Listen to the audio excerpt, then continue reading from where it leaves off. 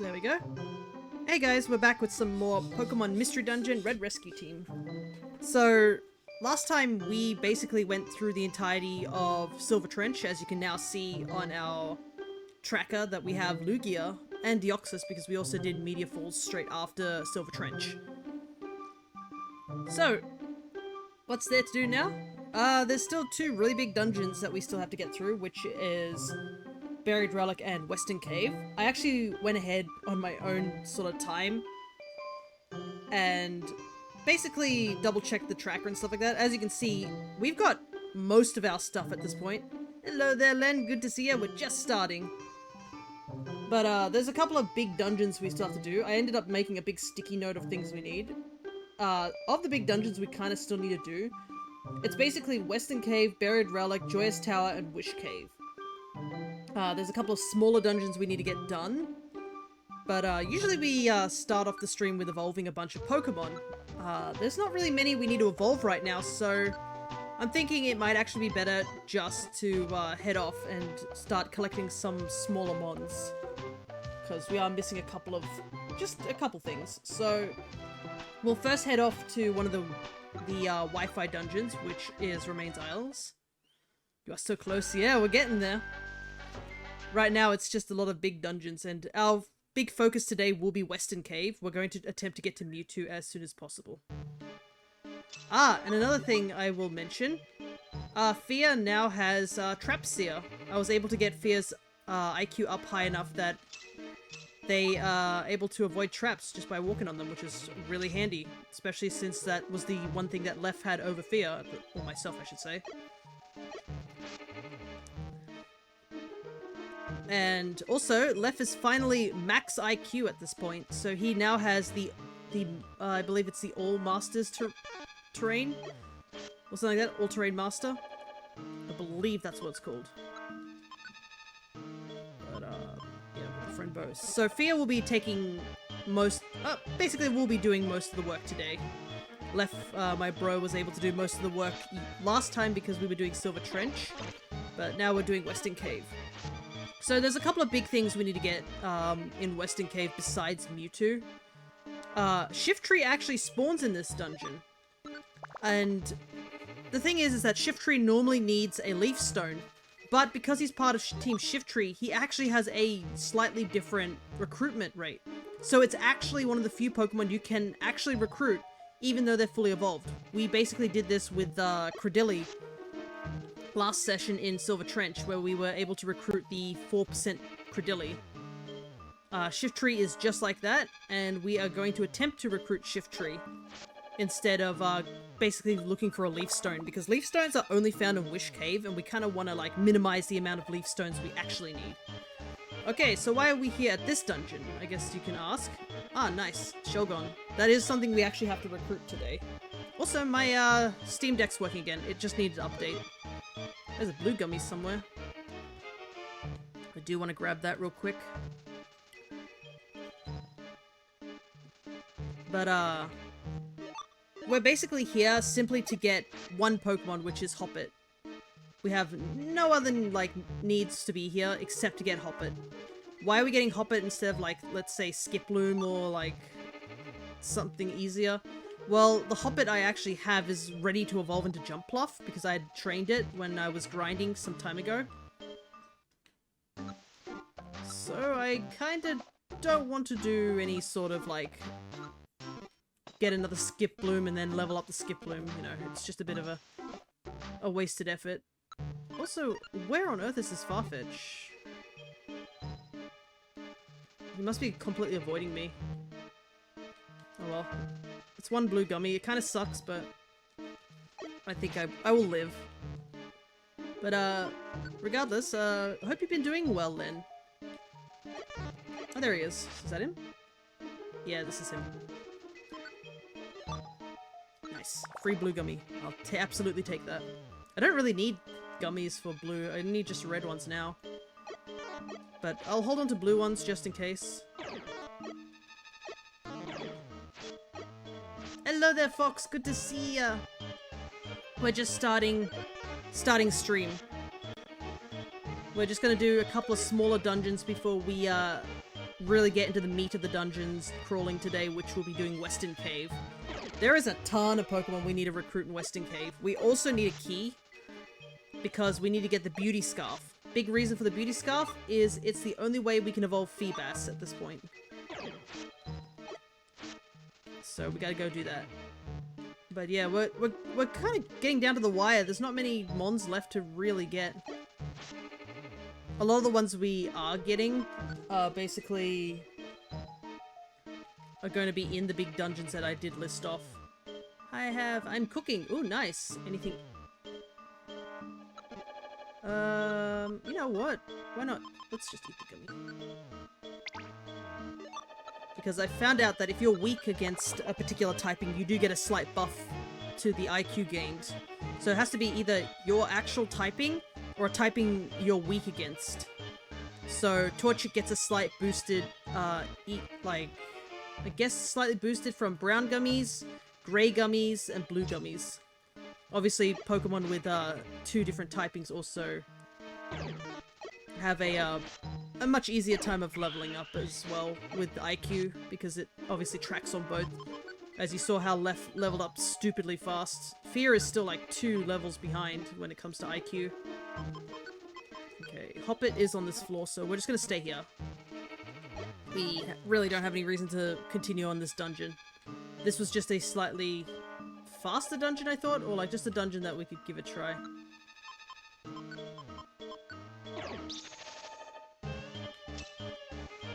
Interesting. What does IQ do again? So IQ basically gives you skills. In the original game, as you eat gummies, you basically raise your IQ. Some of these skills you unlock at certain levels are super handy. So for example, one I have is Terrain Trekker, so Torchic can walk in areas that normally can't, because only water types can go on water, or flying types can only go over water, and that applies the same for lava, or even completely bottomless pits.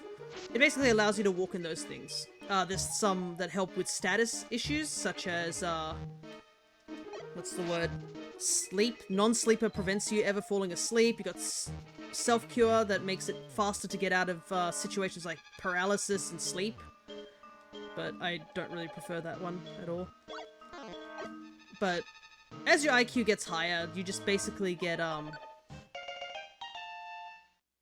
you get little boosts. They did change this, however, in Explorers. So in Explorers, they made it that each Pokemon has a unique IQ class. So as they level up their IQ, they actually get different skills.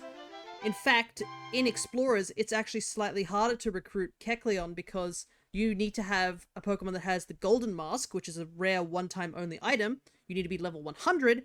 And you need to have the Fast Friend IQ skill to boost, like, maximize the boost of your thing.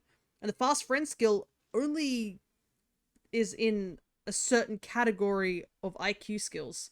And most of those Pokemon are grass types. But in the base game, everybody gets the same IQ skills. So IQ basically just gives you a boost and stuff, as you can see. You got things like weak type Picker, where the AI will focus on Pokemon that they're weak against. Non-sleeper, stuff like that. Energy Saver, Dedicated Traveler. Trap Seer is the one I really wanted. Basically, it means that if you step on an undiscovered trap, it won't go off, which is super handy. But regardless, even with all those like extra bits and bobs to like get Kecleon, Kecleon is still rough to get in general. Just grab one huge apple. Alright, we got the Hoppit, so I can mark that off at the moment. But yeah, we'll do all our evolving at the end of stream. I have a tracker on my end, which is just a sticky note, really. But it basically tells me what... I wrote down what the Pokemon I need and the floor that I need to get them on. Also having the, having the type belt really helps, especially on these longer dungeons. Okay, we need a key. Apparently we need Surf as well to get into Western Cave. So I better grab Surf as well, just so I don't forget. And I might grab one more Reviver Seed. so many of them. But, yeah. So, I need to go to... We need to go to Wyvern Hills, get one Bagon and one Shelgon. And we also need to complete the dungeon. So it's going to be a little bit of a longer one. Because it is 30 floors. So, Wyvern Hill, let's go.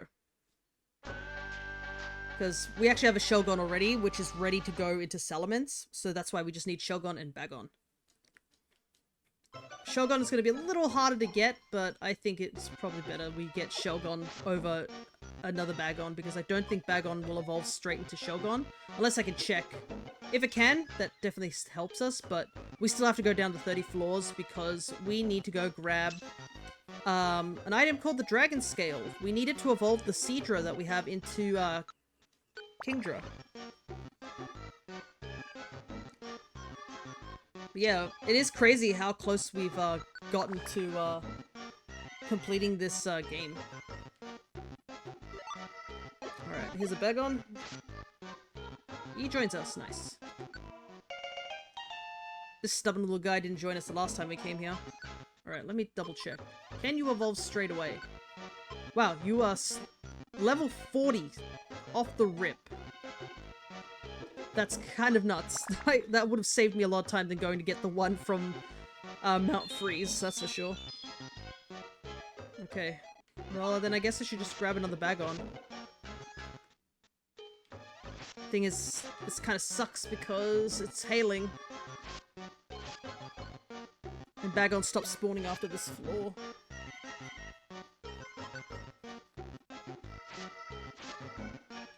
Stay here as long as I can before I decide to leave.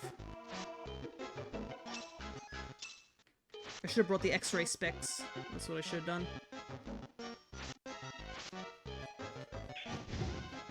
Ow! Forget that does so much damage. Ah! Now that I've seen Dratini, I am reminded of something.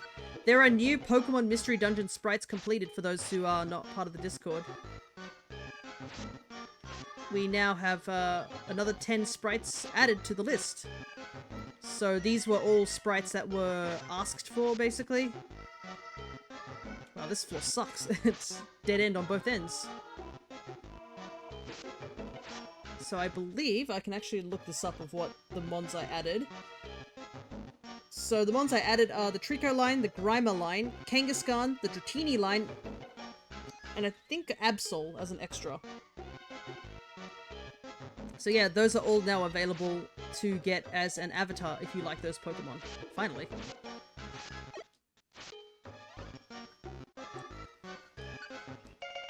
And they also do have their shiny colors as well. Alright, time to get to level 30. I can probably put the type belt on so that I don't waste belly.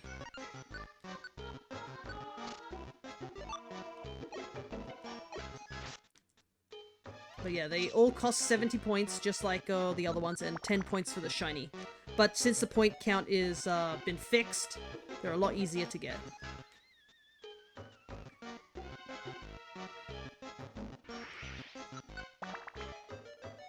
And I am starting to work on the next lot, because I was given quite a few to work with. So I have plenty to work on. I have another, like, wave ready to go sort of thing.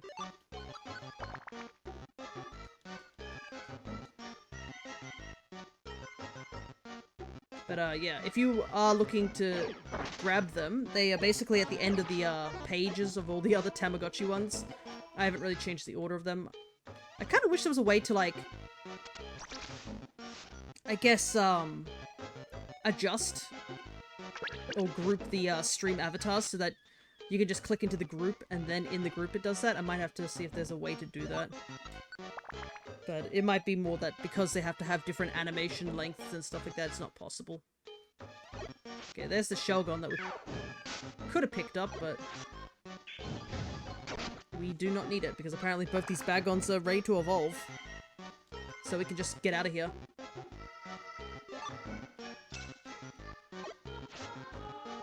Yeah, not bad, like, getting these two dungeons done. Because, it's It's right in the minimal what we need to do in these dungeons, and that's why I wanted to get them out of the way as soon as we could. Oh wow, we are kind of getting lucky. And we'll absolutely take it, because we got a long dungeon to get through. Western Cave is 99 floors. And there are a ton of mons that we need to get within Western Cave. So we're going to be coming back to Western Cave quite a few times. The first time we go down Western Cave, we are going to go down there simply to beat Mewtwo, so we can recruit anything we want. There's nothing stopping us getting all recruitments, essentially. The other thing that we kind of need is we need to get the beauty scarf that's in Western Cave.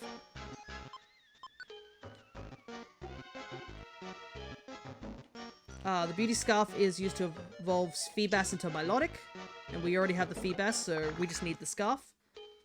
There are a total of 2, 4, 6, 8, 10, 12, 14, 16, and then Mewtwo. So there's 17 Pokemon we need to recruit in Western Cave. And a couple of them will need to evolve at some point, so we probably will be able to, won't be able to. I think the only one we won't be able to really evolve is Igglybuff, because Igglybuff is there for some reason. It's one of the strangest mons to have in Western Cave. Out of all these Pokemon, which are either mid-stage evolutions or like fully evolved, Igglybuff is the only baby that is in that dungeon for some odd reason. Like, I guess Snubble and stuff like that are there too, but like Igglybuff is super baby. And we do need to grab it at some point because it's an IQ Pokemon, so I have to feed it a lot of white gummies, which will have to be done off stream because there is no way I'm going to spend time grinding gummies on stream. And it's also a Moonstone evolution, so I need to grab a Moonstone. Just, I have to be lucky. Moonstones are rarely found in Solar Cave. We have picked up, I think, 2 Moonstones. The only other location we can get Moonstones is Wish Cave. And we're not tackling Wish Cave today. So there's one of the locked doors. But we do not need to unlock it. I believe we got everything in terms of here. I can double check though, because the last thing I need to do is what I did in Northwind Field, which we have to go back to due to me accidentally not picking up the item in there. Yeah, this is the Sun Ribbon. We already have the Sun Ribbon. We need the Lunar Ribbon, which is in Northwind. And twice that I went there, one to beat the dungeon and the second time to recruit Suicune, I forgot to take a key with me. Both times.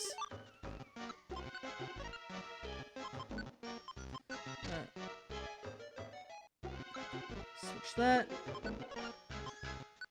Swap. Like that.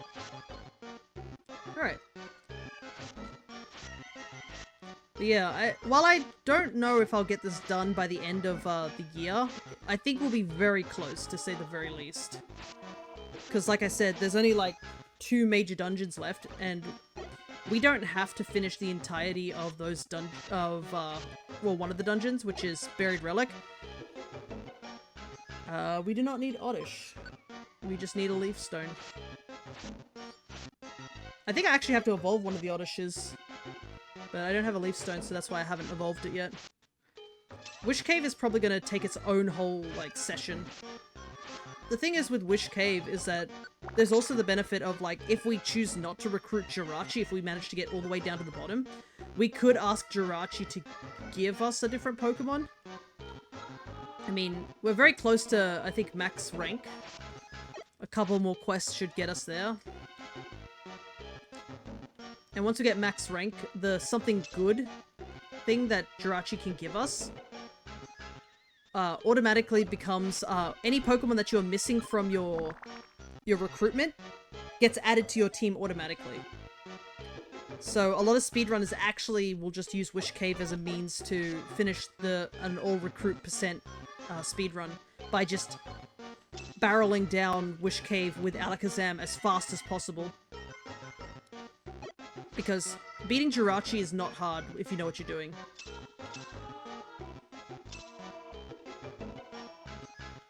And for me, I can understand because, like, some places like Joyous Tower and stuff are really difficult. And a bit time-consuming, especially if you're considering you have to get to floor 77 in order to find Chansey at the highest percent. You can find Chansey at earlier places, like I think 50 and 60, but Chansey has the highest spawn rate on 77 because, you know, the joke of lucky sevens. So it's a tough decision, like, whether to just do as much of Joyous Tower we can do. I probably will because I want to get a lot of the early stuff. There's a lot of mons that we need to get, like, in the early route rooms that we still haven't gotten. Looking at you, Wurmple. I still cannot believe I have not gotten Wurmple yet.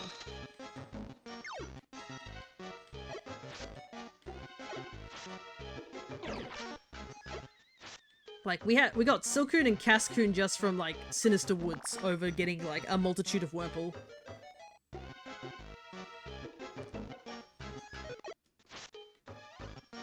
We're almost there. We need to go down 2 more, or go up 2 more floors, and then we should be able to get the thing we need.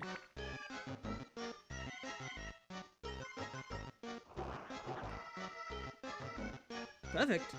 Now it's a matter of finding it, because I believe it's just on the floor somewhere.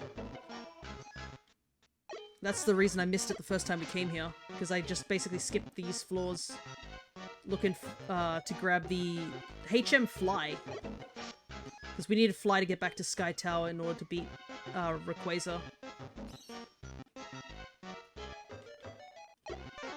The big boys here.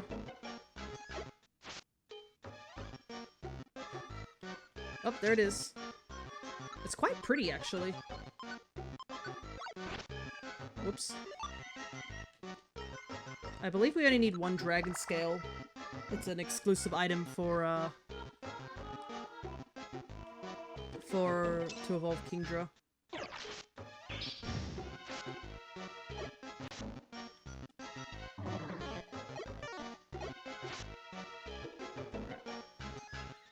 I might as well just complete the dungeon to save a thing. This would just be a link cable. Don't need it. You know what? Let's grab another one. Why not? You can be part of our collection.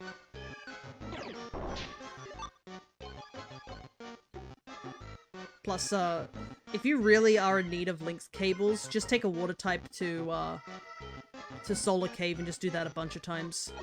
Because a link cable is available there without having to go into a locked room, so you save a key. And basically, once you pick up the item that's normally there, I believe it automatically turns into a link cable. So, I mean, if you have a lot of keys, go for it, but yeah, definitely better to do it that way. Hello there, Cryo, good to see ya! We're just getting through Wyvern Cave, and we got everything we needed, so we just have to leave. Got ourselves the 2 Bagon we needed, so we'll be able to evolve those in just at the end of stream, because we're doing all our Evo stuff at the end of stream, because we are going to be tackling Western Cave today. And there are a couple of Pokemon in there that we have to evolve.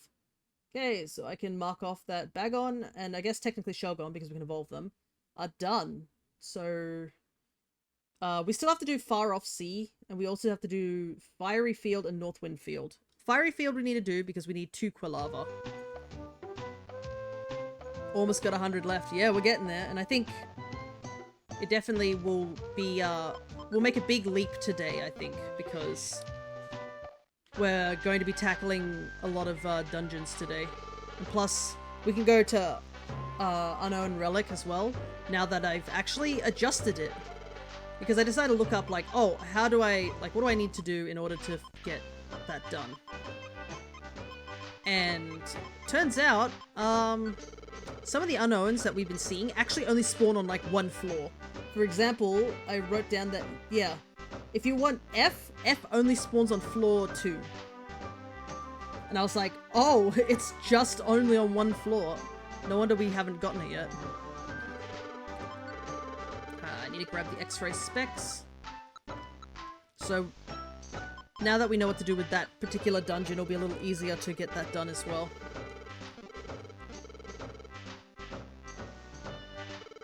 Need Joy Seeds. Yeah, let's go. Always check for Joy Seeds. We literally have so much money, we don't need it.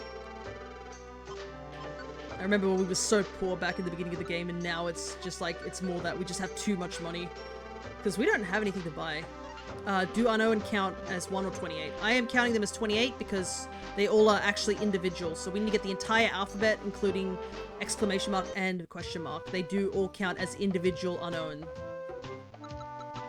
Like, and plus, if you just get one unknown, I'll show you here. Like, you can see here, they all count as different unknown.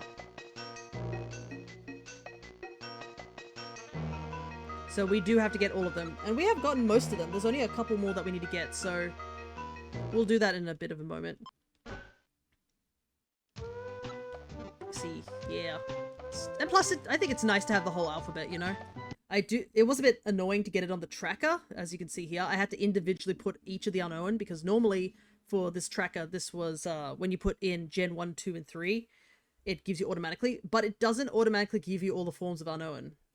So I had to individually put those in. But once I have the base tracker, I can save it and just reload it every time. Alrighty. Off we go to the next small dungeon we need to do, which is Fiery Field. So in Fiery Field, we need to grab one Charmander, because it evolves straight into Charmeleon. And we already have, like, Charizard, so it'll be just far faster to get Charmander over Charmeleon. The one we do need to get, though, is Quilava. Quilava's going to be the annoying one. So Charmander starts spawning in on floor 5, so we can just go without the friendship bow at the moment. But, the reason we're getting Quilava here is we have Centiquil in Joyous Tower, and it might be a lot easier to just do it here, because the Quilava will be a higher level, won't require as much grinding.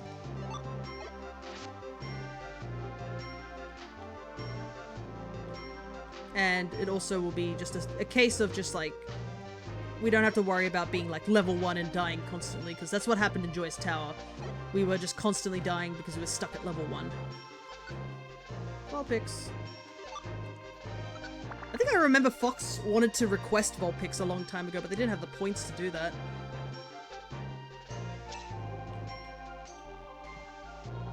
Or was it Ninetales? It's one of the two. But yeah, now that the point system is updated, it's a lot easier to request things, and I do have quite a lot on my plate for the requests. I believe I have to do all the Sinnoh legendaries, like the gods at the moment. I want to request what? The avatars being made. So, since you just joined in Cryo, a bunch of new avatars have been added to the pool. So all the requested ones, half of the requested ones that were requested, I guess, are available now.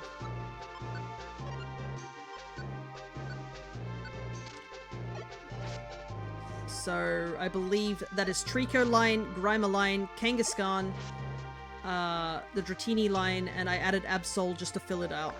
So I still have to work on the other one. So the Dragonite. Yeah, that one was a bit tricky to get done. The lines on its stomach are like the same color as its body, so I had to do a little bit of adjusting there. But I would say the most difficult one to do was Dragonair, because Dragonair is normally just, you know, a fully blue Bon, and the little orbs on its tail are blue as well. But when it becomes a shiny, the orbs actually change into a completely different color, if anyone has seen a shiny Dragonair. So I had to recolor the all the orbs on every single one, so that when I made it into the shiny, I could have as the orbs go gold and the body goes pink. I thought it looked quite nice too. Seeing some of the shinies in sprites are quite nice. But I did put in the extra effort for the shinies because I know, whoops, there's a Charmander. And he didn't want to join me.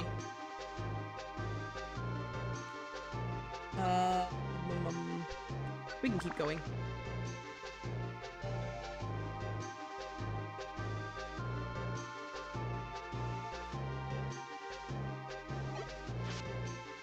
But yeah. There are some Pokemon that are a little more difficult than others to get done. I think the ones that are the most difficult to do at the current moment, which I can see being launched up, would be anything that spins when it does idle animation or when it attacks. Those are a little tricky to get done. The examples I can think of at the top of my head is Marwile and Roselia. They both do a very big spin animation in their idles, as well as to attack. I was gonna say I was gonna have to look around for a Charmander. Not anymore. Alright, Charmander gotten. Now we have to run all the way up to floor 15. Oh, there's another Charmander. You don't need a second one though, we just need one. I believe he can evolve straight away. Yeah, he's level 30. Okay, so put the type band back on.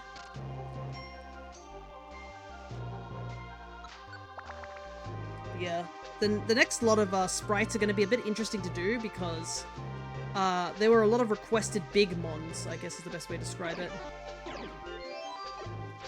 So they don't fit within the usual sprite sheet I have. I have to make a big exception. The current ones that have that are basically the Latis and the birds at the moment. I think it was me. Yeah. All the Sinnoh gods are going to be quite big. And I know Shawnee also requested Whalemar, which in turn means Whale Lord, and we all know how big Whale Lord is. So, no surprise there, that will be a big one as well.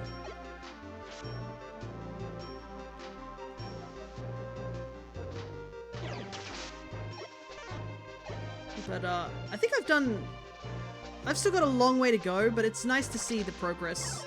What I did was I got what is it, I guess the icon sheet. In Explorers, they gave a portrait to every single Pokemon. Instead of the Pokemon, only like the important story ones having portraits in this game. And yeah, I've been like erasing each of the ones just to see how much progress I've been making. And I've been pleasantly surprised by how much progress I've made. They're cool, yeah. I've always liked them too. The sprite work in Mystery Dungeon is so nice. But the problem is like, as I wanted to download these ones to give to you guys, I discovered, oh wait, they're actually really outdated and they're not that great as a sprite sheet. Not only that, they don't even have, they didn't even have Gen 4 available. So that's another big reason I've started to do this project.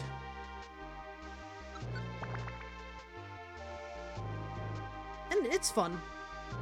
It's sort of like, I don't know, it's a little bit relaxing for me at times. Sometimes it gets annoying, but sometimes I'm just like, you know what, this looks nice.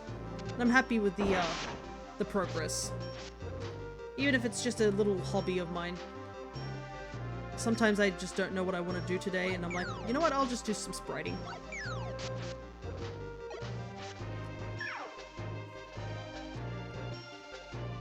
Plus, I mean, if I get them all done, there'll be plenty for you guys to choose from. And this is not counting as people are slowly making the other generations into sprites.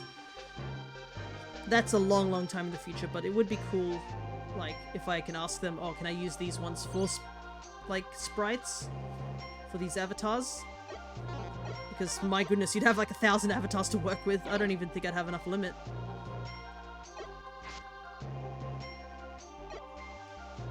There's a lot of Pokemon here.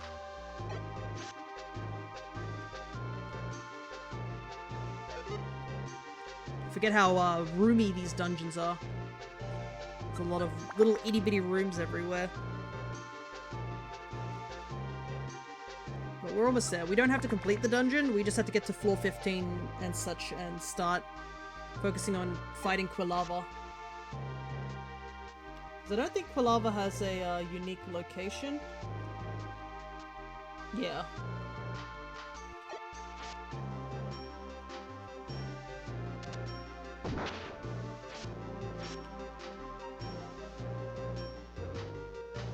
It's just, oh yeah, they spawn here.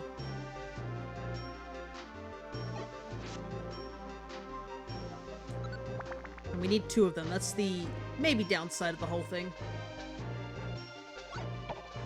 I always find it odd that Ditto is in this place of all places. I don't think it's in the other two dungeons. Just like, why here? Because Ditto shows up in Frosty Forest, an ice area, and then for some reason it just shows up in this area, which is like one of the hotter areas. I wish there was a random water type there. That would be funny. Okay. I'm gonna put on the X-ray specs. I can see the Pokemon. And hopefully when we run into Quilava we can just keep attempting to fight it. The reason we're gonna do this is because there's a lot of lava around. So there's always the chance that it'll just walk into the lava and we can't see it from the usual locations.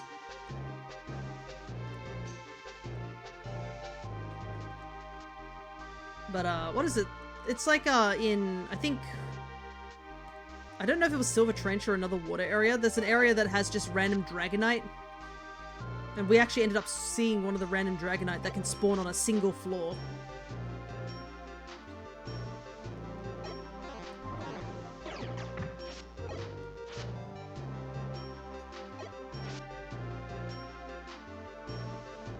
And I was like, oh, there it is. We can't recruit it or anything like that. It's just a, oh, there he is.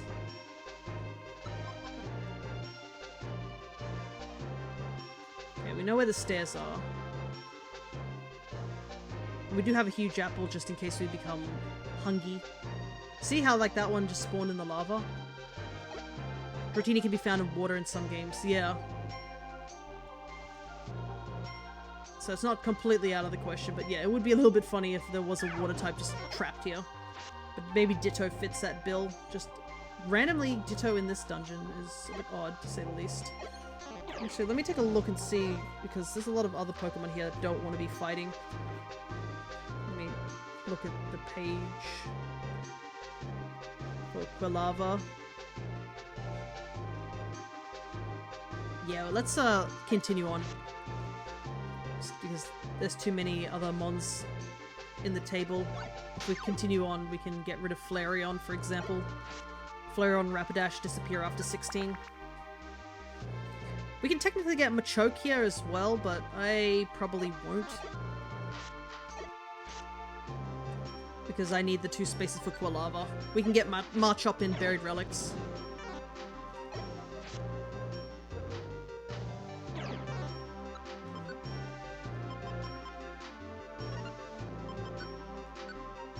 Look, there's Quilava here. Unfortunately, I've been affected by smokescreen, so we're gonna...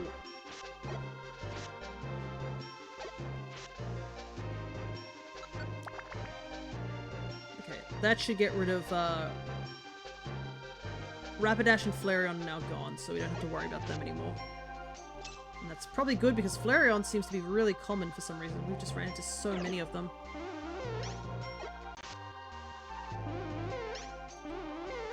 Unfortunately, I do not have non-sleeper on. Flareon is amazing. It is, but we have to go back to Joyous Tower if we're going to get another Flareon.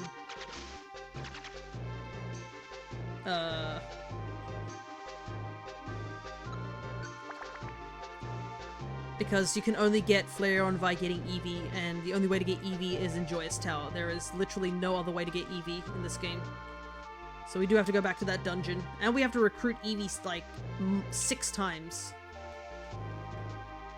So it's going to be a bit of a trek, but it's doable, unlike Ponyta. There are quite a few mons that we just have to get in there. Plus, if we get really stumped, it might be just better to go through, what is it? Wish Cave and try and get a wish.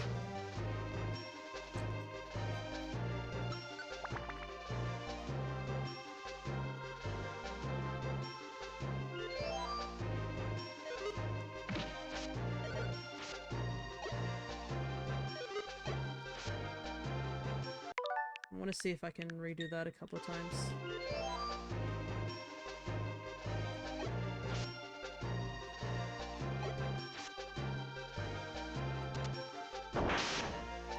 The Eevee hunt? Oh yeah, it will definitely be a hunt just for Eevee, for sure.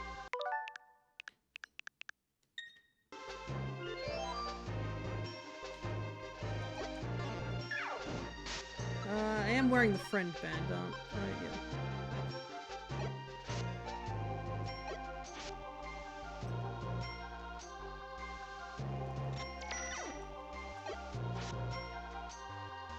This isn't going to be easy, that's for sure. Oh, of course we get the Marchok over the Quilava. As much as I want to take it, I have to focus on Quilava. Good news is this room is really, really small. So this actually might help us. We'll probably stay here for a little while. They ain't looking for friendship, it seems. Yeah, I know.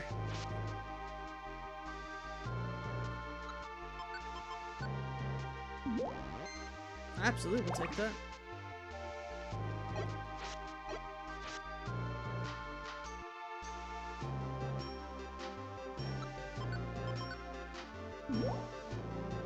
Just eat it because my stomach is going down. I have to wear the friend bow. So I don't have the tight band on anymore.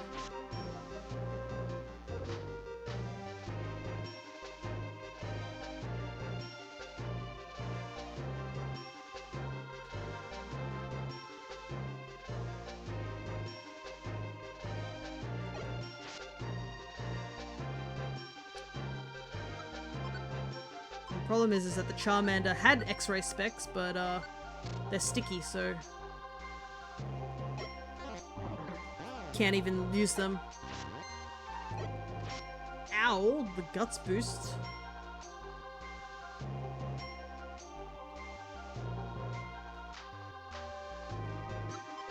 Quilava? I think it is.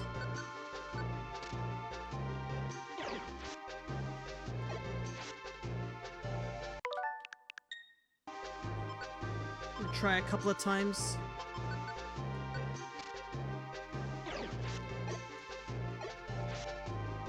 There we go. That's one. Now we need one more.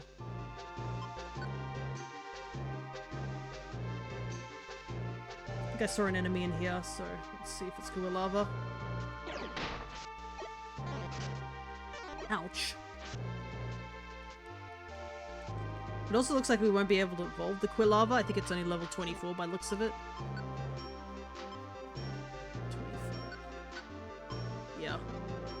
So we'll have to level up Quilava and evolve it on a different stream.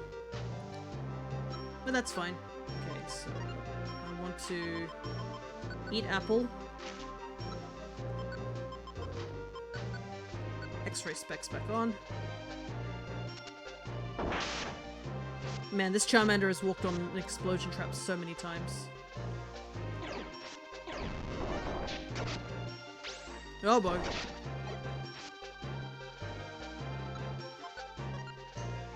Well, I mean, I can't blame them. They don't have a means to be able to see traps. That's kind of why that IQ skill for Trap Avoider is so useful when you're not by yourself and you need another party member.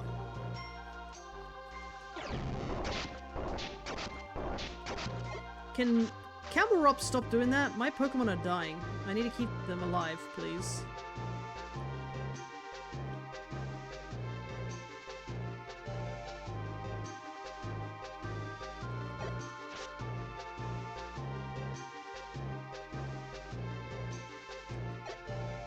Get rid of them.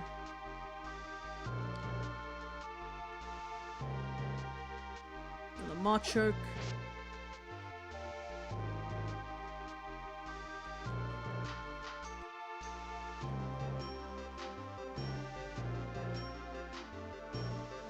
Cargo. This is gonna be tough. It's just this room's really nice, I think. Technically, if I go 2 more floors, I can get rid of Camelrop, and that won't be much of an issue. But I think we'll stay here until like the game tries to kick us out. We do have like 2 huge apples, so starving is not going to be an issue.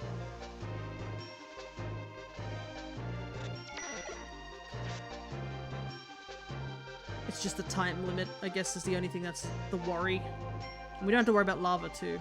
Oh, a Ditto. Well, we know that dot up there's a Ditto, then.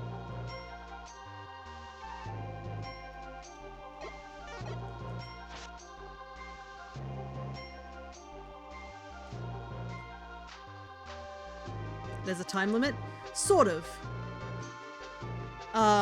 Basically the game will start saying like you can feel a wind blowing. And the longer you stay, the wind gets stronger and stronger, and then at a certain point the wind will be so strong it'll blow you out of the dungeon. And if that happens, that counts as technically failing the dungeon. You need to stay an absurd amount of time though. So it's not usually much of an issue.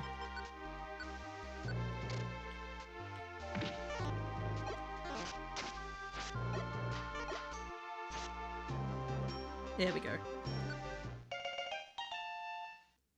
Alright, we're done.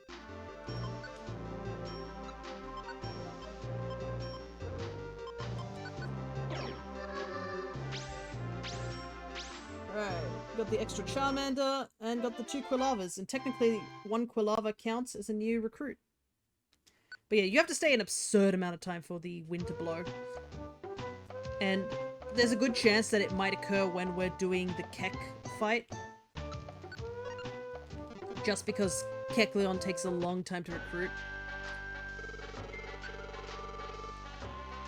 In here.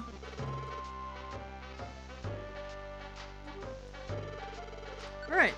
That's 3 small dungeons done. I think... yeah, we don't need to do Fiery Field anymore. We do need to go back to North Wind. To floor 20. And that might be worth doing at some point due to the fact that we don't really have any other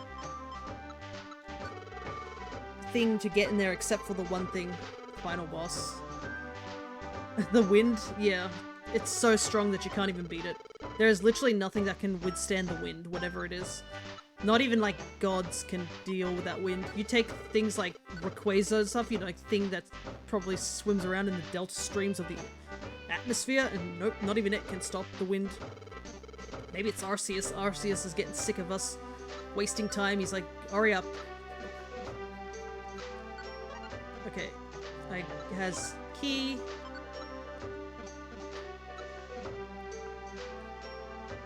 But yeah, Arceus doesn't show up until like, what?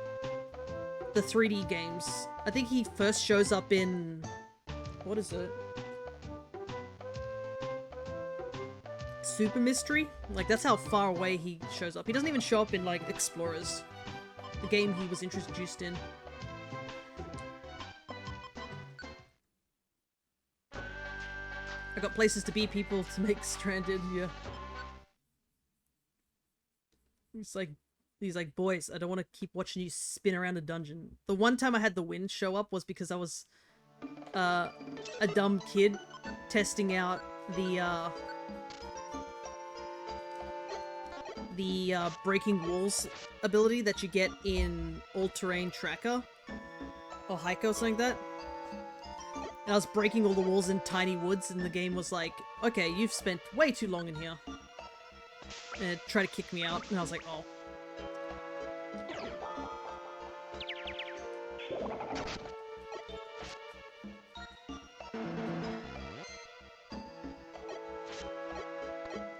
Ah, man, I almost landed 2 hits in a row.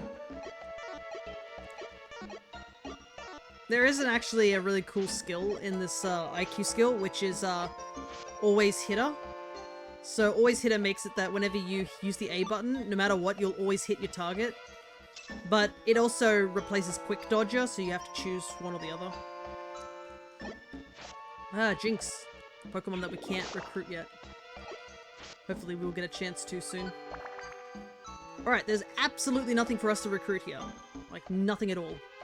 That's why it's a bit of a pain that we have to do this dungeon, but I need this for the Lunar Ribbon. So when we finally get Eevee, that will be a thing. So the plan is to get all these smaller dungeons done. And I think there's only the Unknown Relics after this. We do have to do Far Off Sea. So I think what we'll do is we'll go do Western Cave once. We'll do Far Off Sea and recruit a bunch of Pokemon there.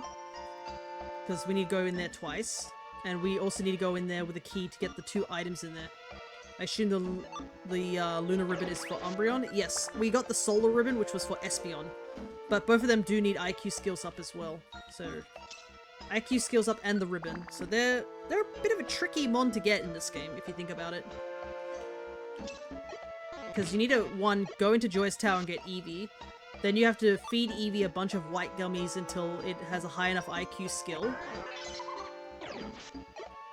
And then you need to go and get the Lunar Ribbon and the Solar Ribbon, which are locked behind doors in 2 different dungeons. So they are not easy Evos to get. That's kind of a thing that DX actually made easier by the fact you can just recruit everything. And as well as the fact that if you need to evolve Pokemon, you use a thing just called Evolution Crystals, which you can farm in certain post-game dungeons.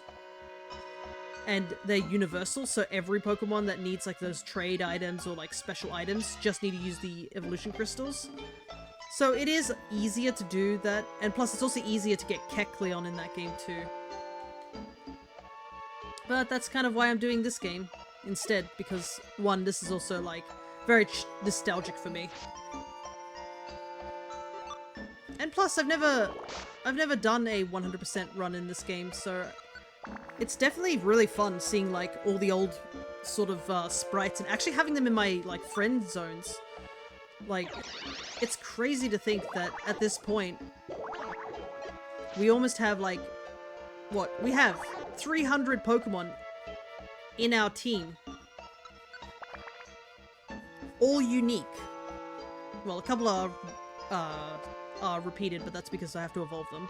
Like, pretty much every single Pokemon we have on our party is pretty much a unique Pokemon.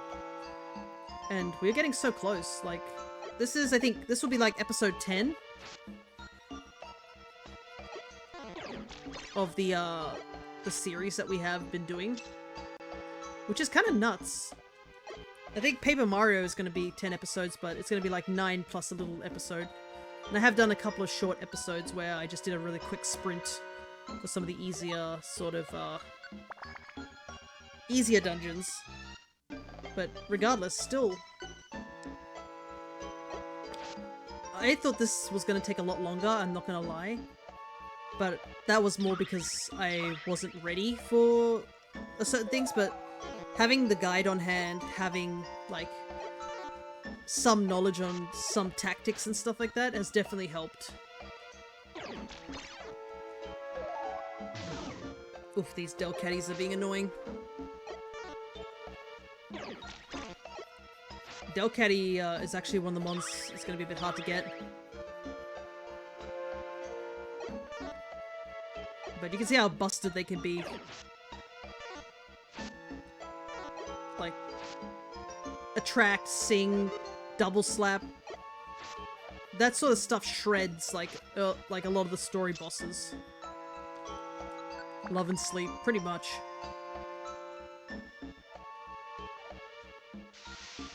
It's a big reason why Skitty and Squirtle are used. Now I know why they use Squirtle, it's because of the whole Silver Trench situation. Man, I should have put Non-Sleeper on if I knew so many Pokemon were going to put me to sleep in this dungeon. I probably could put it on because I do have, where is it? I do have the tight belt, so I don't have to worry about saving Belly anymore.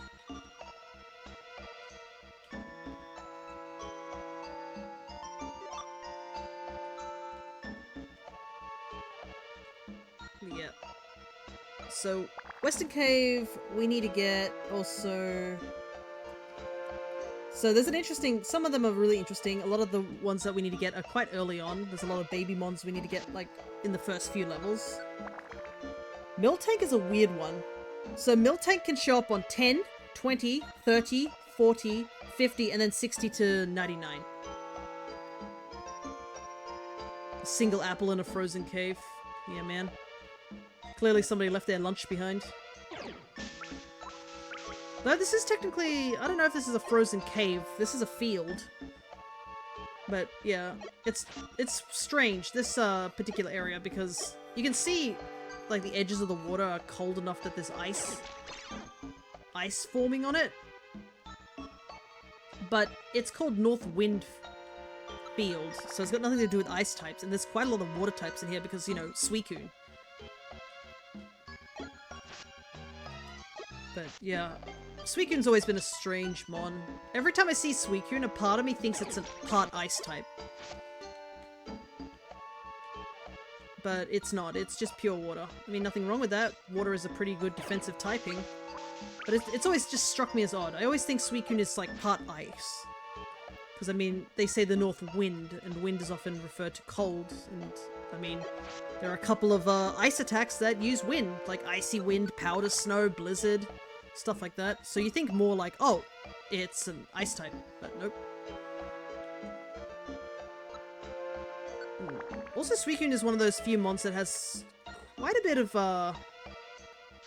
popularity compared to the other two. I think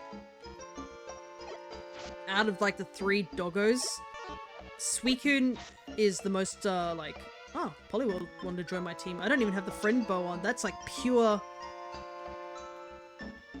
being level 100 recruitment. So I think that's only a 19% chance. We call the north cold and the south hot here. Ah, yeah.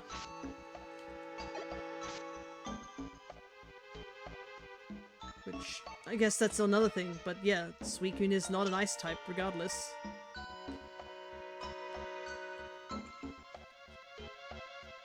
Yeah, it's one of those Pokemon that definitely has a lot of anime favoring to it. Like, compared to a lot of the other ones. Entei comes second because I think he's got like one movie. And then Raikou is like the least popular out of the 3, which is interesting to see the favoritism. But I don't know, Raikou's design looks a little off. I think it's the face that looks a bit funky. But that's just me.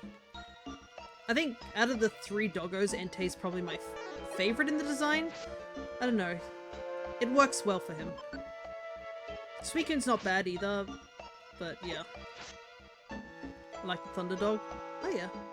I don't know, it's just I think he looks like his cheeks are a little bit puffy. That's just looking at the sprite. There's nothing wrong with him overall. It's a pretty solid design. All 3 doggos are. Oh hell yeah, free floor.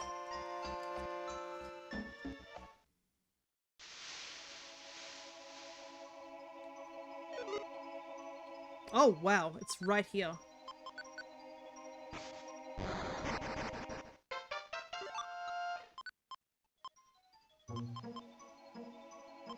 Wait, did I not pick up an escape orb? Oh no, I didn't. Oopsie.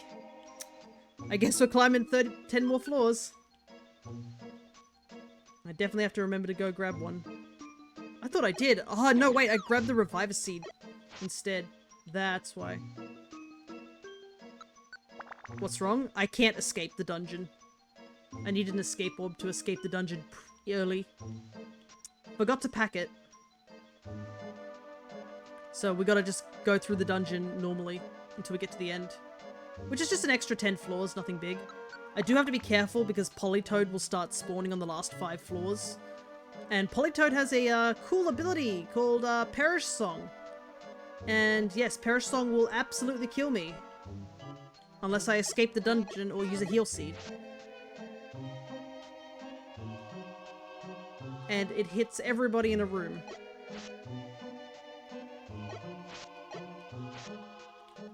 It is an annoying ability, especially when you're trying to recruit Pokemon. Thankfully, we don't actually have to recruit many Pokemon in this dungeon. I think even when we came here the first time, the only Pokemon we really needed was like Poliwag, Volbeat, and like Delibird. Everything else can be gotten easier in a different dungeon. Well, you can at least leave the floor, so you should be fine. But yeah, it's still kind of scary because you have 3 turns to get to the stairs. And if you're nowhere near the stairs, well, tough luck. You die. So that's why it's really annoying. Thankfully, it has an incredibly low, like, hit rate. Like, stupidly low. I don't think it even works on bosses, to be honest, but it's still annoying as heck. Because there's, like, that sudden dread. It's like seeing one of those one-hit KO moves, that sort of level of dread. Because I don't think we've been hit by any one-hit moves, but I've seen Sheer Cold being thrown out a couple of times, and I'm like, ugh. But yeah, like, unless you're like right next to the stairs when it goes off, you just have to accept that you're gonna die.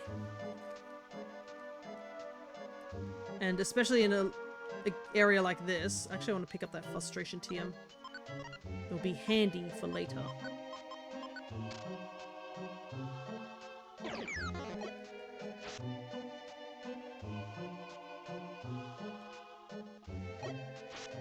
Also, before you ask what I'm standing on, that is totally open air. There is nothing there. It's not water. We're so high up that apparently we're on a mountainous area, so it's no longer a field. This dungeon is still very confusing. That is the void. Pretty much, yeah. So if an item is dropped by a Pokemon in this area, it just vanishes completely. You can't even get it back. The only way to get back items if it's like, if it's water. Oh boy.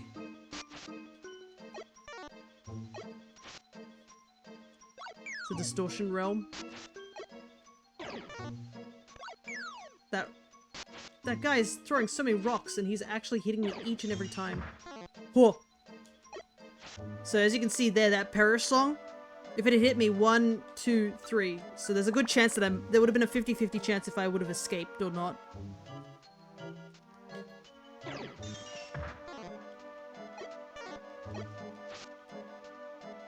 If it hit me in there, I would have died. So you can see why they're really scary. Thankfully, Politoed is not a very common mon. I think it's like one of the few mons that actually has Perish Song. I don't think there's many other mons that actually have Perish Song. I don't believe we need any water stones in here. There's really no reason to collect them because they basically sell for 1 gold. So, you know, not handy in any way. Oh, we are so dang lucky though. You know what, I'll pick up these water stones. Do I need them? Absolutely not. Will they look nice in my collection? Yeah. Plus, there might be people who want them. Alright. A bit of a foolish mistake on that part, but we got the ribbon, so that's all that matters. So, off to Western Cave.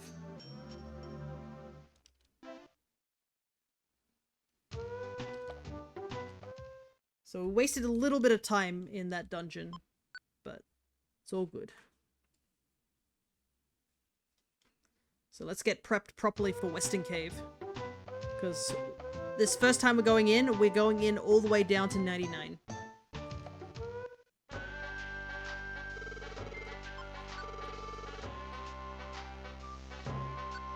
Wow, the Lunar Ribbon is 1,000 gold? That's impressive. There's a Wug Trio.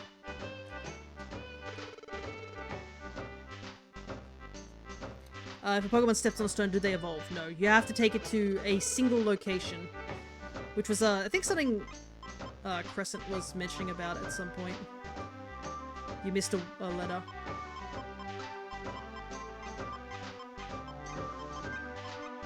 Okay, let's bring the escape orb.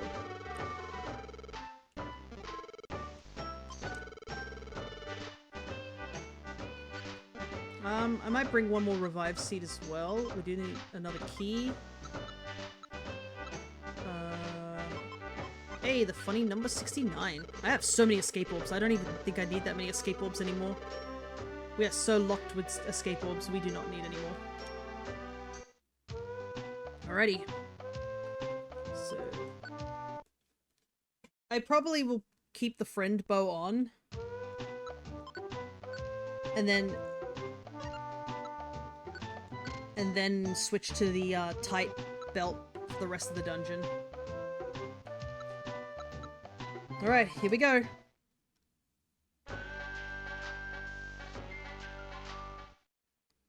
Thankfully it's not a quick save dungeon, but it's going to be a big dungeon.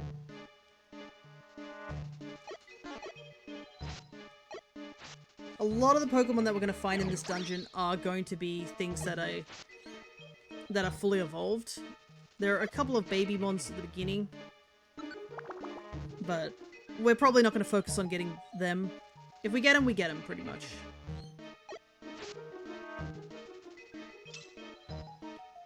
we're just going to focus on trying to get through the dungeon as fast as possible.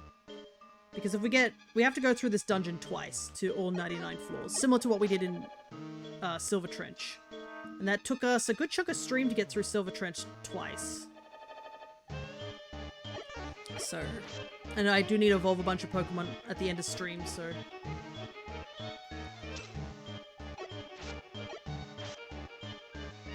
I do like the tiles in this area. They're quite pretty. The purple and, well, the pinky purple and the red flowers are quite pretty. But yeah, if we can focus on getting Pokemon that are found later in the dungeon, that probably would be better. Simply because we won't have to go down as far again. So things like Skarmory and Miltank are probably mons that I do want to pick up this round. As opposed to like some of the earlier mons. Free key? Absolutely.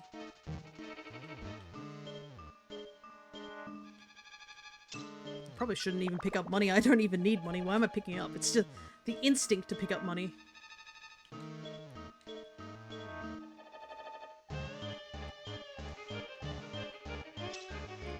You can see here, Smeargle is a mon that can show up, but like, there is literally no reason to recruit Smeargle. You get a free Smeargle for doing Howling Forest.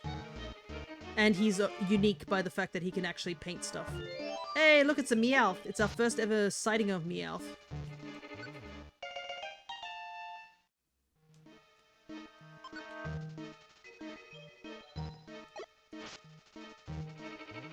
What level is this Meowth? 29. Oh, he can evolve too. Perfect. So if we get another one, we can just straight away evolve it into Persian. But for now, he's just going to join us. I believe Meowth is actually one of the mons that can actually be chosen as a Pokemon that you can be.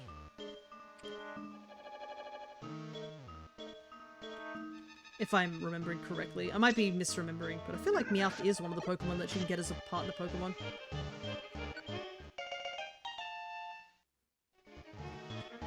He'd be moving around though, that's for sure. He has a very fast idle animation. Alright, so that line's pretty much done. We just have to evolve it into Persian and we're done with that line. Oh my goodness, this dungeon has so many floors, so many rooms.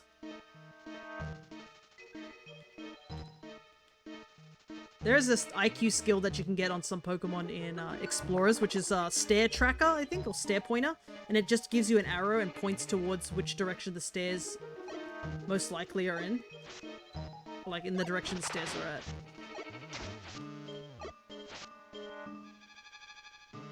As much as it would be funny, we don't need 3 Meowths.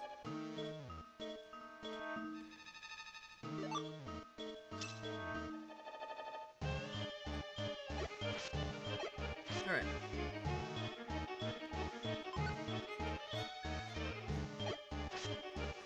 Surprised I haven't seen some other Pokemon. We've actually gone far enough that a lot of Pokemon that we could have recruited earlier are just not available anymore.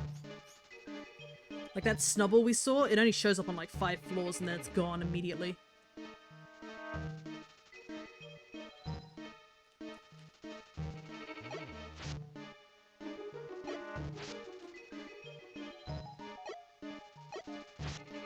We're seeing a lot of Schmiggles. Okay, that was the last Smiggle we see here. Blossom.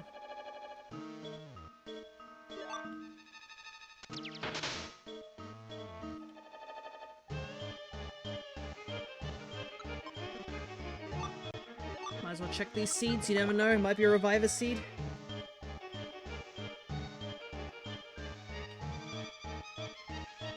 I can't remember if I got Mewtwo in my original game. I think I did, because it's not like it's a hard mon to get. It's just a tedious mon to get due to the fact you have to go down twice. Like, he just chooses not to join you the first time. He just says, "Nuh-uh." And there's nothing we can do about it.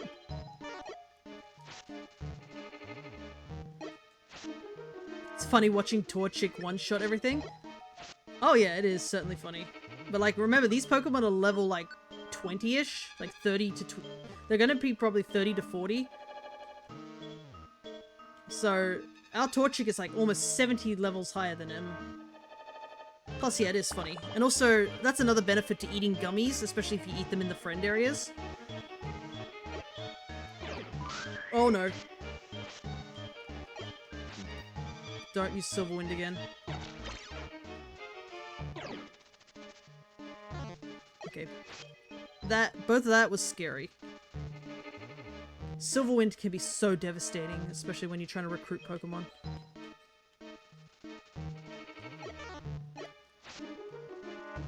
Like, if it gets too dangerous, like for the 2 Meowths or I run out of Reviver Seed, there might be an instant where I'll just leave the dungeon.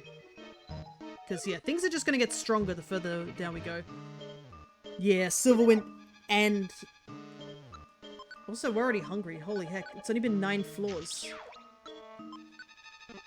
Might have to take off non-sleeper.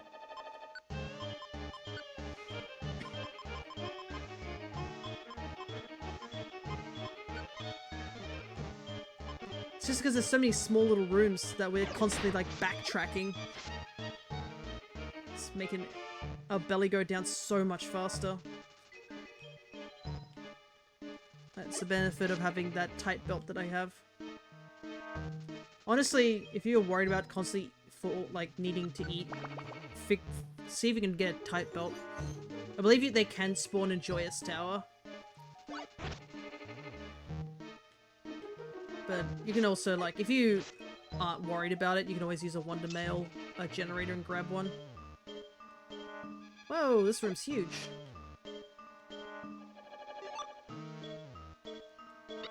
Tauros! I think that's our first Tauros we've seen. I don't believe we need Tauros though. We need Miltank.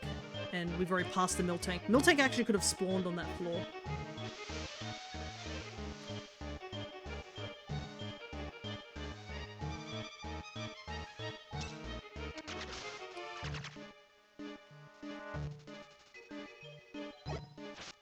Alright, the Meowths have pickup.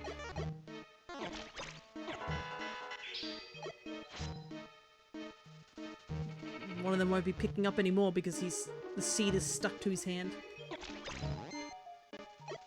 I do also have to remember that we can't skip straight to floor, what is it? Past floor 57, we need to find a locked door on that floor. It's an odd number, but that's the floor number. Was it, no, not 57, 59. It's a very odd number. Look how much backtracking we have to do. If we had the all-terrain hiker, we could just break down walls. But... Ah, Shift Tree spawns here. But yeah, technically we can recruit this guy at a 4% chance.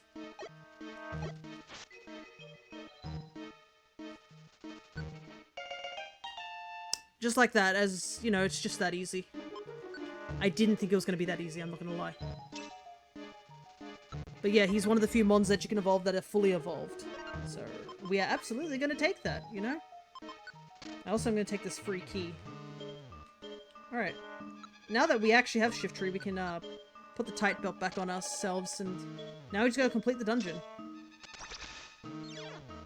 But my goodness, there are so many traps in this area. Holy hell. So Shift Tree, Octillery, Credilli. There's another one I'm trying to remember. I can't remember what else is on Octillery's team. It's probably Tentacool or something like that.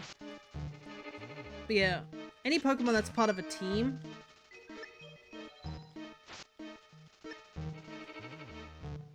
Also, Kangaskhan's here. We do need to grab one at some point.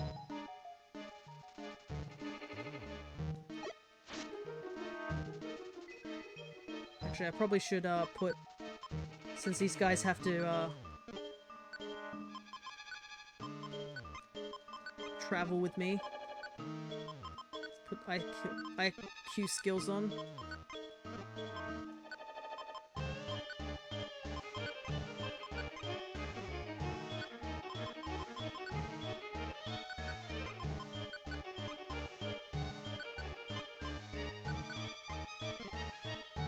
Okay, that should do it. Alright. We roll.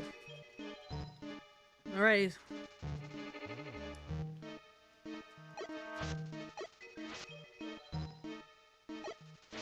But yeah, getting the shift tree in this dungeon saves us so much effort. Because the only other way we can get him is to get a Nuzleaf and then evolve it with a Leaf Stone, and the Leaf Stone is only in Wish Cave, so...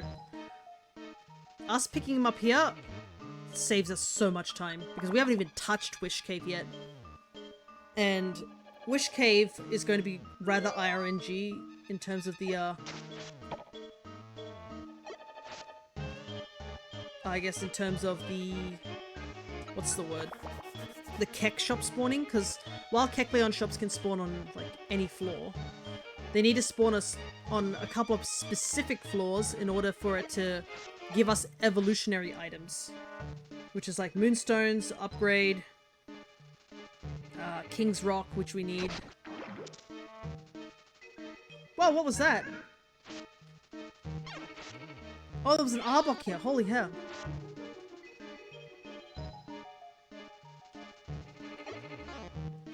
I think Shift Tree's gonna die. I did think I picked up a Petra Berry, so we can... There we go. Because I think he took a ton of damage from that Poison Sting, so he wasn't gonna survive very long. And I don't want to run the risk. How much health does he have? Oh, he still had quite a little bit of health. He has a lot more health than I anticipated. Yeah, I somehow didn't realize this, but you can actually just check your party members' health by just opening the menu. It's right there. Somehow I just didn't see it. Your party members' like health is right there, next to their names. Also, I've been playing for almost 100 hours. Well, over 100 hours, I shouldn't say almost.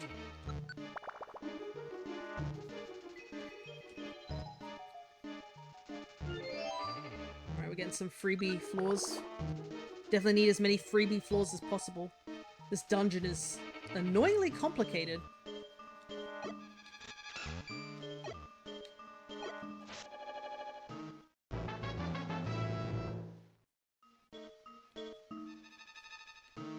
Gotta level up.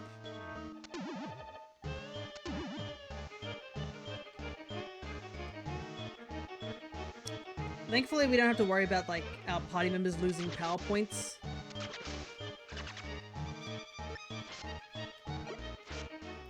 And as you can see here, there's an Ivysaur. Wow, there goes our Pokemon. There goes one Reviver Seed immediately. Holy hell. All because I wanted to avoid the sticky trap.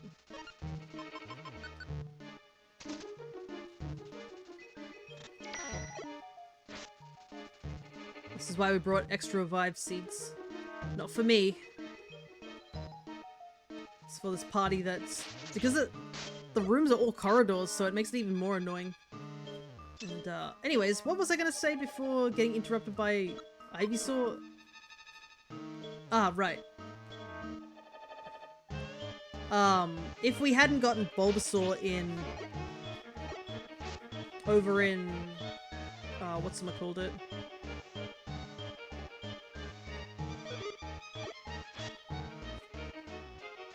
In Joyous Tower, like 3 times, we could actually come here and grab Ivysaur and then evolve it into Venusaur as well. That is currently our plan for Bayleaf. Bayleaf actually spawns here. And it starts spawning on this floor, the 20th floor.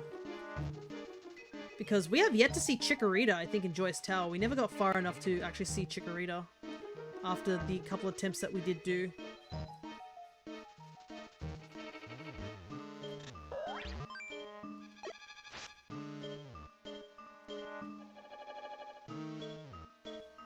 So it's probably much better to do it this way. Also, this dungeon has so many keys. I've picked up 3 so far.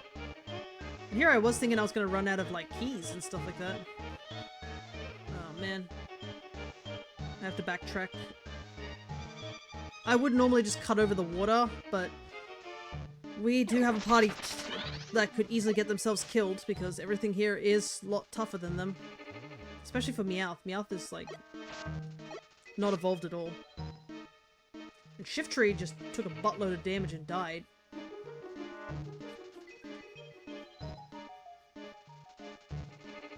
Oh no, is it on the other... Is it all the way on the other side? It might be. Please be on this area. Oh, thank goodness. I thought we were gonna have to walk all the way to the other side of the floor. That would have been so annoying.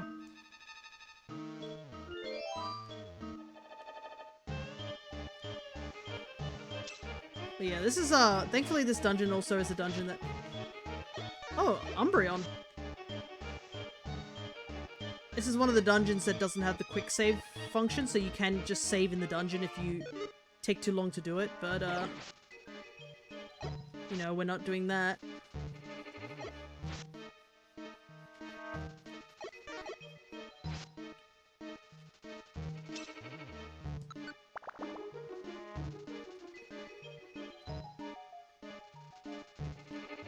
We're gonna do this all in one go. Also, I am so glad I got Trapped Seer on Fear before I even came here. The amount of traps we've run into is absurd. This is a very small monster house, I must admit.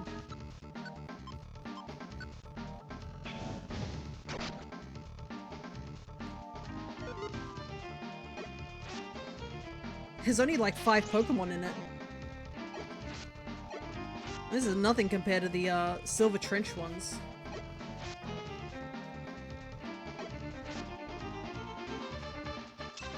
At least we get a bit of music change.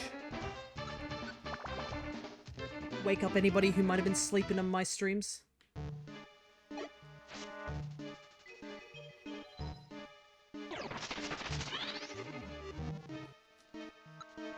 Might as well use Flamethrower, why not? Big red numbers. Love to see it.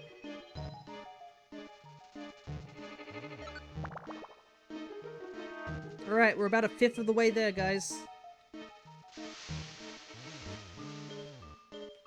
Also, this is another dungeon where you can actually get Absol.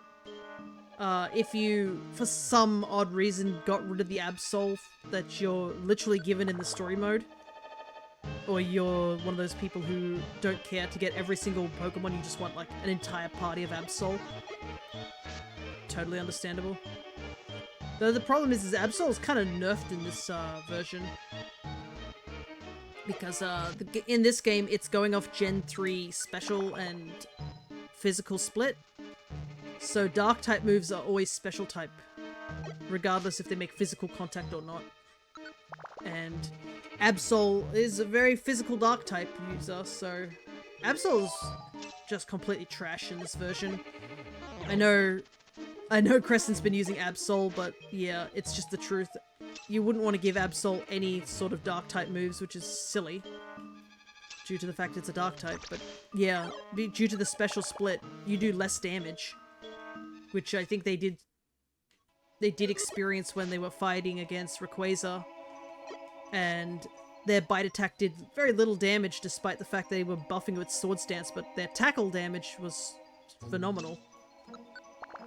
Absol is cool, I'm not gonna lie, but also Absol is stuck with the curse of the Mega Evolution, so Absol is never gonna evolve. But it might get some relevancy. Oh, a Miltank! On floor 30. This is one of the few floors that Miltank can actually show up on. Wow, Shiftry, you took 70 damage from that. Holy hell, you are made out of paper, my guy. When we get to Mewtwo, I am definitely not going to let any of these guys fight next to me. Anyways, nice change of music. Another Miltank. Huh. Wasn't expecting that. But yeah, Miltank is weird here. It will only spawn on these 10 floors until we get to floor 60, and then it will just spawn, it'll have a chance to spawn in every single floor. So it would have been nice to pick up Miltank, but I will take Shiftry over Miltank. Shiftry was probably going to be the more annoying one to do. Oh, another one I would have liked to pick up this time around would have been Skarmory, but yeah. It's no biggie, we're going to have to come through this dungeon multiple times anyways. And we do need to go through this dungeon twice anyways, because we need... Mewtwo is, what our main goal is for today is to get Mewtwo.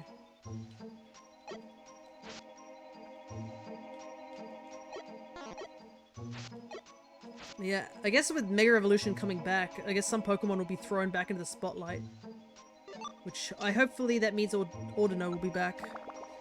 I know everybody forgets about Ordino, but Ordino is still one of my favorites. It's a special place in my heart. It's my favorite, Chansey clone, I guess that's what you can call it. Because Ordino and Comfey are both Chansey clones.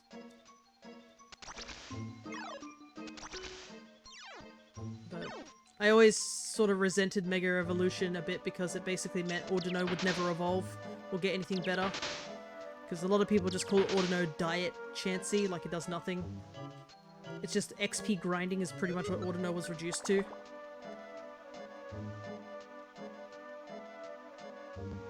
But I've always liked Ordino's design. He's just a little guy. He's cute. We were actually having this discussion with... I was actually having this discussion with my mum. She's not... Neither of my parents are big Pokemon fans. Like, they know I like Pokemon sort of thing. So they're just like, oh yeah, right. Sort of thing. Whoa, where did he come from? I didn't know he was in the room. I thought I was by myself. Absolutely, we'll eat another Protean. Let's make my scratch even stronger. Because, yeah, the Proteans and stuff like that, they're permanent. +3 to your stats.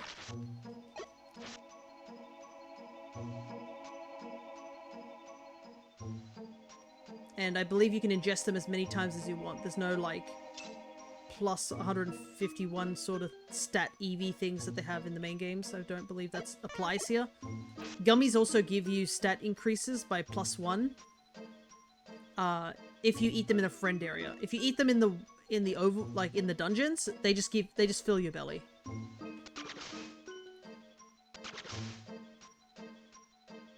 So it's a decision of like, oh, do I want to fill my belly for a quick gratification, or do I want to hold on to these gummies, which obviously take up a lot of room in my bag, because the bags are quite small, and see if I can get a couple of stat increases.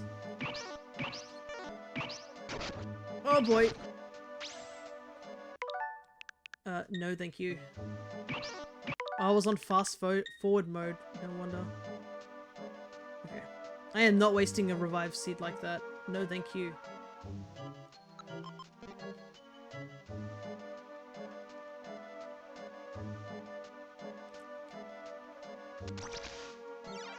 Oh, interesting. Because I wasted my time in the previous room, he just didn't show up in this room.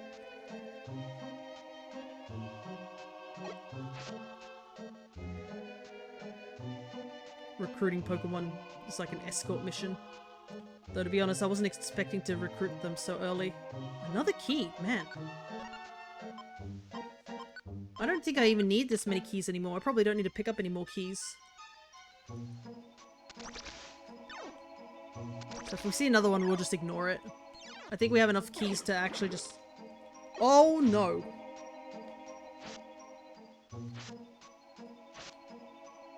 This is really, really bad.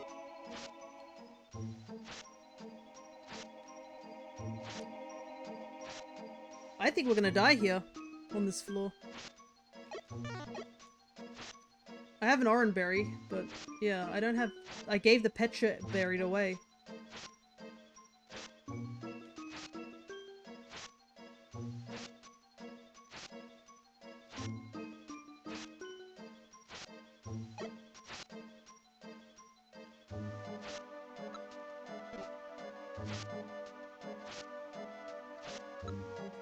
Holy heck.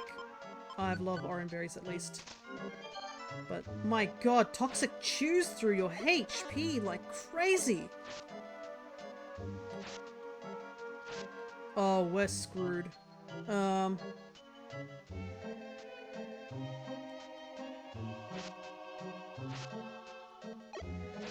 That's bad.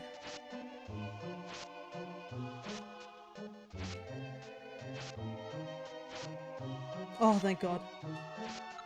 Oh my god, if it was on the other side of the dungeon, we would have lost so many orange berries from that. Huh. It has been a while since I've been that on the ropes, I must admit.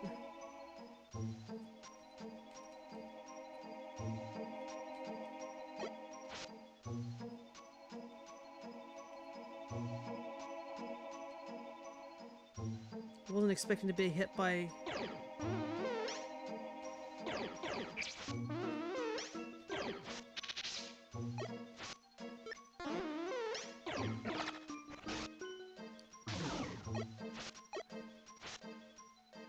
Man, that was annoying. So many different status conditions. Yeah, you can learn Screech. It's better than Growl, I believe.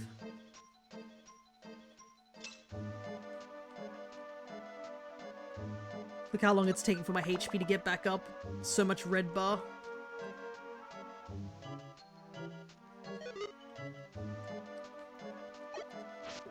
Swalot is kind of like a weird mon.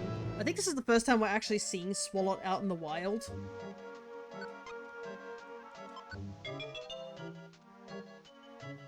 But we can't recruit it. We need to get Gulpin. And Gulpin isn't until we get to Buried Relic.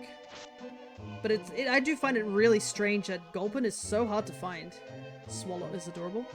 He's not a bad looking mon. He's a bit of an oddball. Like, I won't say he's very high on my list of, like, mons that I like in Hoenn, but, like, I don't think he's a bad looking mon.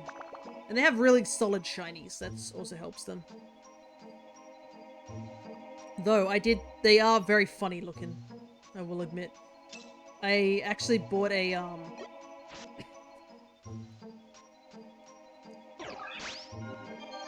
Groval's so dark green in this game. I didn't realize how dark green he is. I might have to grab the sprite from this game and recolor the Groval, because the Groval I know is a lot lighter color, so I should make that a color palette when I get the chance. He looks cuddly. Yeah, I do have a funny Gulpin card where he's just eating a giant piece of cake. It's pretty funny. It's an actual TGC card. I had to do a big sorting out of my cards because I managed to get some, I got another Latios card which I added to my Latios collection. I decided to reorganize them so they're in a smaller binder along with my Plusle and Minum collection. It looks really cool. Maybe one day I'll show off the collection. Uh-oh. Oh, hello there, Citrus. Good to see ya. You missed a notification? No, it's all good, it's all good. Well, I'm glad you made it regardless.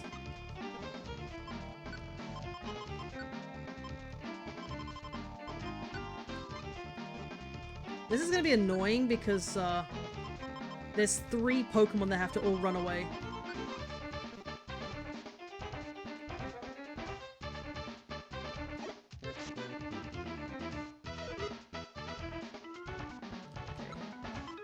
So I have to, like, click through all these. Whilst I'm doing that, let me grab this Catch. I need to catch 1 Pokemon. Doing more Sandshrew trades? I thought you finished them, my guy. Well, I mean, if you gotta do them, you gotta do them. Unless you caught more Sandshrew recently. No? Okay. Oh, Shiftry actually lost sight of us and he's leaving.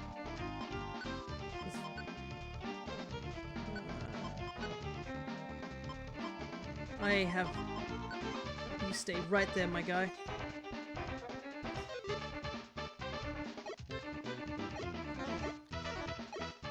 I did my first reset. This is my second set of trades. Ah, okay, gotcha. I see. Yeah, Groval's color palette is so much darker in this game than it is in the in Explorers. Lickitung is actually a mon we do need in this dungeon. I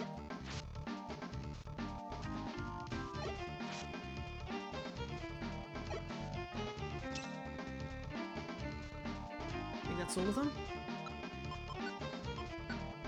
Alright. We did it, guys.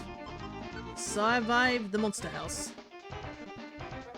We probably don't want to go through the monster house because they tend to be full of traps. Groval's gonna be really annoying. It keeps quick attacking our team.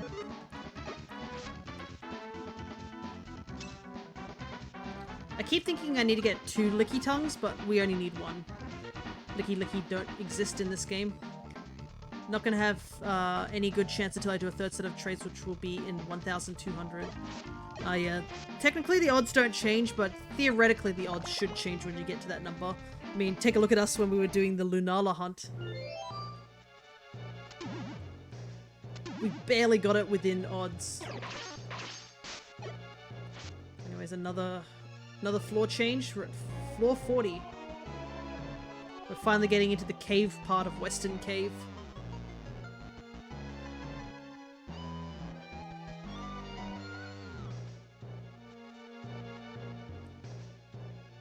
Ah, and also Citrus, a new batch of avatars were added recently.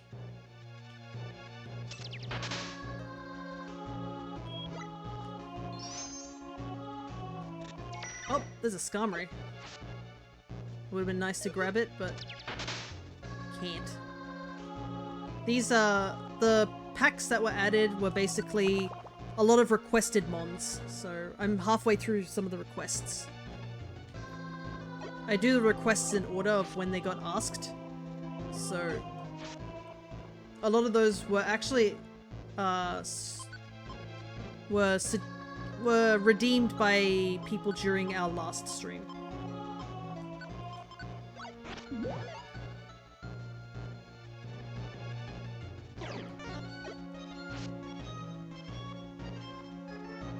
So I believe it's the Trika line, the Grimer line. Oh, Keck Shop. Silver Gummy, Brown Gummy, Protein, Orange Gummy, Zinc, Protein. We could actually buy most of this stuff, you know what? Why not?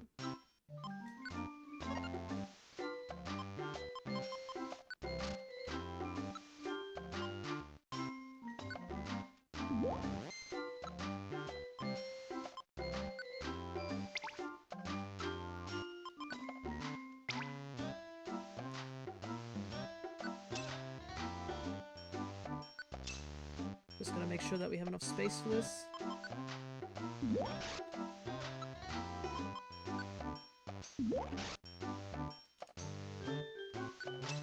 I have so much money on hand. Bulk up our Torchic. We might as well, because we gotta like fight this guy at some point. I'm gonna be uber prepared for when that day comes.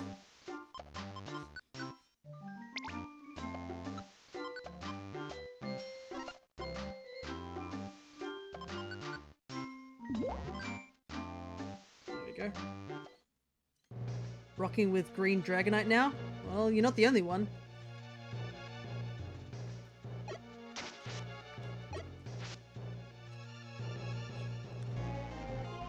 But yeah, it's Dratini line. Oh, Shift Treat. Why did you go that way? It is the Trico line, the Dratini line, the Grimer line, Kangaskhan, Absol. I believe were the ones that were added. I think I might be missing one more, but I don't know. Also, it looks like you're just regular. Spawned right on the stairs. Hell yeah. Absol wasn't a redeemed mon, but I needed at least one mon to fill it out because the other ones were obviously with Evos, so I couldn't fit in a one spacer.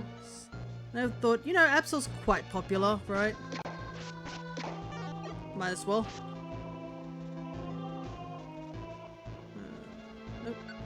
Well, at least we can now have a reason to collect money again, because I spent like a ton of it just now.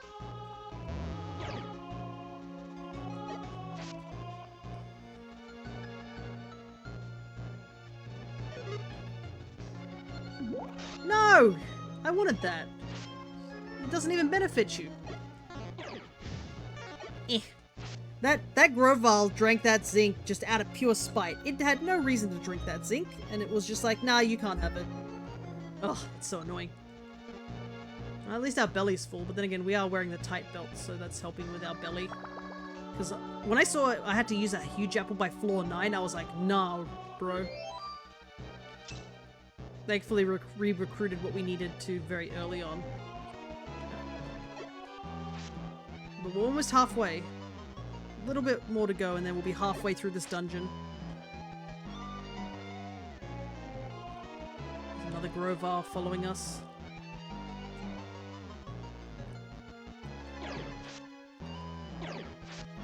Just like 20, like almost 30 damage. Shift Tree, why are you just so made out of paper, my guy?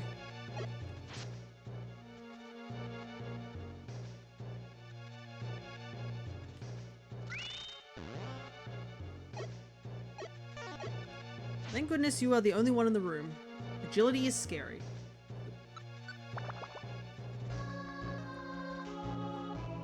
Just tree, duh.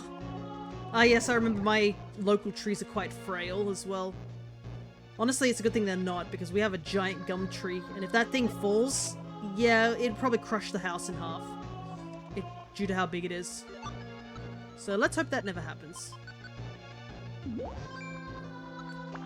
Though, my neighbors you probably have been hearing on some of my streams how my neighbor's house has been currently under demolition. It's pretty much all gone now. Everything's been ripped up and flattened at this point. So, most of the excavation part's done. Yeah, my stream suddenly cuts out. You joke about that, but that's happened twice. Not because of a tree falling, but because my internet decided to cut out on me.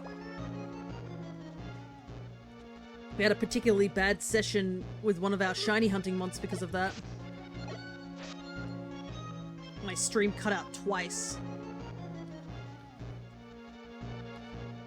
It was so annoying. Especially because I was like, well, if it cuts out, I said, if it cuts out again, I'll just have to stop stream and stream another day because it might not be stable enough to stream. I kid you not, after I said that, the internet never cut out again after the second cut. It was almost like out of spite it did that, like...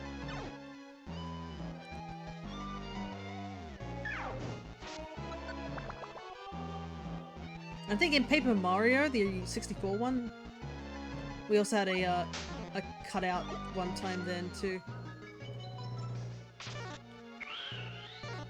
A bit of an awkward room.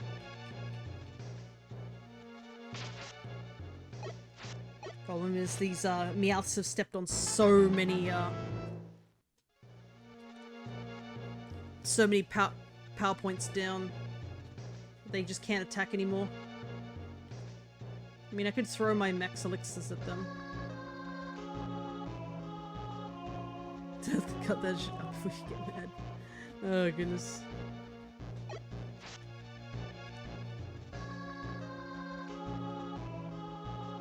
But yeah, thankfully I've tried to make my internet as stable as it physically can be. It's all about my internet provider is the ones. Thankfully they, as much as every time they have said they want to do like something like, oh, we need to fix something, it's thankfully been on days when I'm not streaming. Oh boy. Oh, we're gonna get sandstorm weather because of Tyranitar.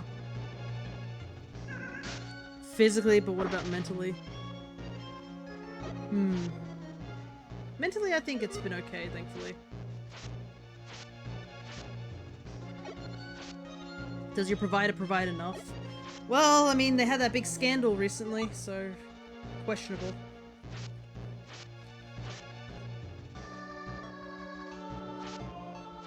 Because the internet, there was a one time where this provider went totally, like, they had a huge blackout and it lasted for like several hours. And we knew because our internet went out and we're like, I was like, that's odd, sort of thing. And no matter what I did to the router, I couldn't fix it, and I couldn't even contact them via their app, and I was like, what's going on? Oh, this is gonna be annoying. We have to deal with sandstorms for the next 10 floors, essentially.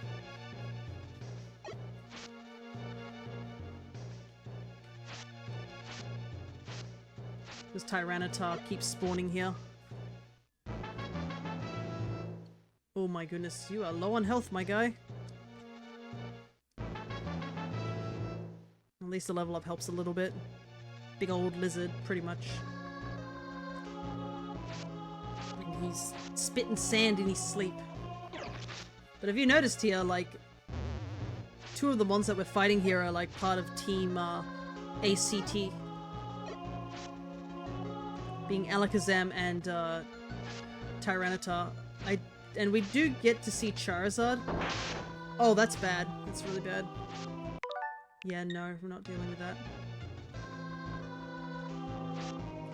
Something just blew up. Yeah, I know.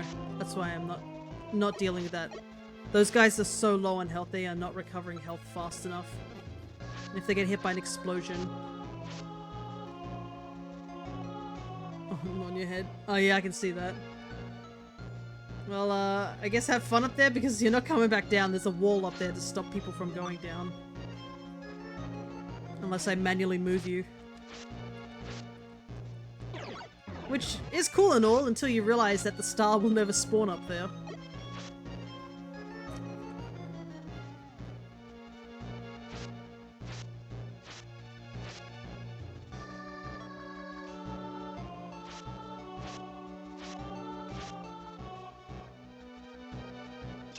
Oh, that's annoying. Look at that. We've just spent so much time going through all these floors and the stairs aren't even in this direction.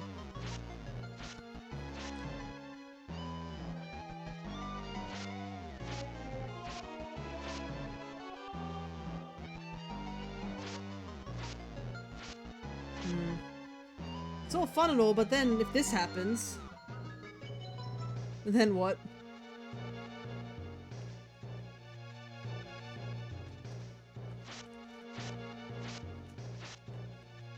You technically can get down if you're smart about it.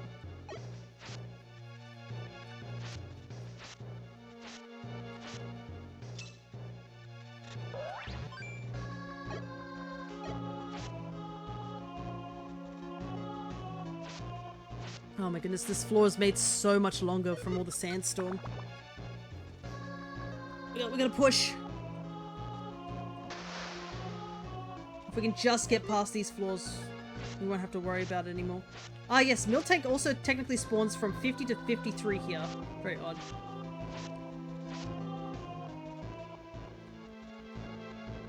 Oh boy.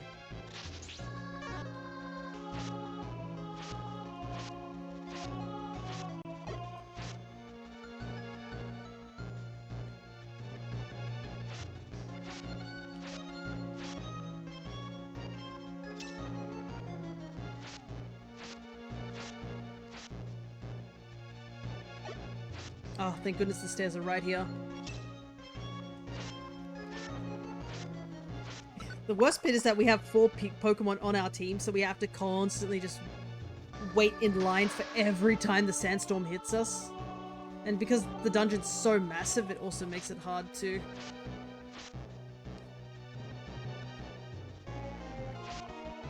Oops, I shouldn't have backtracked. Waste a turn.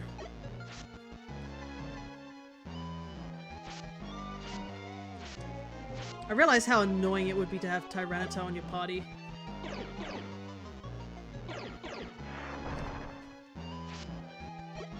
I'm not sure I like it up here anymore. Well, you just have to get down, Citrus. It's all fine. Just sling yourself down. If you're walking in the... I believe if you use sling like right or something, you might be able to jump down. I don't think mass bombs work anymore. Huh. Well, I haven't done anything to them, so...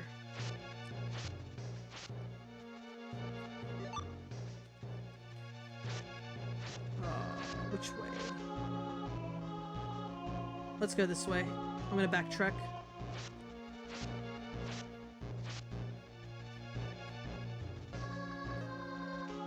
Yeah, try sling 120 Citrus, it might work. I don't know if you have to say right or left, but or maybe the 120 actually determines the direction. But that should help you get down.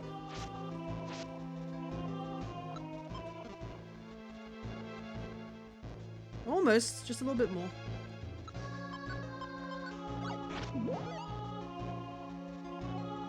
The number is a degree, yeah. Now I'm higher. Yeah, which is a bit odd. I think you have to actually do it again, because I think you're on a wall. There you go. Oh no, I wasn't paying attention. How did Meowth get separated from us?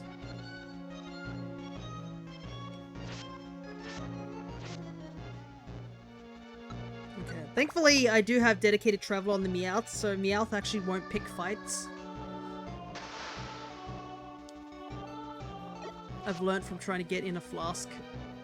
Oh, in Crescent's stream. I can imagine. Because Crescent does have a custom background on theirs. I have been considering that at some point I'm going to have to do that as well.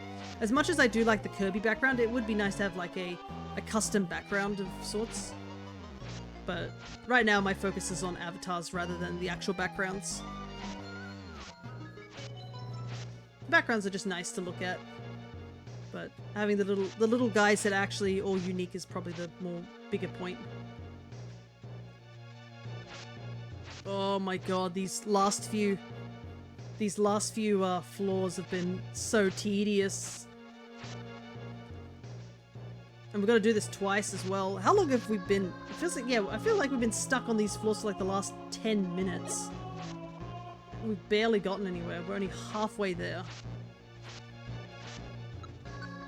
You should duel rather than attack. I mean, you got plenty of points. Oh boy. I'm gonna avoid that warp. Oops, Citra says, asked Ryo for a duel. Off we go. Shiny Dragonite versus regular Dragonite. Ooh, nice. Easy floor.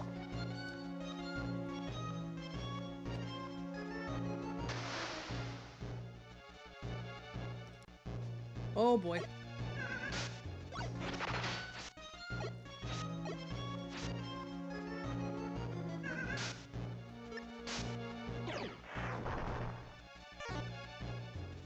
This Meowth is looking rough. Ah, nice.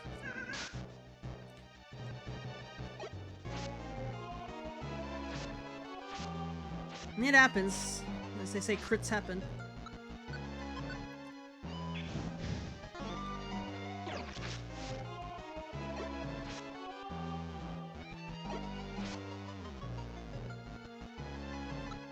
Would have won on my last attack if I didn't miss. Yeah. I will take that Pecha Berry just in case. We're almost out of the sandstorm, guys. Gonna come out of this dungeon covered in sand. But it was still a good fight, and it also helps me like see how things are looking in terms of, you know, the animations and stuff like that. I think the attack animations look not bad at all. One thing I do want to do is make this real quick. Because I want to... Let's do a battle royale. There's plenty of you guys down here, right? I'm sure you guys wouldn't mind.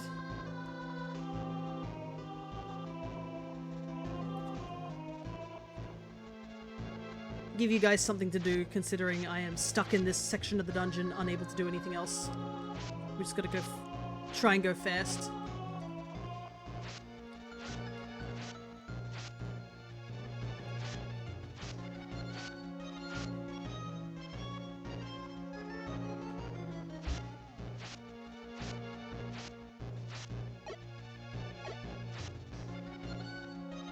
I think that 2 bots were taken out. Nightbot's almost gone. No bots left. I probably should make the medkit something a different icon. What do you think? I wish we could randomize what the icon was too. Oh, this was a small floor.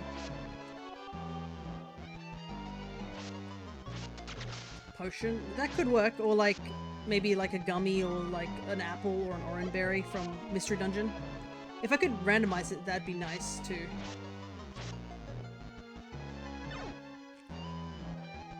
Oh, there's a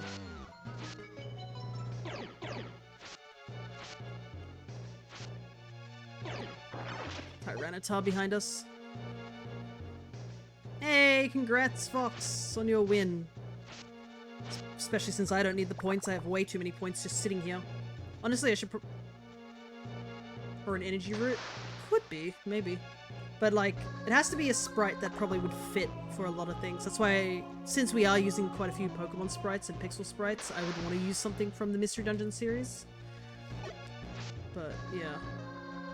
I want to see if there's something you can randomize multiple of those, or just it'll only have one. But definitely it'd be interesting to have a, you know, a med kit that looks different than just, you know, standard med kit. Or even like the thing that like drops people off. Anyways, here's what we came here for. We got the beauty scarf. I almost forgot about it, but it's a good thing we found it. Oh, Meowth is so stuck. That's not good.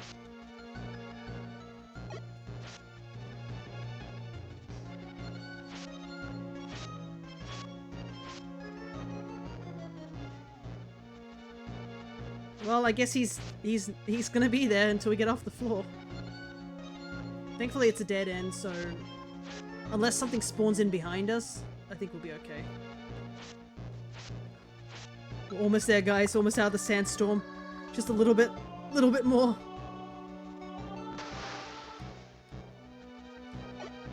I can see how Charizard and Blastoise suffered a lot in this dungeon. My goodness. Just these 10 floors, even with the two of them, would have taken forever to get through. But yeah, we're at a part where pretty much everything we're about to encounter from this point on are fully evolved mons. The only thing we can recruit at this point is like Blastoise, maybe? But you need it's a really low chance. I believe everything that's on Team Hydra is like a stupidly low chance to recruit. And it's much better to just get the Evo. And Miltank. Miltank is the only thing we can recruit at this point. There's nothing else for us to recruit. Everything here is like fully evolved mons. This Meowth is hanging on by a prayer. We really need to get off this floor. I'd rather not use an Oran Berry.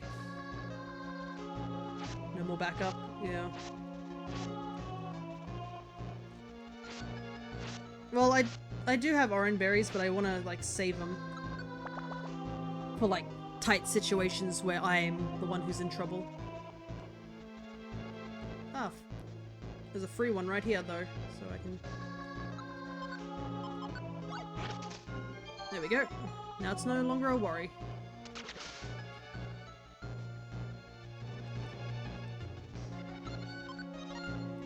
We need to keep the beauty scarf safe. Because yeah, this is the only dungeon you can get the beauty scarf from. And we need it if we're going to evolve our Feebas. Which we'll do at the end of stream, don't worry. We'll evolve as many Pokemon as we can. So that checker will go up quite a bit. Right now, I think we're at a point that it's gonna get a lot slower. The checker. Wow, this room is full of mons. A lot of fire types. Ow.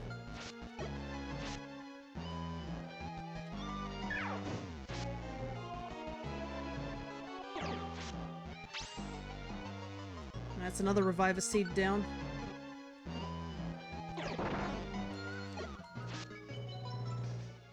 We only have one more left. And I kind of needed for guaranteed that I don't die on the Mewtwo fight.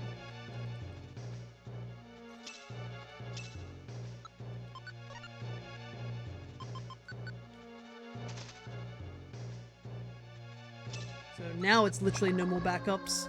Because another reason is if any of our Pokemon here on this team dies and I don't have a Reviver Seed. Oh, Typhlosion picked up a Reviver Seed. That's rough. You might be like, oh, you get a free Reviver Seed if you beat that Typhlosion. Nope. That Reviver Seed is completely out of play. If the Typhlosion holding it gets KO'd, they just get revived immediately. So now all that is a plain seed.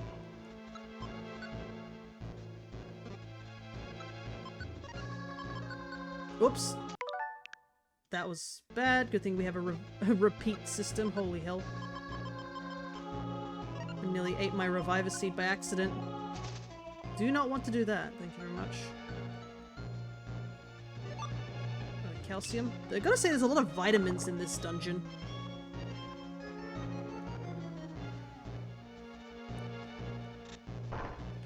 Oh. We can just ignore the milk tank.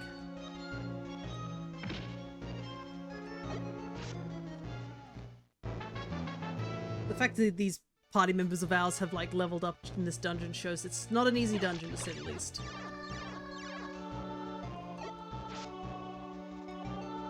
I mean, they are quite weak mons, so it's understandable, but you can see there's more money than there is any items for us to pick up. Like, no apples or anything like that. Pretty much our only way of, like, sustenance is if we pick up, like, elixirs and stuff.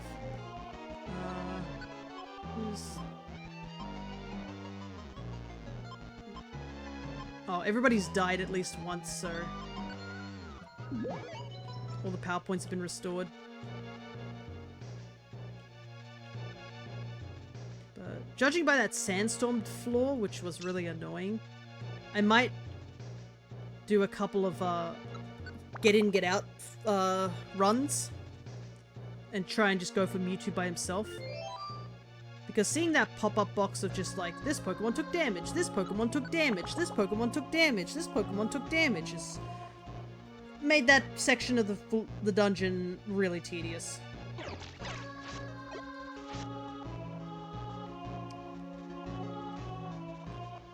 And also, like, getting backstabbed like that is because we don't have the X-ray specs on. Because I have the tight belt on to keep our stomach. Oh my goodness, the Arcanine didn't die in one hit. It must have load roll.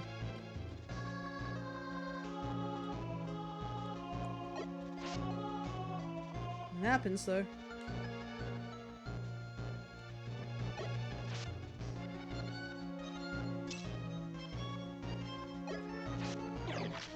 Oh yeah, I guess Arcanine doesn't die in one hit.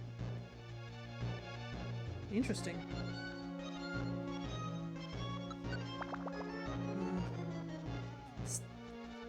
We made it to the funny number floor, and this will be the last floor we see Arcanine. Arcanine disappears after this. Alrighty, 30-ish more floors to go. We're getting there. It's very important.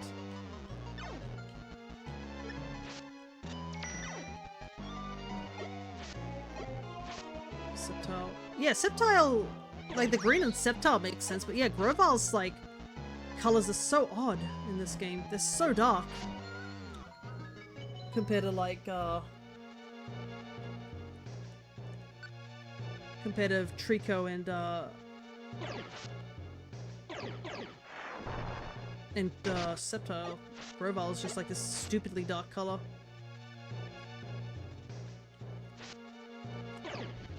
There are far too many Pokemon that have quick attack in this dungeon.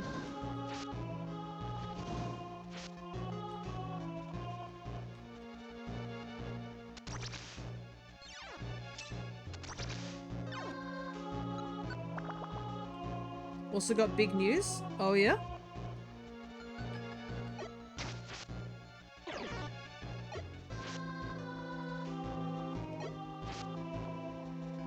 I'll let you type it up. It's your B-Day month! Hey! Nice! So you're a December person. Or will they say December, baby? Congrats. 8 days from now. Nice, just only a week. You got anything interesting to do for it? Though it is a question I guess I could ask. What is a December birthday like? Because I mean... oh boy. You know how, like, Christmas is very close by to it? Does that cause any issues? Does your family put them together, or they're just like, yeah, that sort of thing?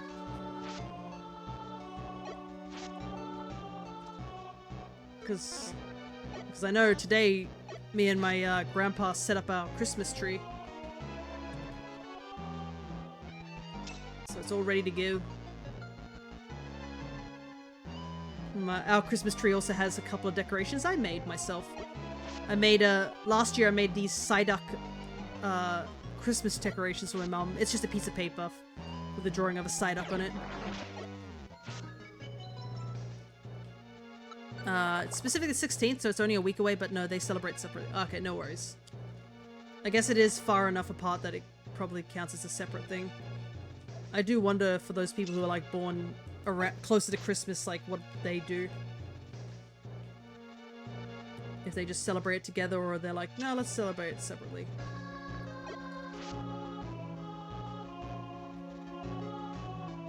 Me and my sister made agreement to never say when our birthday is. Oh yeah. Just online, or you guys have like done a blood pact and you just don't, as family, you've decided that your birthday will be on any random day, like a mafia system?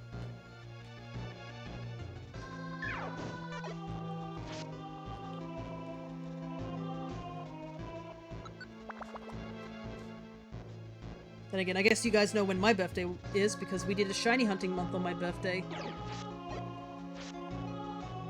And we did not get a single Destiny Markmon that was a shiny, which is a little sad, but that's how the cookie crumbles. Maybe next year I will get one. We just don't like celebrating it all too much. That's totally fine. I don't think I was there for that. Yeah, it was quite a ways back.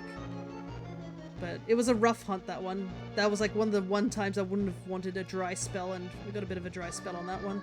I did catch a bunch of shiny Torchic though, and I was able to almost finish the entirety of the Torchic line, because obviously you need the 2 genders for Torchic,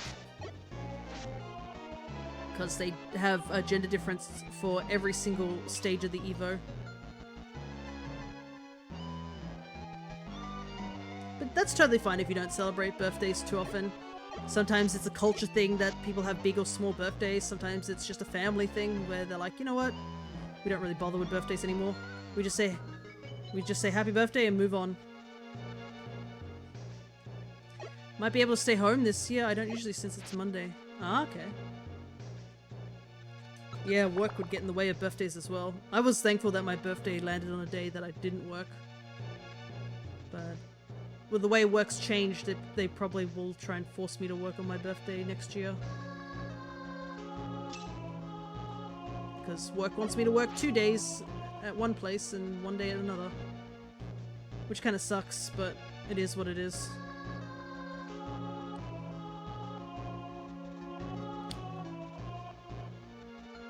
As long as they don't do anything silly like call me up on some place when I'm not ready.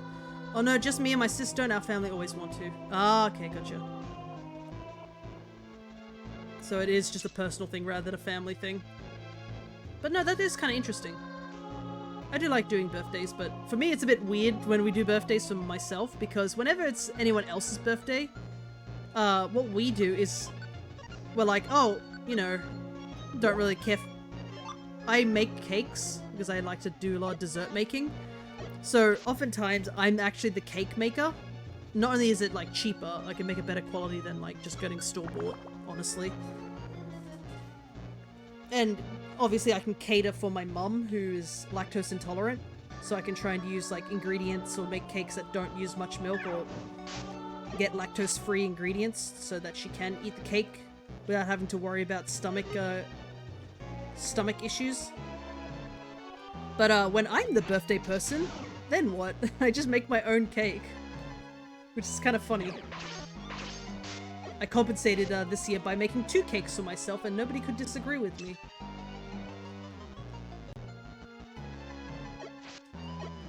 Because I couldn't decide which cake I wanted. I was like, do I want to make an orange do I want to make an orange cake this year, or do I want to make a chocolate cake? I know, I'll just make both. It wasn't too much of an issue either.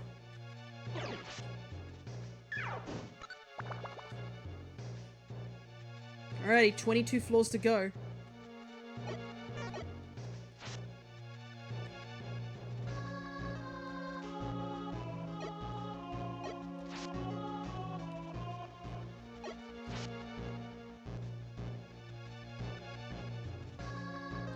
I always get coconut cake because it fucking rocks. Oh, coconut cake. Interesting.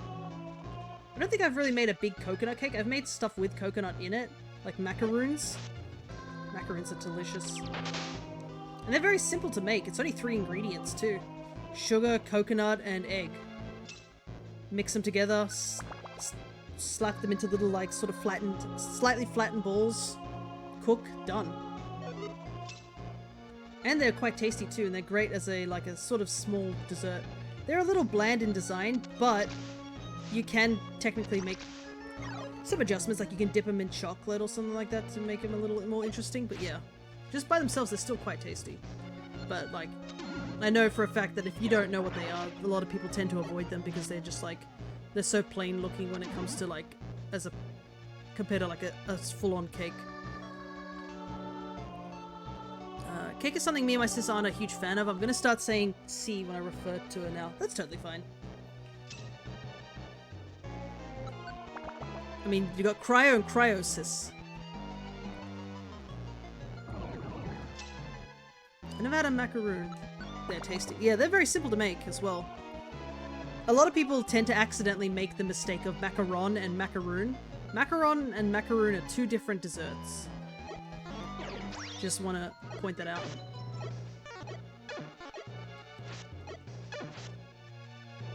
The sound that reflect makes is so funny.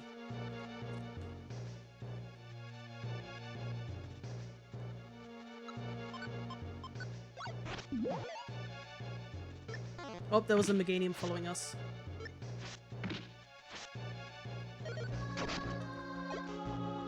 Macaroni and macaroni. Yeah, those are two different things too. I'm not gonna risk the chance, gonna heal Shiftry. C is a short name of her nickname. She prefers her nickname over her name. That's totally fine. Oh boy. We're getting jump scared by so many powerful mons every direction.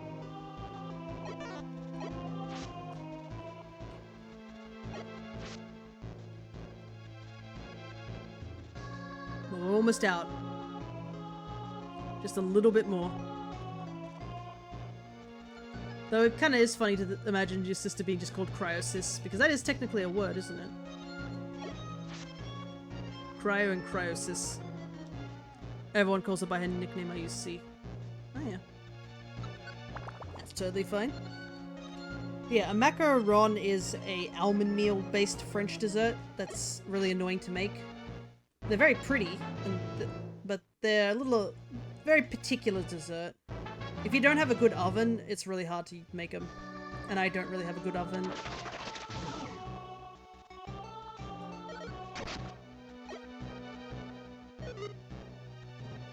If I had a better oven or a more updated oven, I would give it another try.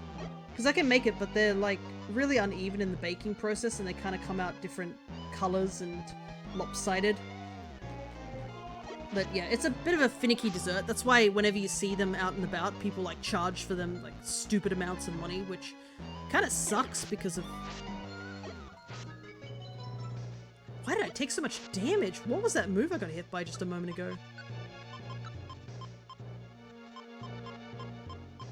Submission, holy heck. Submission did 102 damage.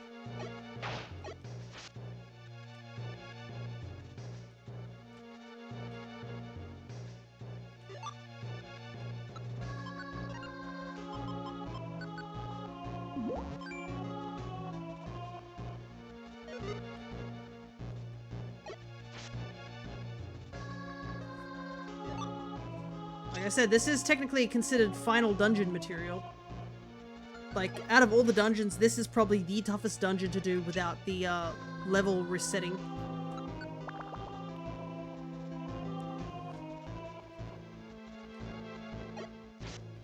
And unfortunately, because we have to escort all these other Pokemon, it's made it a lot harder.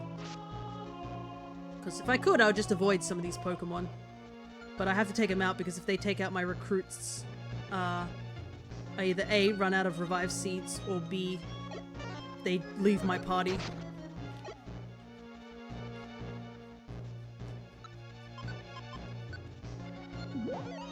Might as well drink it myself because I've been using a couple of moves. But yeah, everything here is evolved Pokemon. So Swampert, Marchab, Meganium, Steelix, Charizard, and Blastoise are on the last two floors. Which is kind of funny. It's a good thing we can turn back time. Yeah. It definitely is helpful for sure. But in a regular playthrough, if you had just regular hardware, it would be scary for sure.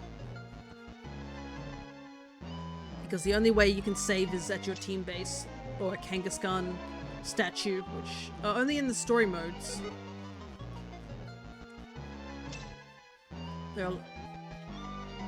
This is supposed to be a dungeon that tests your skill.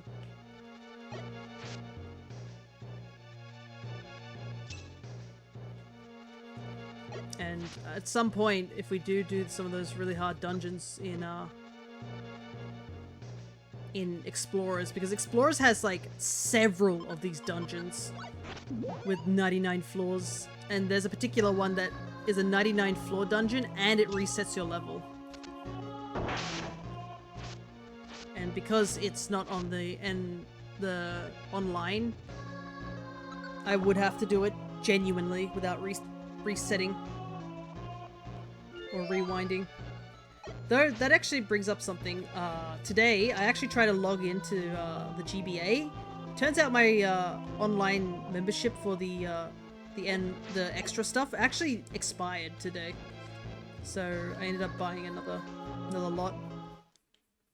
Whoa! This guy's selling candy! And I can eat every single one of these. But I might take some back with me.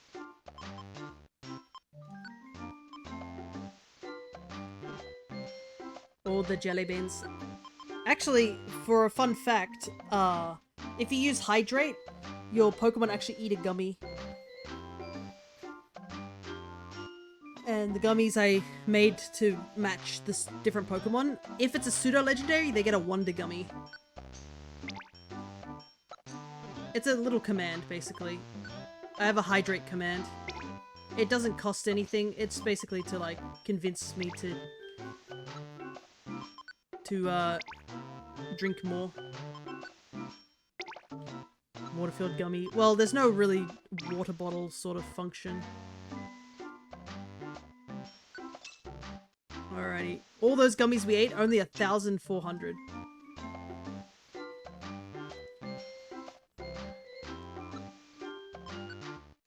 Alrighty, onward, I guess. And don't worry, I took a drink just a moment ago. I wasn't expecting to see a candy shop, kek shop.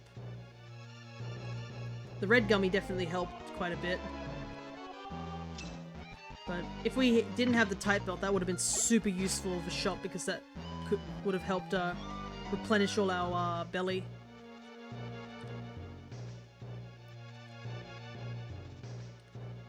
Oricorio Sensu.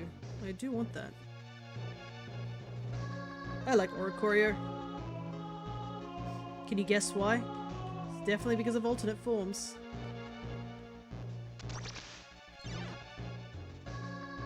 Alright, we're in the final stretch of the dungeon. And then we gotta go punch Mewtwo. Which I find funny because in the actual guide, it says here about it won't joining you. It says, come back for a rematch to add this angst-ridden Pokemon to your rescue team. So even back then, they were like, yeah, man's emo as hell.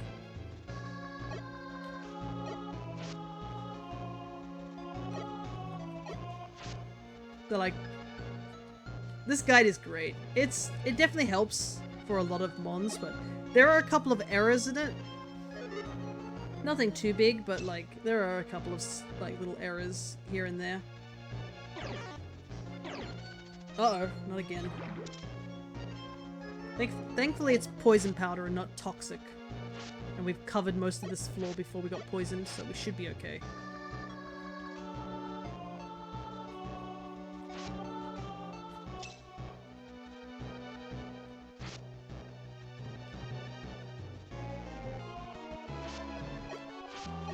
Remember, Mewtwo felt it was required to use a force field to block Ash's punch. Well, remember, Mewtwo doesn't have very good physical defense. So maybe he's just like, yeah, maybe I should not get my... Also, like, I feel like if Ash actually had landed the punch, it would have given everybody the feeling of like, oh, he can be hit. That's kind of the thing, is that Mewtwo made himself be very, you know, very threatening, to say the least. He had to show that he was pretty much the most powerful Pokemon, and the best way to do that is to not be able to take any damage. Wow, that would have been so annoying if I didn't have Trapseer. Two PowerPoint reduction traps right after the other.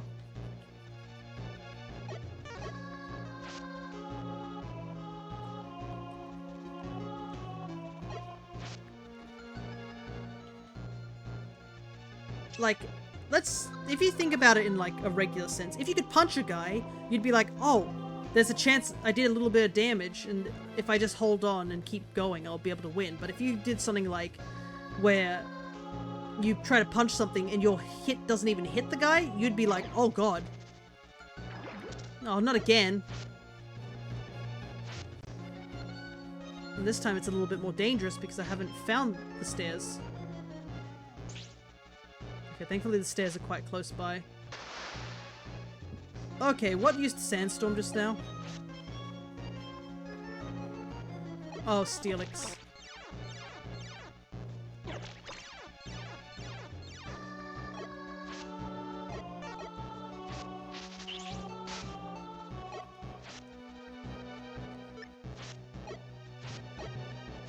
Oh, Shiftry's gonna die.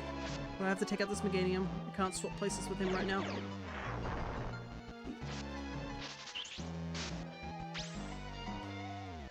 There goes our last Reviver Seed.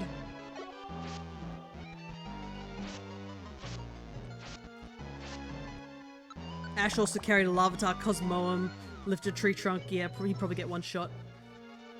Yeah, Ash is built different. Alrighty.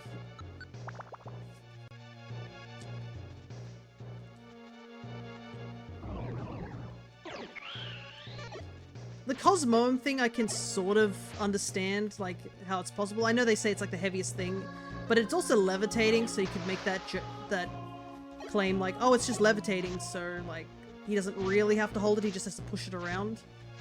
The Larvitar thing is totally inexcusable, though. Let's not forget, in Black and White, even though he had to use Victini's help, man did jump over, like, a giant chasm whilst holding a Pokemon in his arms. So, like, sure he wasn't expecting it, but like, he was ready to go. Like, he didn't hesitate. He was like, we're in danger, I've got to grab these Pokemon and I gotta jump. Though then again, this was Gen 5 Ash, where that Ash was not the smartest. Mewtwo ain't gonna stand him a effing chance, yeah.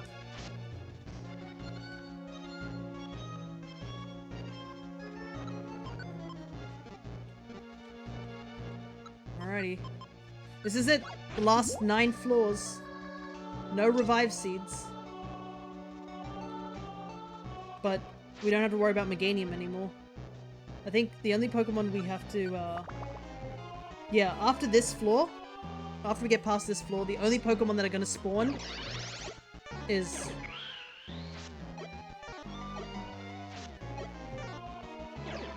Blastoise, Charizard, and Miltank.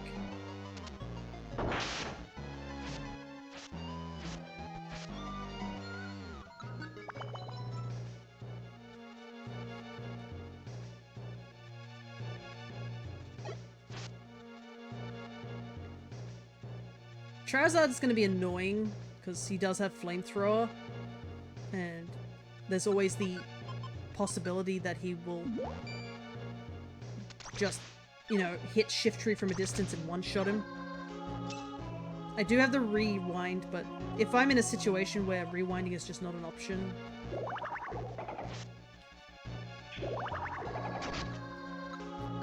Oh, never mind. Blastoise also has Bubble. Oh my god, 3 Charizards in a row.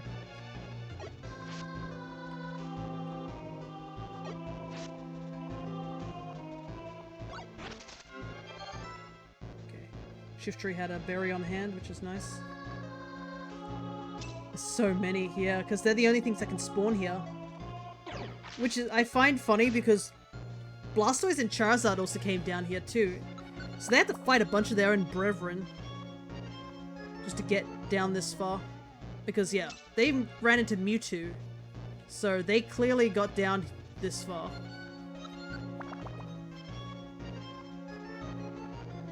So they're they're decently strong. And it's not like they are in a bad team or anything like that too.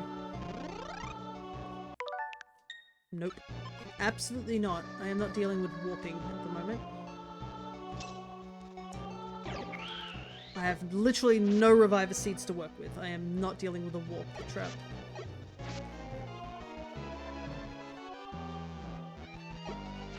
But yeah, it is crazy to see them so much, because especially Charizard. Blastoise I've seen so many times because I've done the Hydro battling thing over and over again, but yeah, it's only fully evolved Mons.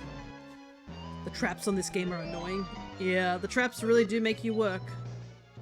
Hello there, William12476. Good to see ya. We're doing a 100% recruitment run.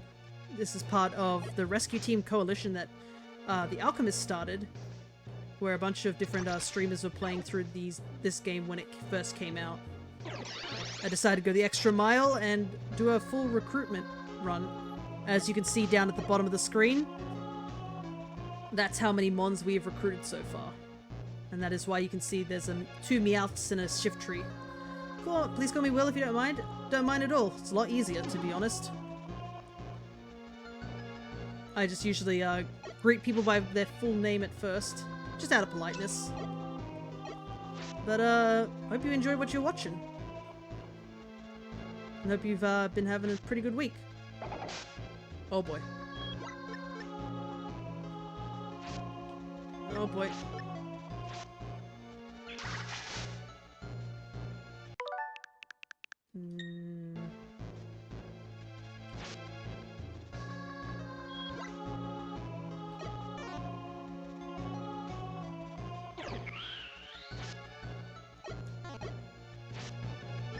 I have the remake of this game for the Nintendo Switch. Ah yes, this is what we're playing on too, as you can tell by the menu. And the fact that I can rewind like that. I honestly should have brought more Reviver Seeds if this was gonna happen.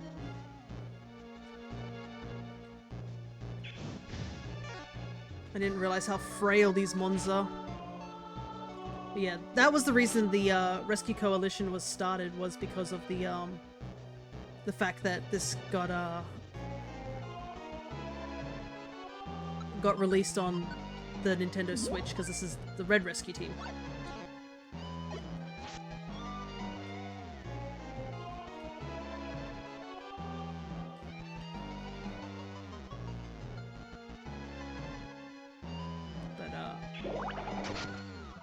Blue Rescue Team was a childhood game of mine, and I never really recruited all the Mons, so that's a big reason why I decided to do this challenge, because I wanted to see like all the Mons actually just walking around in the friend areas, because I think it's quite cool. I did not know that, and thank you for telling me that. I appreciate it. So I'll at least tell you how to do it. So if you just press it, you can make a save state, which I have done before.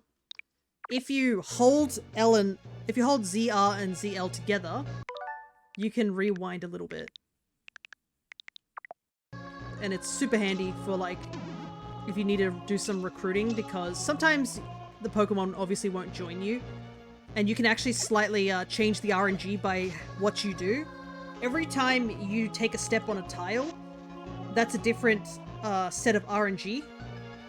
Or a different set of numbers.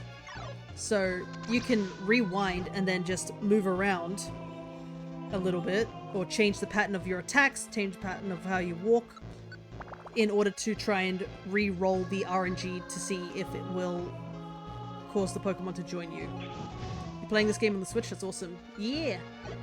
When my friend was doing the Rescue Coalition, they said anyone could join on whatever system they had.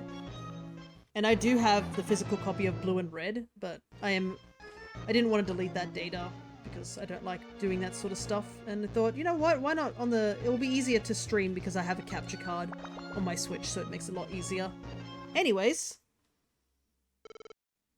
We made it! Was it you who disturbed me in my sleep? Was it you?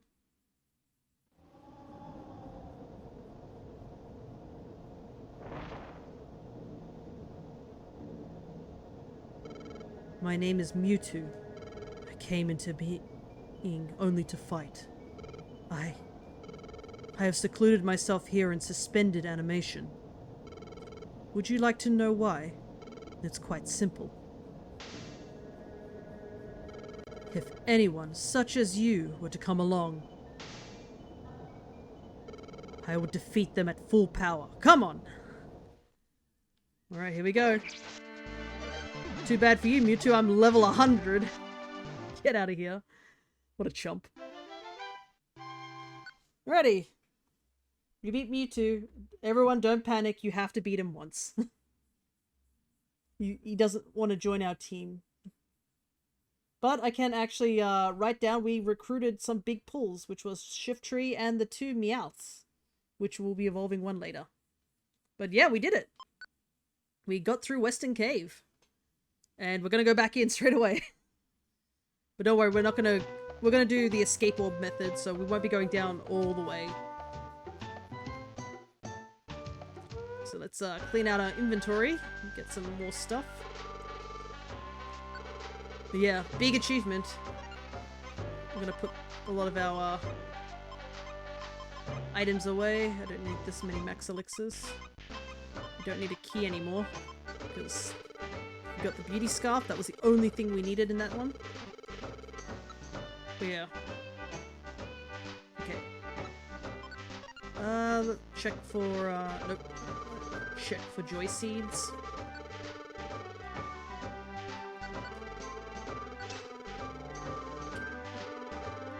Right, so the Pokemon we need to get, the furthest we need to go down is level 40 if we want to get Skarmory. Might grab 2 more, might grab another escape orb just because it'll be faster that way.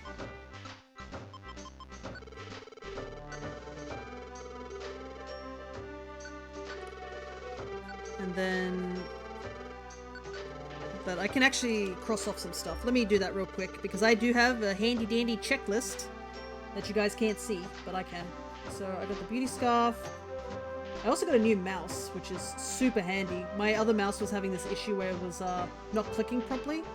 Now that I have an actual new mouse, it has been so much nicer.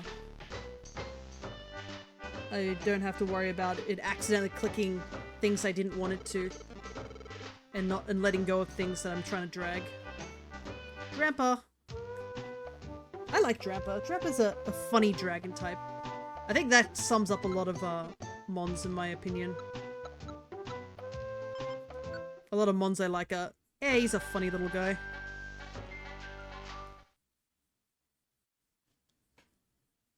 Alright.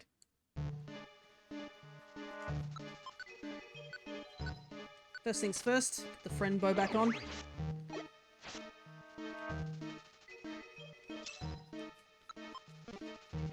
We won't spend too much time on these earlier floors. I do kind of want to go straight for Skarmory if possible. There are obviously Pokemon that we need here, being Snubbull. We didn't even see an Ekans, I realized. We need Ekans as well. Luckily, a lot of this stuff is quite easy to deal with at the beginning. I can hit things.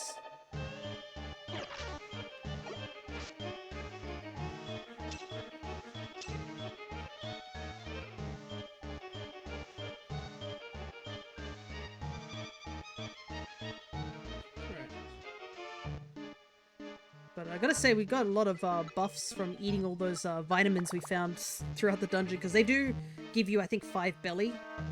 So when times get tough, just eat stuff off the ground, as they say. Another thing we didn't see at all was Igglybuff. I need to get 3 of them. So we're gonna do this a couple of times.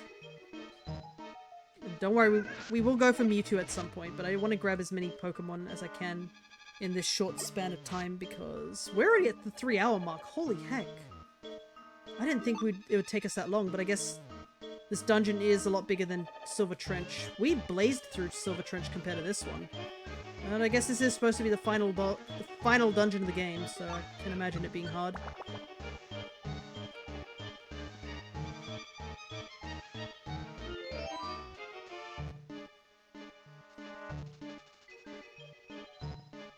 Kinda want to recruit something, though. Where is everything?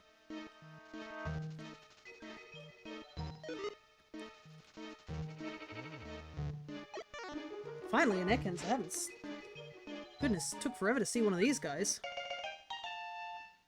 And we need 2 of them. Can you evolve straight away is the question.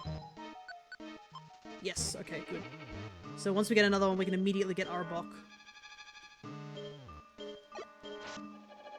But I believe Ekans disappears after this floor. I believe it only is in the top 3 floors.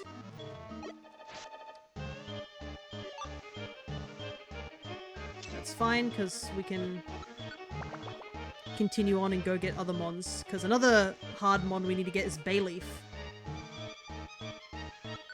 Because I only want to get Chikorita from Joyous Tower to basically shorten the grind.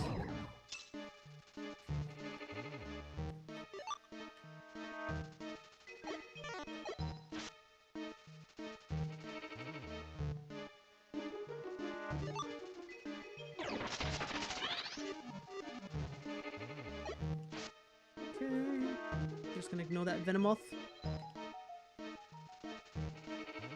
Oh, that sucks.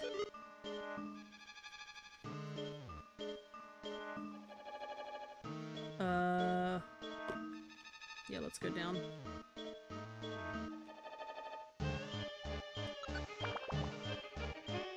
Alright. But, let's see. I don't think there's anything we can get just yet. We need to go down 2 more floors and an Igglybuff will start spawning. But I didn't even see an Igglybuff, so it's probably a somewhat rarer mon. Because not everything spawns in equally. Because I did not see a single Igglybuff, though...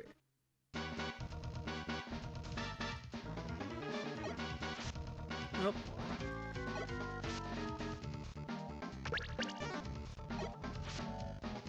Monster House on floor 8.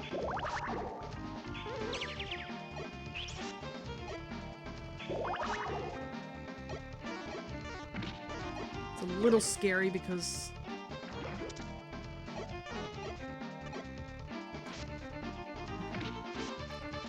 especially with the poison. Okay, that's 1 Venomoth down. And also I'm scared for Silver Wind happening. The Silver Wind can easily happen. Let's get rid of you.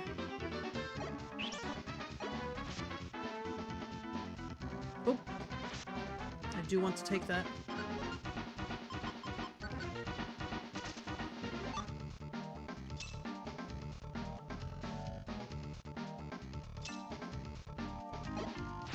Go away, Venomoth. We could probably stay on the 10th floor to maybe get Miltank.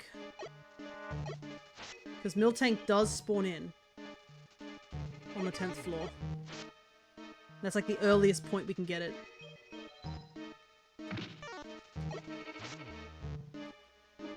When does Bayleaf spawn? 20th floor. That's a bit of a whiles off. And we need 2 Bayleafs too, so it's going to be a similar situation like the Quilava. I'm gonna say, Ekans was doing some serious damage earlier on. I'm not gonna activate that trap. If it was the 10th floor, that would have been a good trap to activate.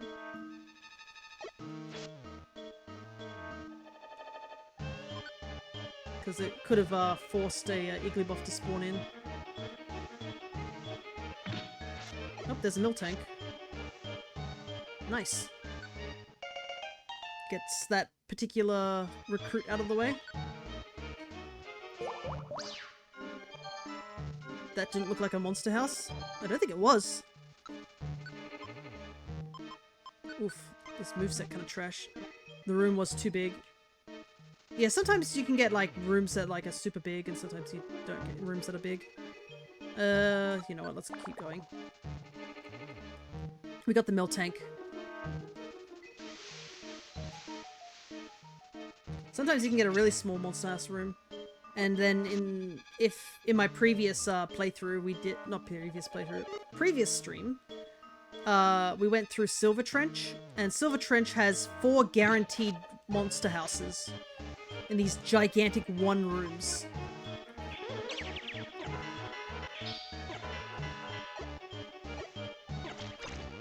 And they get really scary. We had to take a Petrify Orb for those ones.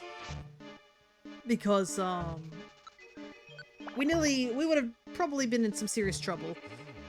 I think those who may have, joined us for that particular stream probably remember when we got down to the 75th floor monster house that exists.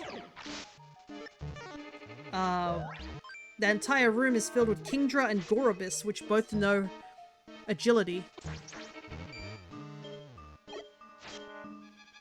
Hey, our first Igglybuff. Alright, we can leave. So I'm gonna write this down. Igglybuff gotten. Ekans is up here, gotten. And Miltank is next to Blissey, gotten. Oh, there's another Igglybuff down there, but we can't recruit it. That's a shame. And I'm not gonna throw away these 2 Pokemon because I need them. But yeah, if you are gonna do Silver Trench, Will, make sure you take at least 1 or 2 Petrify Orbs if you're not prepared.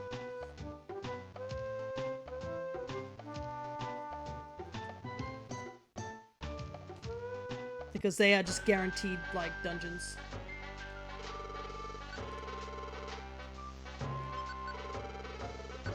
But, it was not fun. Because, we got hit by Agility. We got hit by Icy Wind from a Dugong that slowed us, so we slowed. And then we got, paralyzed. We got smoke screened. So we were whiffed. And we also got confused. I don't know if we got paralyzed, but we definitely got confused. And then everything started just using agility until everything was quad speed. The game lagged so much as it was trying to compensate for all those things.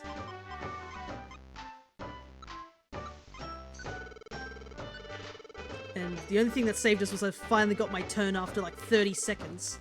I was able to use a Petrify Orb. We're doing Kyogre's dungeon. I can handle 40 floors. Kyogre's dungeon is surprisingly easy. Like, I was worried as well to go in, but it still has wonder tiles in it, so the game kind of expects you to go in there earlier. So I was just like, oh wait, these have wonder tiles in here. I'm kind of surprised by that. Alright, back into Western Cave. But yeah, it's a lot easier than Silver Trench. Silver Trench, Western Cave, and Buried Relic are like the big 3 level 100 dungeons, whilst Joyous Tower, Wish Cave, and Purity Forest are the level 1 big dungeons, so there's like 6 really hard dungeons. Alright, back into Western Cave again. Alrighty.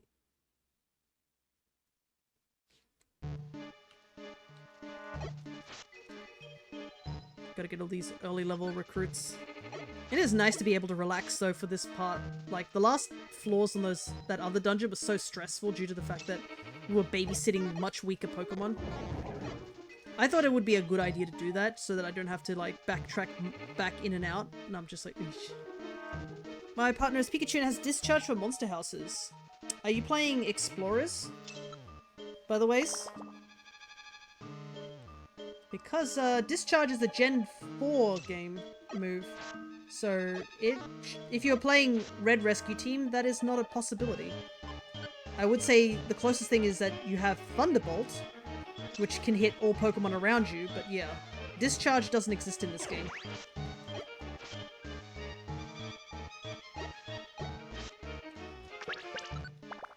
But yeah, Discharge makes Explorer monster houses a lot easier. Snubble is being very stubborn and doesn't want to join us. That's totally fine, because there are plenty of Pokemon we have to recruit here, besides Snubble.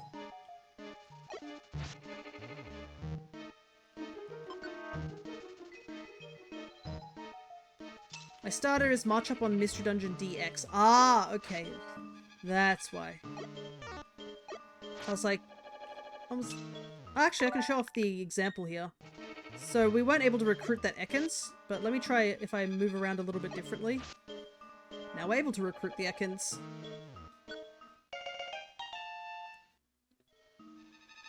So the RNG is different because I moved around. If I had done the same walking pattern and did that encounter again and it will go the exact same way and the Ekans wouldn't have joined us. So the more you know. But yeah, Pikachu would get it in DX because DX uses updated movesets. That's awesome. Yeah, it's definitely helped because when we did the fight against Kyogre, Kyogre didn't join us straight away. It took us 3 separate attempts to get Kyogre to join us. And basically, it would definitely save a lot of time instead of having to rely on, like, going in and out over and over again. So technically, it would be easier. But if you're talking about DX, because you just mentioned about DX, that is not possible in DX.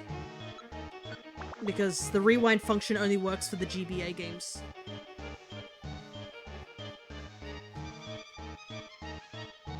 That's why it was confusing me when you were mentioning you had Discharge. I was like, huh, that's an Explorer's move.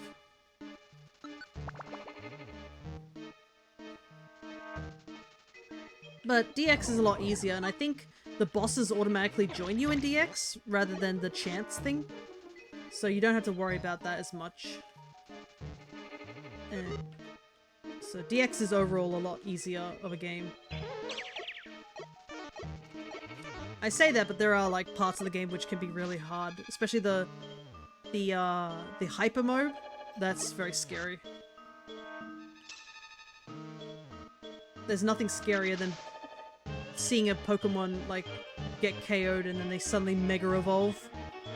And the AI actually has an interesting quirk that in some of the dungeons, Shedinja is present. And Shedinja obviously can barely do any damage and is easy to KO. They made it that Shedinja actually gets targeted by wild Pokemon. And if a wild Pokemon takes out a Shedinja, it Mega Evolves or goes into Hyper State, which means all its stats are boosted.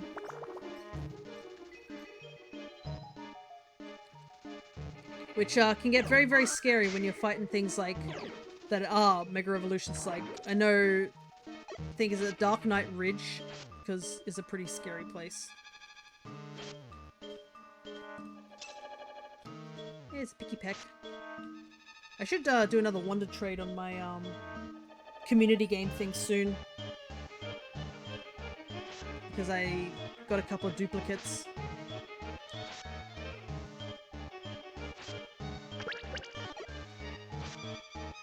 Okay, we're done with Ekans once we get out of here. Need 2 more Igglybuffs. Also, where are all these Reviver seeds coming from? Hey, Totodile! An actual Totodile is here. Neat. Hey man, how are you doing? I like the change of having all Pokemon in friend area gain experience too. I'm proud to have completed the adventure log in this game, but holy hell was it a grind of a lifetime. Yeah, I can imagine. Well, you'd be surprised. This isn't, if by the title, this is a recruitment run, so I am trying to recruit every single Pokemon. And I have definitely grinded a lot in Team Hydro's map to try and get all the levels. But welcome. Yeah, the EXP gaining in DX definitely was super handy. Especially because they're technically more Pokemon to recruit in that game. Because they added things like all the Gen 4 Mons and I think Gen 6. But the Gen 4 Mons they added were only ones that evolve. Anything that didn't have any correlation with any other Pokemon from previous games weren't added. Where are all these Reviver seeds coming from? Why didn't I find these all when we were doing the dungeon earlier? can't even take these all. I don't need keys anymore, so... They added Lucario and Riolu, right? Yes, they added those two specifically because they are referenced in this game. Or in the original game. There's a ranking called Lucario rank.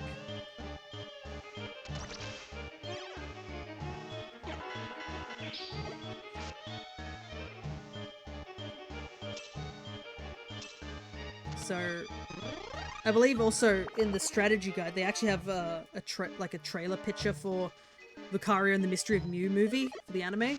So I think this was around the time Lucario was actually introduced as a Pokemon. Was in this game.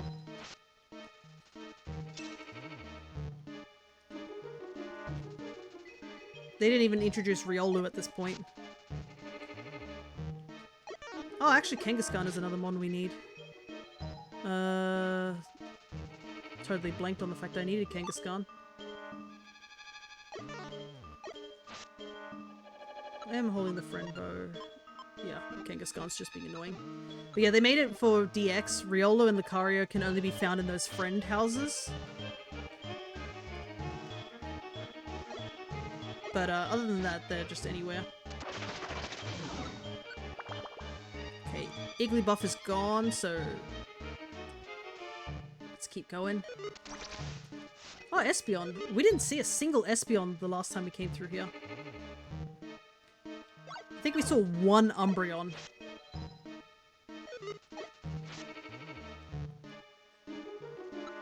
Might as well eat this. Fill up our belly just a tiny smidge.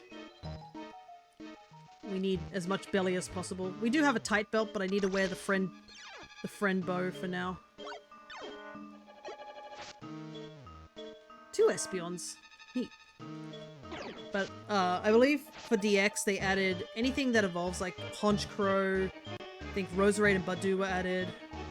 Stuff like that. Things that evolved. And they had added shiny Pokemon too. But they only added shiny Pokemon of like specific shinies. It's been a while since I played DX. And I didn't get all the mons in that playthrough.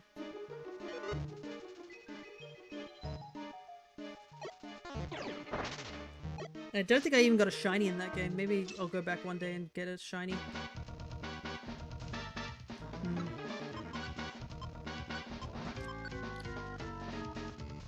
What's your moveset look like? I can show you in just a moment, besides me just mashing the A button, obviously.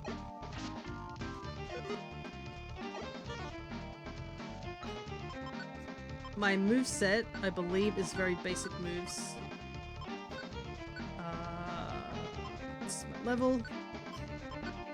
Scratch, Flamethrower, and Peck Slash. So the reason Peck and Slash are linked was when you grind in this game, if you hit Pokemon with a linked move, you actually get more EXP than you would have if you just hit them with a... So regular move gives you the least amount of EXP. An actual move gives you a bit more, and then if you use a linked move, you get a boosted amount. So I have a linked move, so when I was grinding through Hydro, I was getting the most amount of EXP that I possibly could.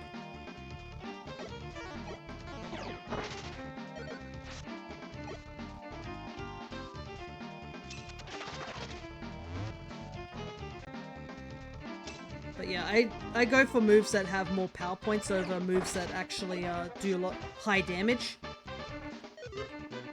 And we ended up finding Flamethrower during my actual playthrough of the game in the story mode. Multiplier is 1.5 for linked moves. Curious why Peck and Slash, not Peck and Scratch, since you'd be making full use of PP. I think it was just... I think it was more just like convenience sake. At this point I am strong enough to just one-shot everything with just an A button press. Also, Kangaskhan is really stubborn. Like, I've KO'd quite a few Kangaskhan's and they are just refusing to join my team. But yeah. It's more that I just did it quickly. For Team Hydra, I usually use my partner, who's my bro, which is a Bulbasaur, which is like Sleep Powder and Vine Whip, to really like chew through that team as fast as possible. I was using Torchic there for a little while in Hydro simply to level up. And once I reached level 100, I didn't bother with using that. Because, I mean, Team Hydra really hurts Torchic quite a bit, seeing if they're weak against water and ground types.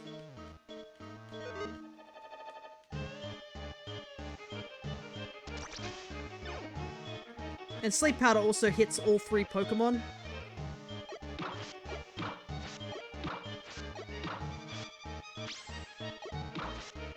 Good thing we had that Reviver Seed.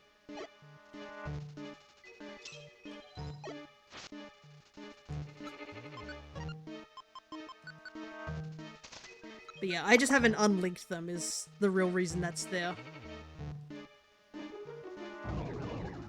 So, too long, didn't read.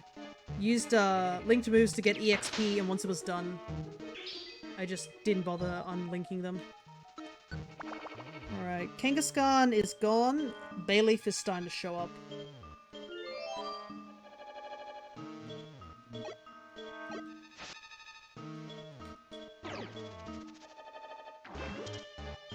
That's annoying.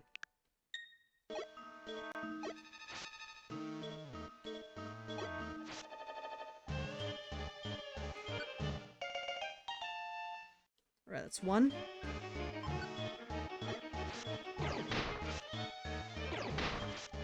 Out of curiosity, let me take a look at Bayleaf. It's close, but not close enough to evolve. Oop, we're gonna turn that off, though. I don't know why the AI has this obsession with, like, using healing moves over and over again. It's like, it's in their nature to use healing moves, like, over and over. Alright. Once I got my starter to level 100 with Super Mobile, I just ended up training and mastering with Agility, Rest, Sweet Scent linked with Silverwind. Ah, that is a pretty good combo. AI being AI, yeah. It really be that way. It was kind of funny. I think my dad's at work. I went to a Christmas party,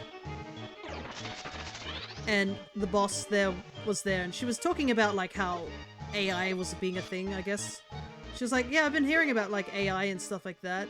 And Dad's like, "Oh yeah, Fear's like, you know, knows a bit about it, sort of thing."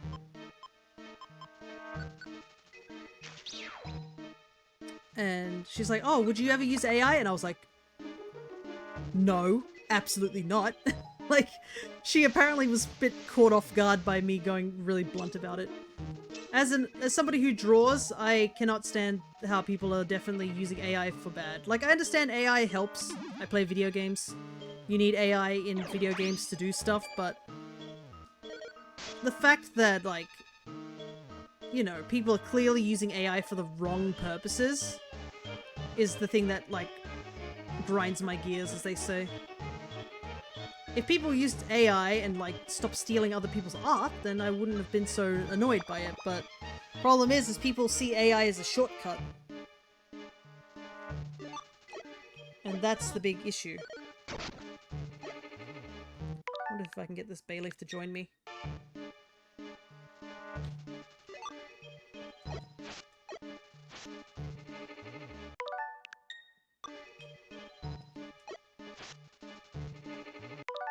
There's a limit to when it's acceptable for certain things. Yeah.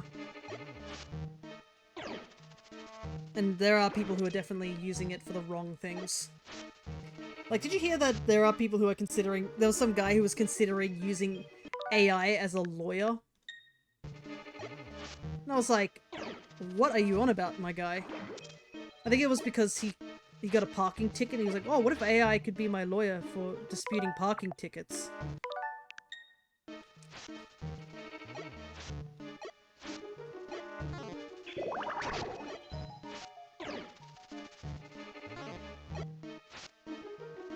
Yeah, let's not waste any more time here. We'll come back for a Bayleaf. Umbreon. But yeah, I think he was in the sort of mindset, oh, I could use AI to basically tell me, like, see the case and then tell me exactly what I need to say in response. I believe that's how it went. And I think he test tried it in one of his things, but apparently the court was like, hey, can you not do that, essentially? Alrighty. Bayleaf is no longer showing up. I might put the type band on for a little while, because the next thing is Licky Tongue, and Licky Tongue doesn't show up till floor 37. So we've got a while. I could see AI doing... Wait, is this one about those AI lawyers? Yeah, that's what we were talking about, Cryo. But apparently, yeah, he got a ticket or something like that where they were like, hey, can you not do that because you don't have a license to do that? And he immediately stopped. But I can't get over the fact that the reason he did it was because he couldn't parallel park. That's the basic way of saying it. There's probably a lot of other factors, but like that was a big thing where he was just like, oh, you know, I can get people to deal with my parking stuff. Another revive seed picked up by a Mon. That's 2 in a row. Unfortunately, can't use that revive seed at all. What do you say to this art that totally isn't copied from someone else's piece and has 7 fingers? Oh god. You know it's bad when, like, artists are purposely poisoning their art so AI can't use it, and then people are purposely trying to remove the poison from the art so that they can steal it. You're just like, okay.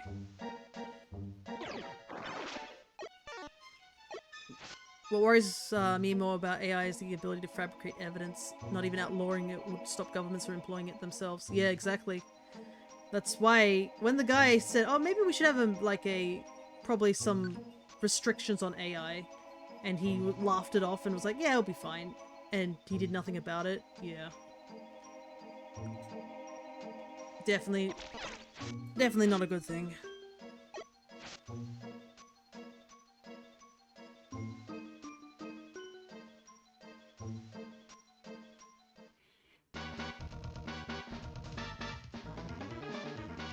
This is an incredibly small room. It's a dead end, too.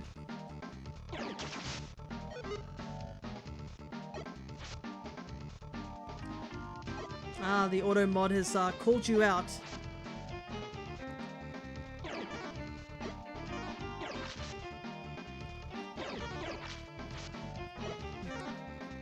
While I don't mind language from time to time, don't think that was really necessary to say to, I assume, somebody that you said that to.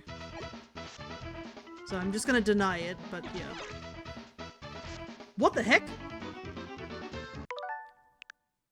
What happened there? Oh, I got roared. Okay.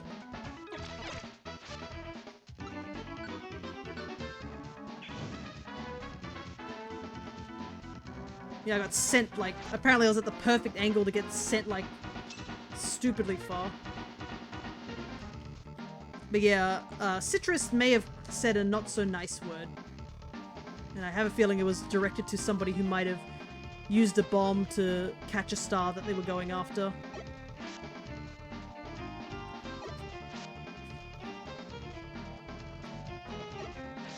But yeah. So, I'll just give it as a warning, sort of thing. I'm sure it's fine, but yeah, I think Citrus is purposely going for stars, so whenever the bomb happens and causes the star to go off, they just get annoyed. I think that just came out a little too harsh, though. Don't worry, you get plenty of points, there's plenty of stars. In fact, honestly, the amount of points you get, you probably don't even need to catch stars. But anyways, let's get off that topic, because it's...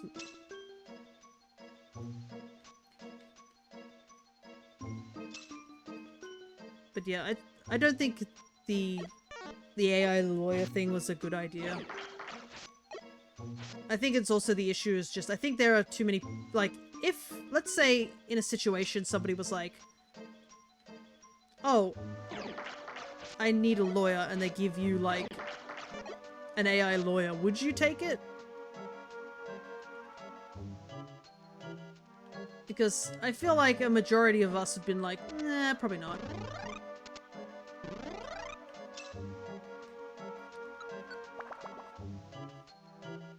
Because, I mean,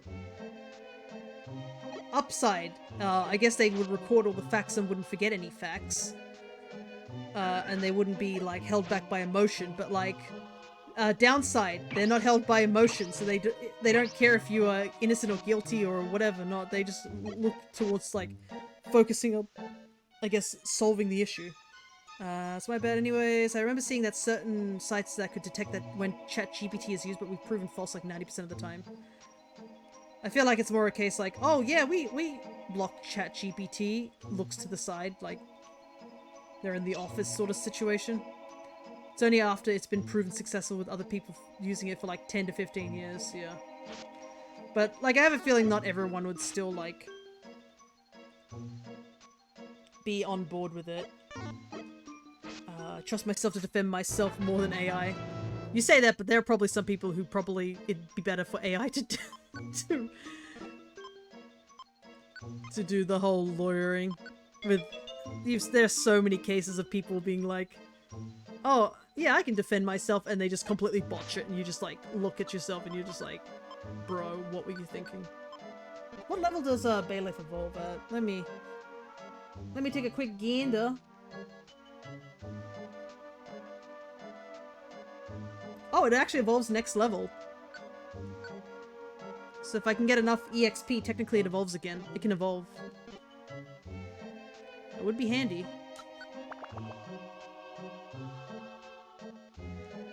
Might have to start KOing some Pokemon with actual moves to try and get that stuff. I can see therapy going down the AI road with therapy-oriented academia once going 100% research. I mean, it could work, but at the same time, we've had that situation... There has been proven points of, like, AI being used for good in therapy sort of thing. Because they did a test, I believe, where they had people, like, have AI as a sort of, like, an emotional support thing, and a good chunk of people were like, yeah, it helped. But there was also a good chunk of people who were like, it really didn't do anything for me. And then you had that really awful case, Oh god.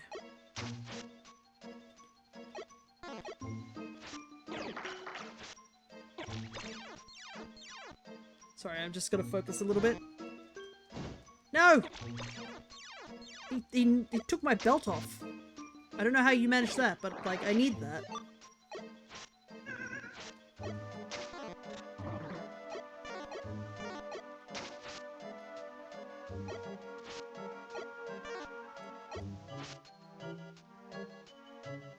Nope. I can see a certain thing going off. I kind of need that back, Bayleaf. Can you... Okay. Type belt. Give to me. Take. You need space for mass bomb. Okay. I still don't understand why mass bomb doesn't cost points, but regular bomb does. Honestly, you guys shouldn't be using mass bomb. That's reserved for raids. You make me think that I have raids on hand, but I don't.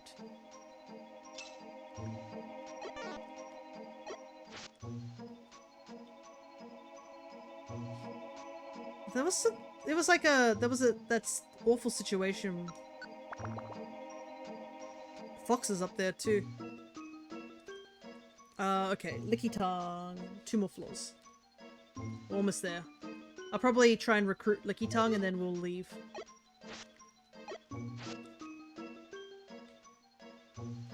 Oh, actually I should be trying to KO some Pokemon with moves.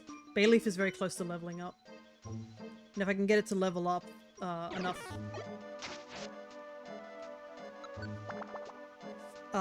then we can evolve it today. Why does the fox got bananas following them?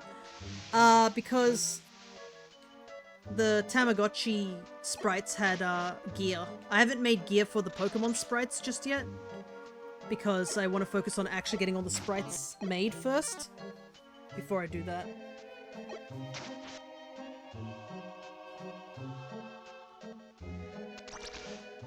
My goodness, you get a lot of EXP from these mons, but I guess it's because they're fully evolved.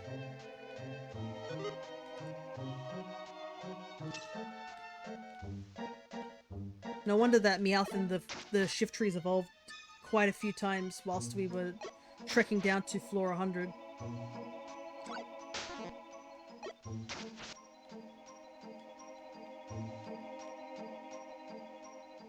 Right, time to put the friend bow back on. So hopefully we get Licky Tongue. We technically can get Skarmory, but I would prefer to get Licky Tongue because I think Skarmory would survive a lot better getting down to floor 100 if we must. I think that's probably what's going to happen, is we're going to have to take Skarmory down to Mewtwo and recruit Mewtwo.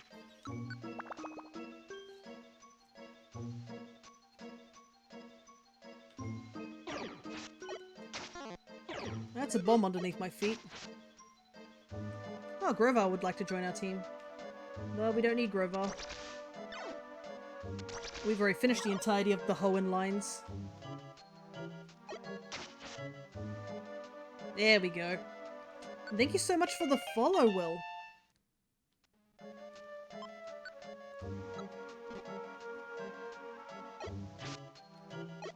Now that you are following, you have access to all the sprites for the avatars, as well as you got a good chunk of points to spend on your first avatar. Alright. Okay, so I need to mark down that we got another... We got Bayleaf, and we got another Ekans, and we got Licky Tongue. Where's Licky Tongue? I do not see him. Where is he? Oh, here he is. That's the hard part of this tracker, is actually finding all the mons.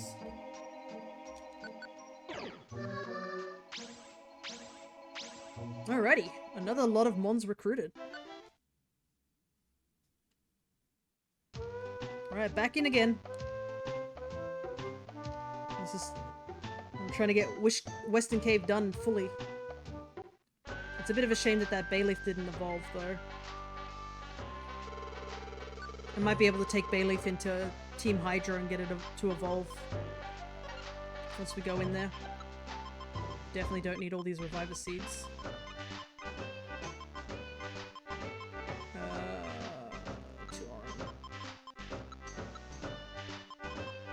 Don't need a key. But yeah, there's the sprites that are available, Will, sprites that I've made, except for the Kirby one. The Kirby one's on the workshop, but you got some retro Tamagotchis, some modern Tamagotchis, and the start of a mystery dungeon set of sprites. The mystery dungeon ones also can be requested. If you don't see one of a Pokemon from Gen 1 to 4 that you like, you can request for me to put it on a priority list. To do that, you do !avatar and write down the Pokemon that you wish to have done. Also, before I went back in, I should have marked down on my sticky note what I don't need. Okay, Ekans, done. Miltank, done. Bayleaf's not done yet. Licky Tongue, done.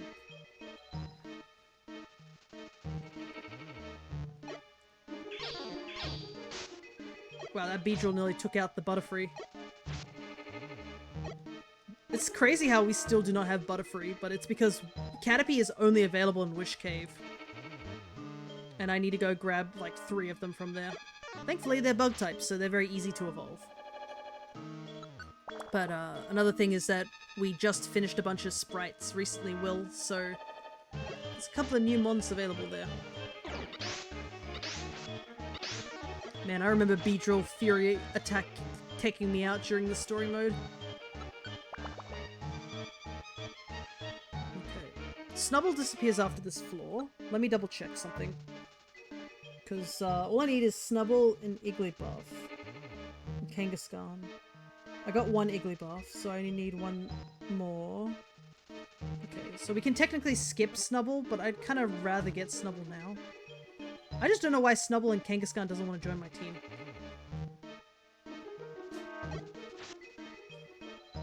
Like, they don't want to be part of my team, bro.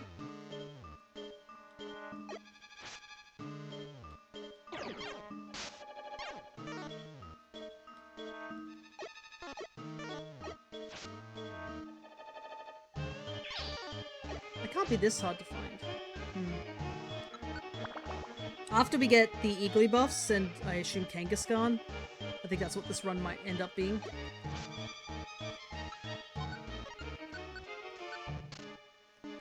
We'll come back and just grind for Snubble.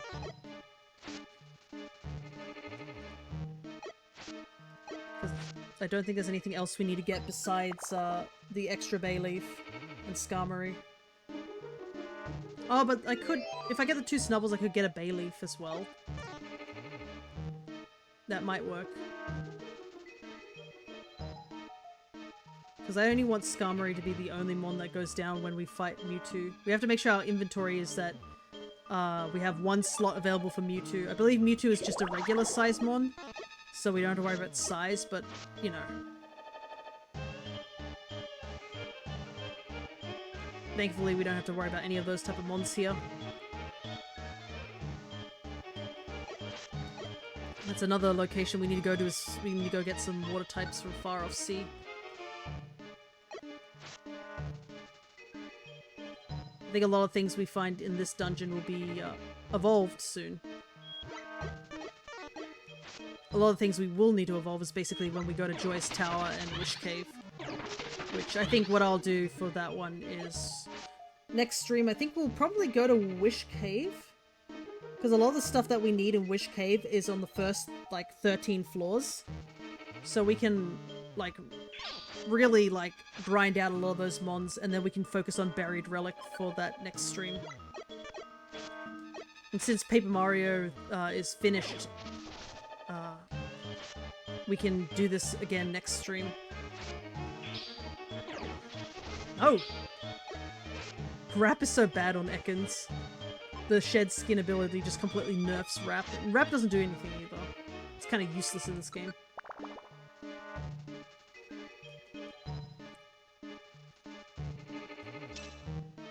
But yeah, I think that's the plan. I don't know if we'll have enough time. What time is it? We're in the 3-hour mark.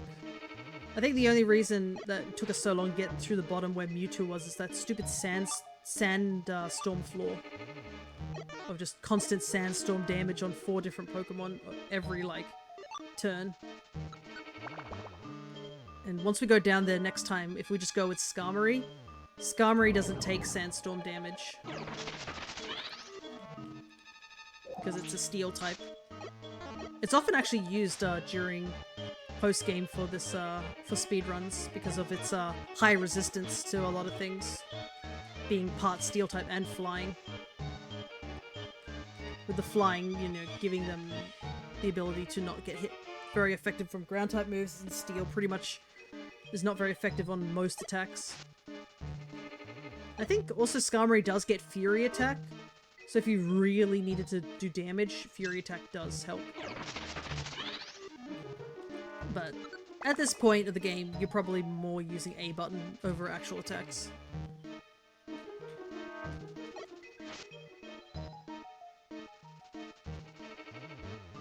Though I don't know what level Skarmory is in this game, so that might not be the case. You might have to actually use regular, more than just regular attacks.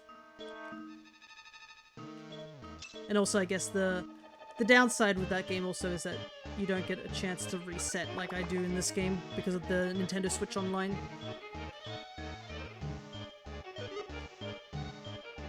The rewind function has definitely saved us quite a bit.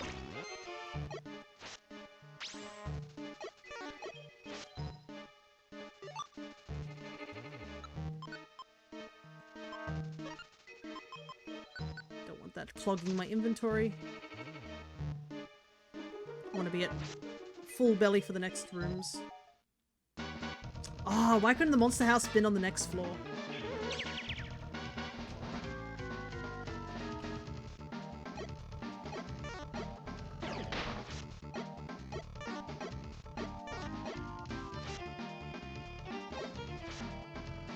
am surprised no mon is trying to attack us from below. They must have all followed us in a straight line.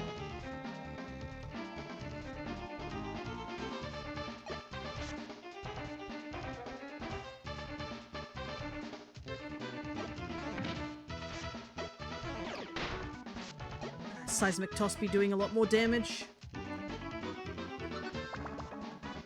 Alright. Time to grind for Igglybuff.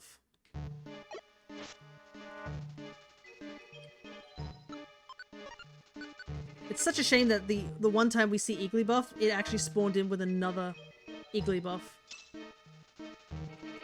But we couldn't take it because we were full.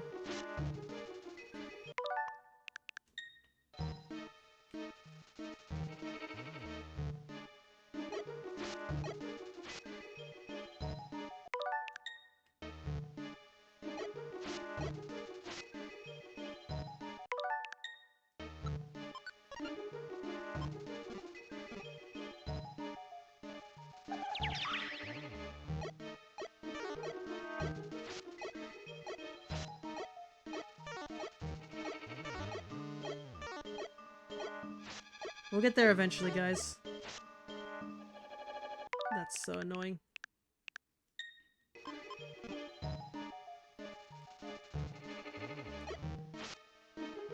Come on, Igglybuff, join me.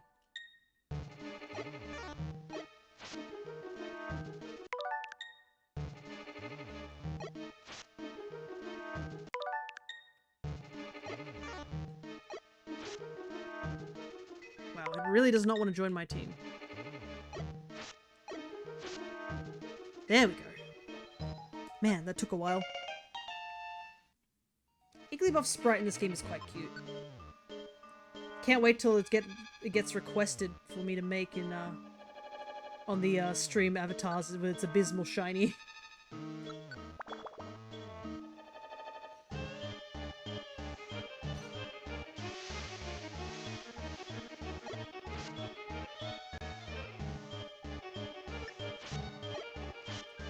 Kangaskhan is on floor 13, Igglybuff is on floor 13, so it might be worth going a bit further.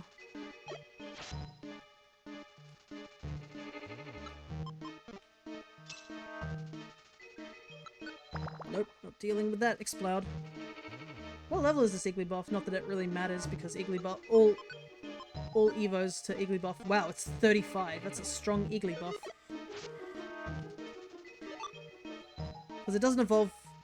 It evolves with Friendship and then immediately a Moonstone. So we have like no reason to level up Igglybuff whatsoever.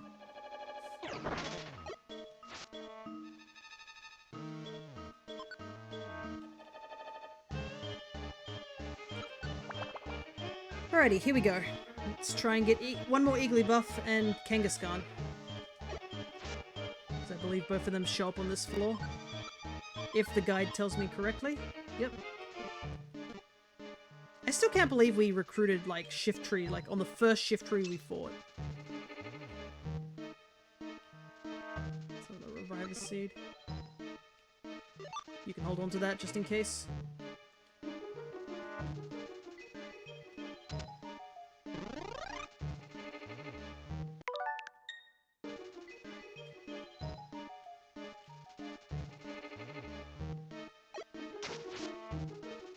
Okay, finally. I don't know why the previous run Kangaskhan just refused to join us. Alright. I might need to put the X-ray specs on for a little while.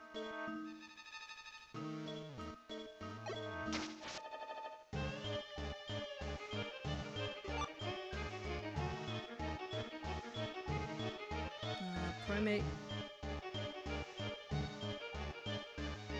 The downside with a lot of these long corridor areas is that sometimes the mons will just run away from you, like unknowingly.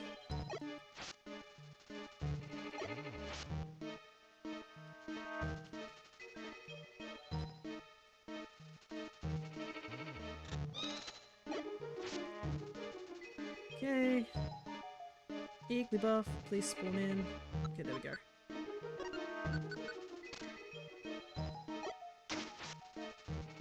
Perfect. there we go. Igglybuff, mark down that I have 3 of them. Alright, let's get out of here.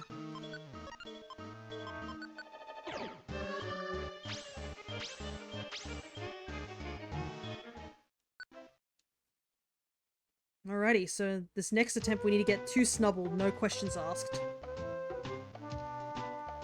And then we also need to get 1 Bayleaf. And then after that, that's all the Pokemon I think, except for Mewtwo and Skarmory. Kangaskhan and Igglybuff are done. Yeah, wow, we actually did a solid amount of work in Western Cave in such a short period of time.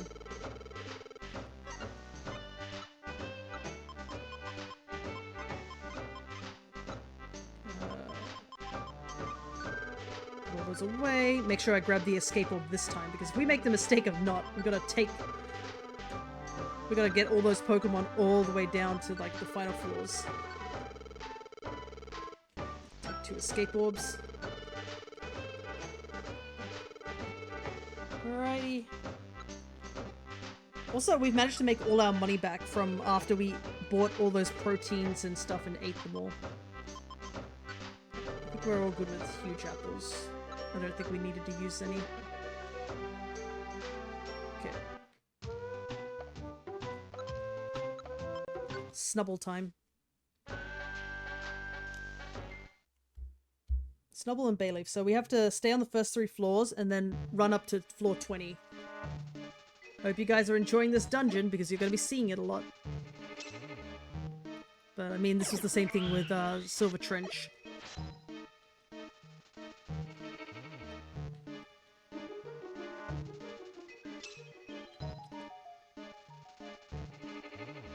I probably want to stay here on these first floors because I don't want Ekans spawning in.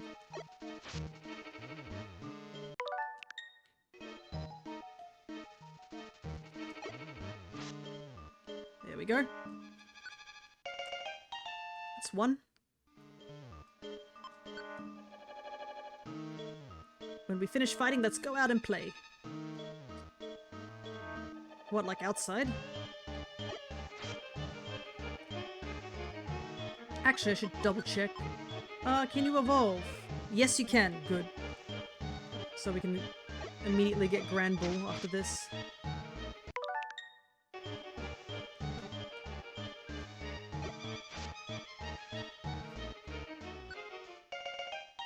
Alright. 2 Snubble gotten. Alright, off to floor 20.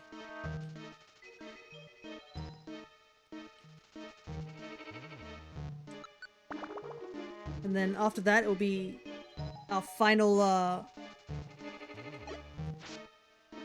run through Western Cave when we go get Mewtwo. You guys have just got to remind me to go pick up a actual I'm not gonna deal with that. Oh, come on.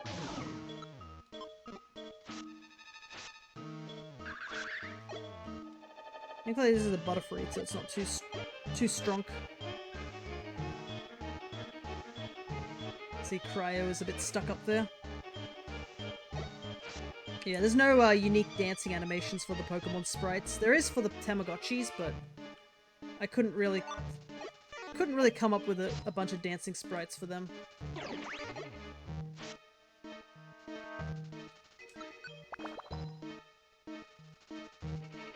Little default dance is fine enough. Just dancing up here. Yeah, I can see that.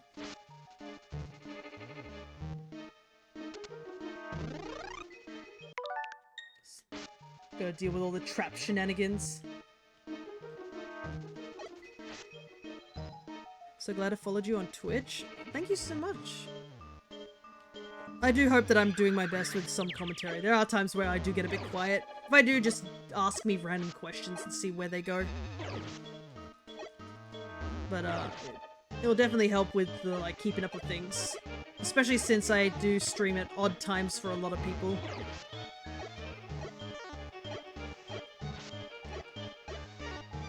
Come on. There we go. Man, that fight was a lot harder. Mystery Dungeon is a game where you gotta stay focused. Yeah, I don't deny that, especially once we start like actually getting into the bigger sort of dungeon areas. Because there have been times where I've just gone like total lizard brain mode on this game, and it has definitely cost me. Right now I'm playing DX. Nice!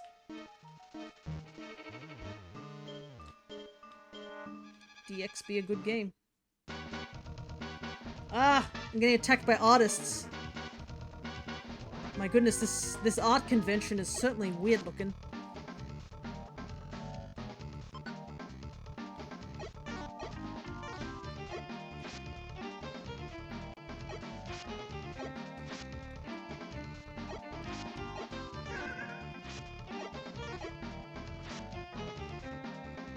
Man, if I had a move like Heat Wave, that would be so useful.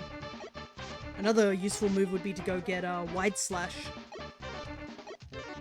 Wide Slash is interesting because in Explorers, Wide Slash can be just found lying around, and it's super useful. In the original games, Wide Slash is actually locked in one dungeon, and that's actually Far Off Sea, which we haven't gone to just yet. We'll probably be going to Far Off Sea next stream on this game.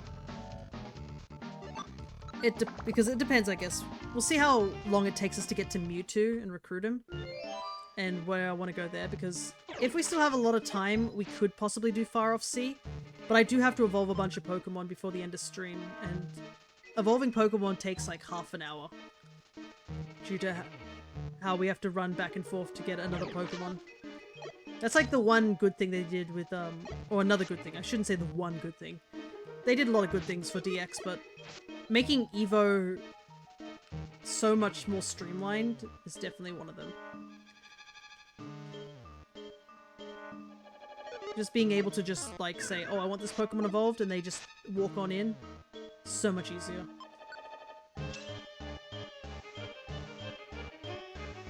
Probably nothing down this way. Like, they made evolving Pokemon and recruiting Pokemon so much easier, but at the same time, I mean, we lost friend areas. And that's something that I'm a bit sad about. I mean, friend areas are so cool. And they only show up in like one game. Never again. And that makes me sad.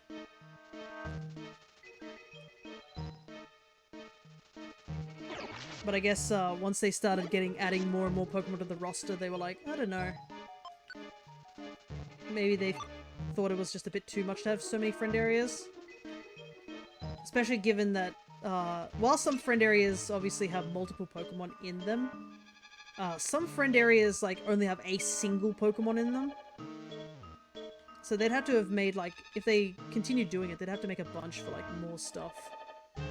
Slugma. I feel like I've caught Slugma before, so I might use a repeat ball.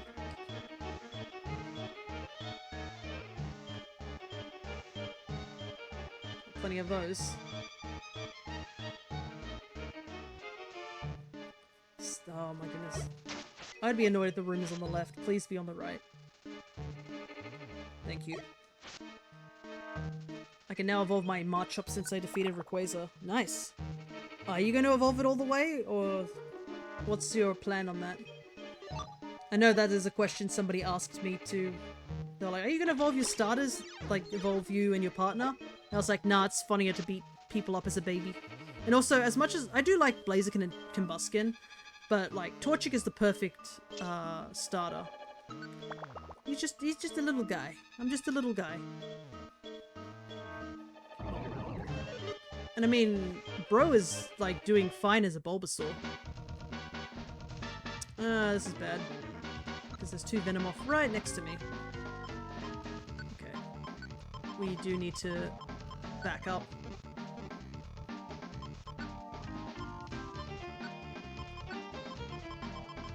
I'll take out one of the Venomoth at least. Or not, because apparently the game decided to target everything but the Venomoth.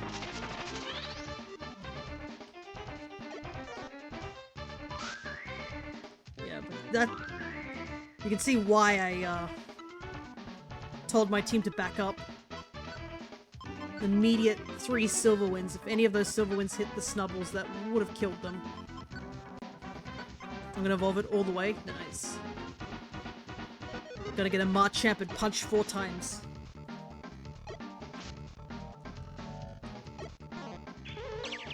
But yeah, I've never been interested in like evolving my starters. Especially since in the old games they didn't have portraits.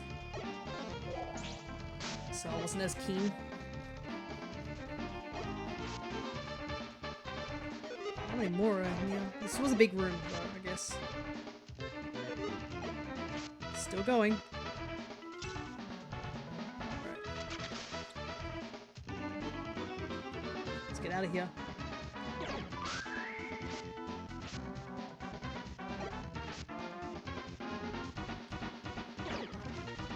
No! At least I'm at full health, so I've got plenty of time. Venomoths are so annoying.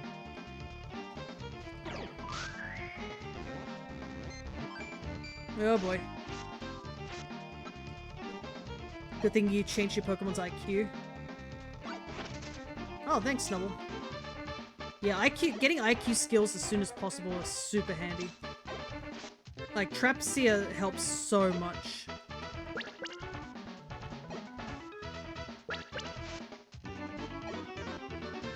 I need to make these guys dedicated travelers. Maybe change the IQ skill.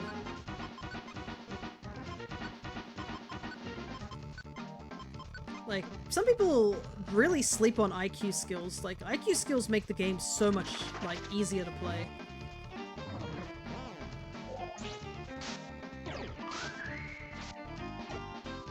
I need Venomoth to stop existing, please. Thank you.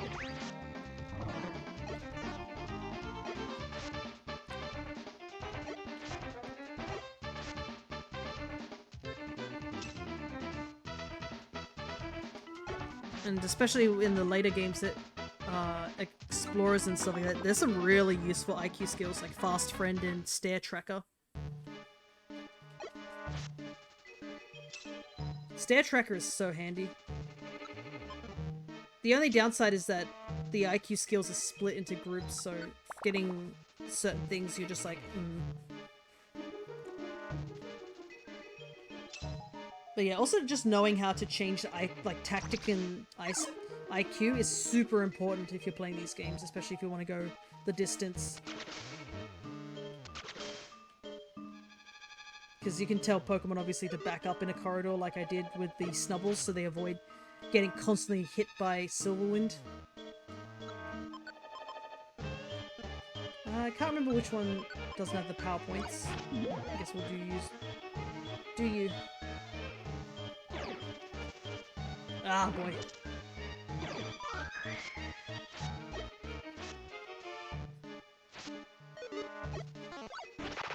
I want these Venomoth to go away. They'll be gone in 2 more floors. They're so annoying. Poisoning me, silver winding. At least they're not as bad as in, like, DX. Because I think they up the AI in DX when it comes to those type of moves. They spam them so much more frequently. I remember seeing so many people just dying to a lot of the nonsense of Silverwind in Sky Tower. Not to mention, like, in DX, you have to go back up there. And it's a hard fight. They made Rayquaza so much more difficult. I believe they upgraded all 3 of the legendaries in that game.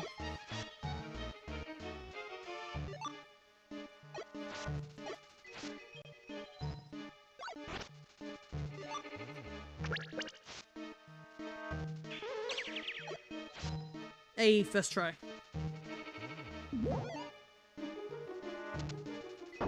Uh-oh. That's kind of bad. I'm just gonna stand here. Oh, right, they have Runaway. That's really bad. Man just booked it.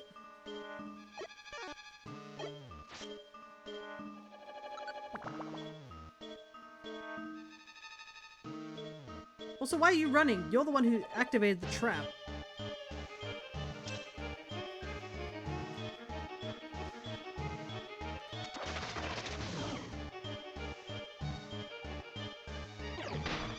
Ow. Just a couple more floors and then we can take these snubbles off the party. They added some really interesting skills in DX, I believe. They made it that it's like you get 2 skills, isn't it? Special abilities, and some of them are really good. Like one that makes it that your multi-attacks don't miss, or like one that basically restores power points every floor.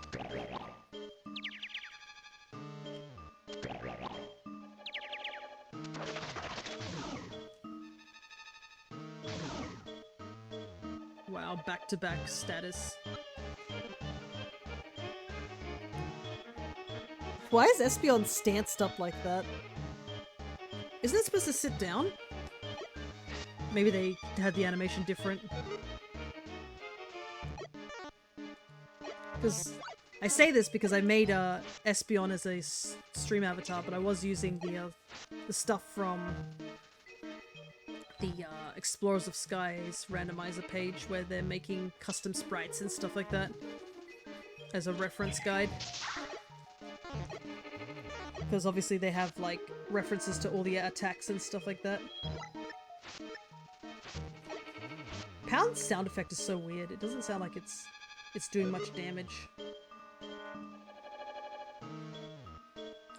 Doubles playing Splatoon. They actually were talking about Splatoon yesterday, today, I guess? I don't know time zones. But I think they were mentioning how they were doing that side order... what's the word for it? Side order side content?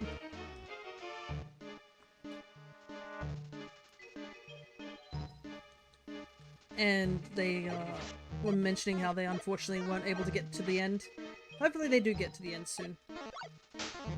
Yeah, Espeon is just stanced up. Espeon ready to throw hands for some reason.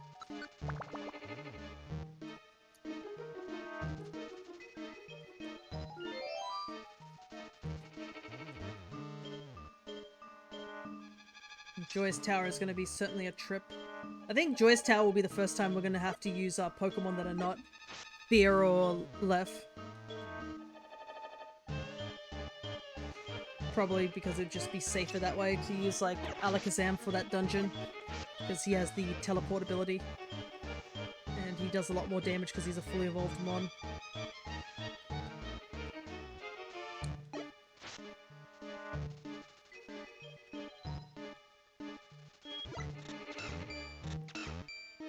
We're almost out of this area.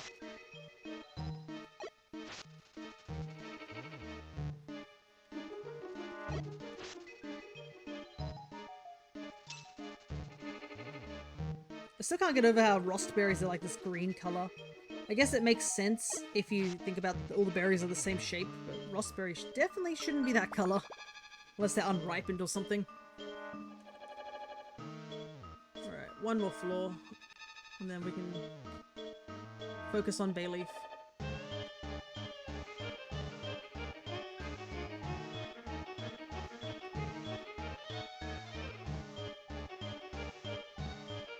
I think another reason this particular dungeon is just taking a long time is just because there's so many rooms. You have to check every single room for a pair of stairs. Alright, we made it. Bayleaf should start spawning in now. So, we'll put our friend Bo back on.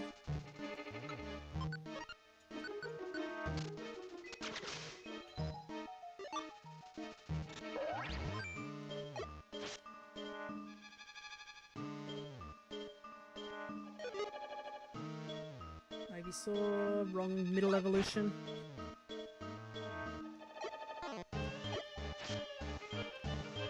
Oh, another Miltank. Unfortunately, we already have you. We need Bayleaf.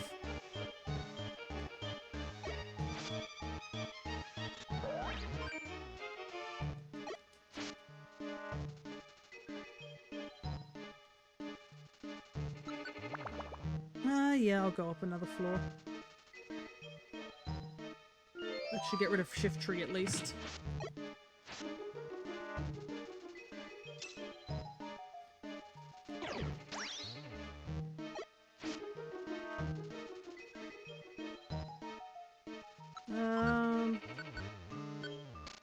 Yeah.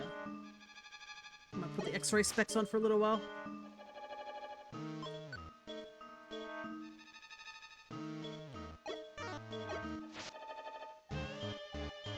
Still wants to join our team even though we don't have the friend bow on.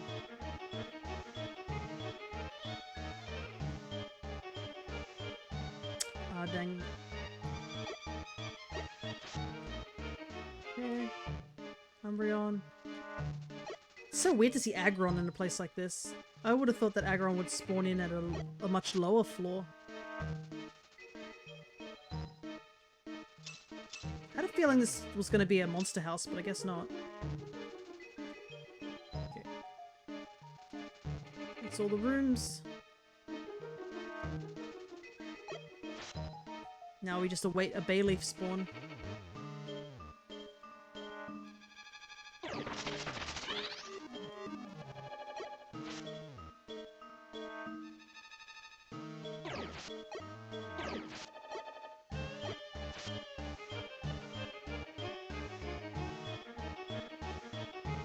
Come on, Bayleaf.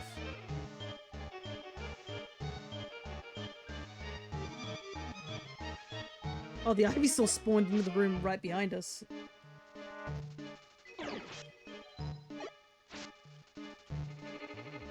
Okay.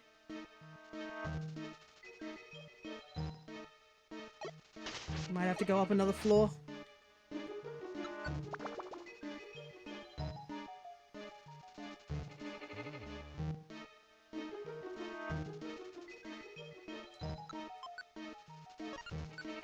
There's the Bayleaf.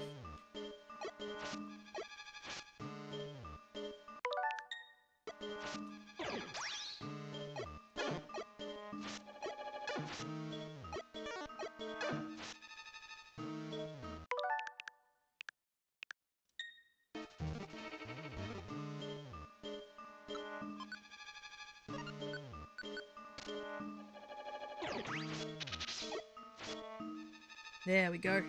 Just need to re-roll the RNG just one more time. Alrighty! 2 Snubbles and Bayleaf Core.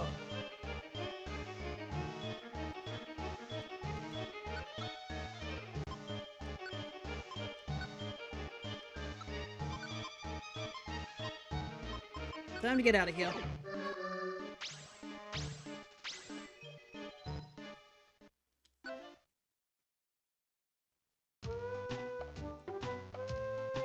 Minute trick.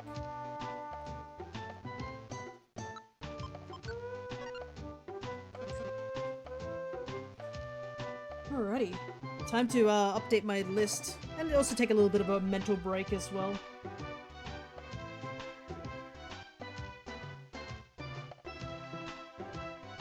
Okay. I'm gonna clean up all this out of my checklist so it's a little cleaner to see. Don't need all that.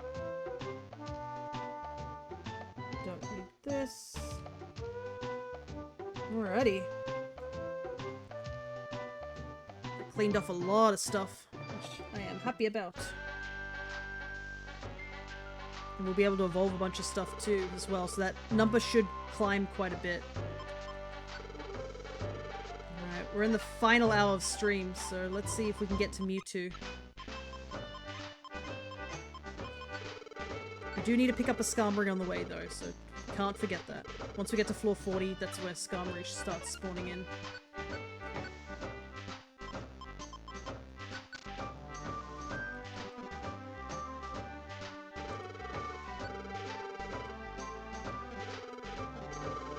Before I go do that, I might quickly take a quick break. Go grab some stuff to nom on, because it is getting a bit too lunchtime. Just something quick. Also, I'll save the game. So I'll be back in just a minute. I won't take too long. So I'll just be waiting inside my house. Just chilling. Alright, I'll be back in just a moment.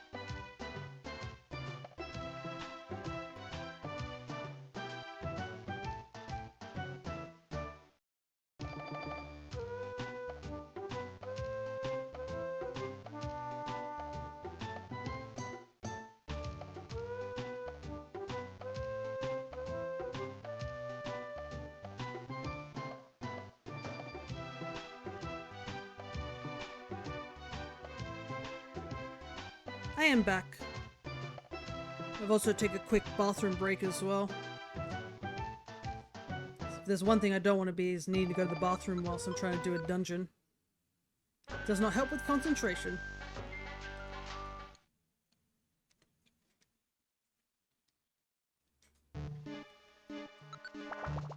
But yeah, I got a couple of little snack things to chew on. So I'm not going to be totally hungry. But yeah, this is it. Final Western Cave run.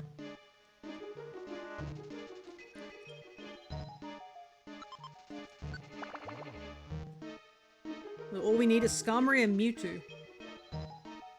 And Skarmory is all the way up at level 40, so we don't need to, Oh wow, super lucky. Absolutely would take a bunch of stairs straight away. So we don't need to recruit anything anymore. We pretty much have everything. And this is if my list is right, but I'm pretty sure my list is right. Plus, I mean, if it was wrong, then we can always come back. And we don't have to worry about the big, giant, like, level jump as well, because at the very least, we don't have to worry about going all the way down to, like, certain floors. Because I think, yeah, Absol and Skarmory are, like, the last mods we'll need to go, so there is literally no reason for us to go any further than level, like, 40-ish. I guess for Miltank, but you can easily get Miltank earlier floors. And we already have Miltank. We're all done. It's just Mewtwo that we have to go get, that's all the way at the bottom. Everything else is, like, super evolved. So, should be a lot faster.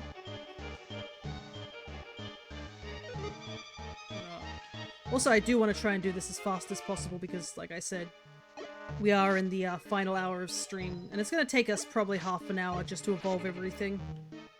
So I'd like to at least get through most of this done. And I might do one, I could do one unknown relic run. I don't think we're doing Far Off Sea this time around. Far Off Sea is going to be for next stream. But I guess it'll be a lot easier to do Far Off Stream next stream because Buried Relic is not going to be a 100 floor dungeon. We don't need to go down 100 floors. We just need to hopefully be lucky and find Mew. And Mew can spawn at any of the floors between a certain point and 99.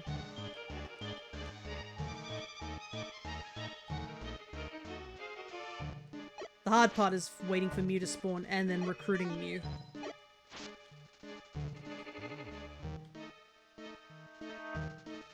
Because I don't think Mew stops spawning if you do KO it on a certain floor. I think it just stops spawning on that particular floor, but you can find it on a different floor. But I think if we find Mew, we're probably going to be trying to reset multiple times.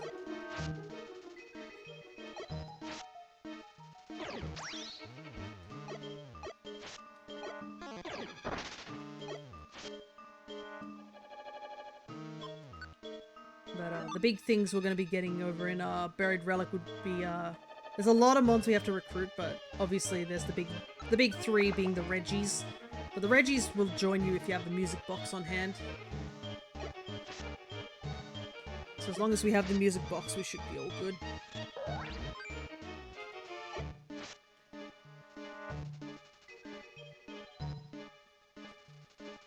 So I do want to do a little bit of a dungeon with Bayleaf. The one that we picked up earlier on, because it is close to leveling up. So I do want to be able to level up one of them, because that will get us Meganium straight away. It's actually kind of surprising how early the Johto mons evolve. All the Hoenn mons like evolve at 3.6, whilst the Johto mons like evolve at like 3.2, and even like Feraligatr evolves at 30. Which is a big reason why it's also used a lot in speedruns, because it evolves so early compared to like Typhlosion. And unfortunately, as much as I love Meganium, I can't deny that Meganium is not useful in a speedrun sense. It's kind of why I wish Meganium got a bit of a buff somehow, some way. Meganium deserves more.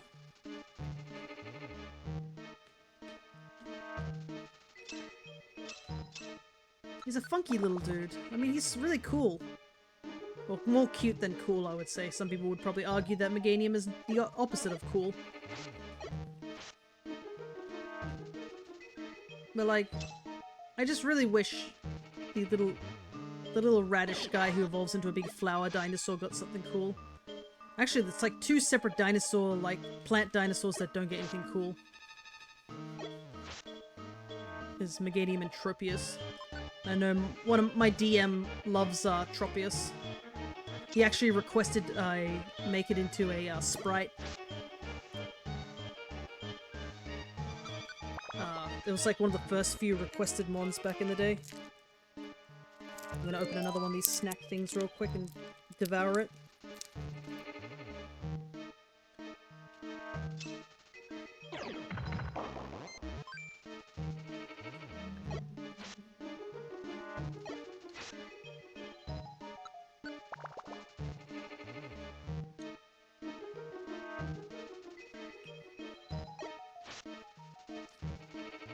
Man, Kangaskhan is now wanting to join us, and we're not even, like, wearing the friend bow. It really does show that the game is very biased with who it decides to join your team and whatnot. Because first time we came here, Kangaskhan wasn't even remotely interested in joining our team. But now we've already had 3 requests to join our team after we've already gotten Kangaskhan.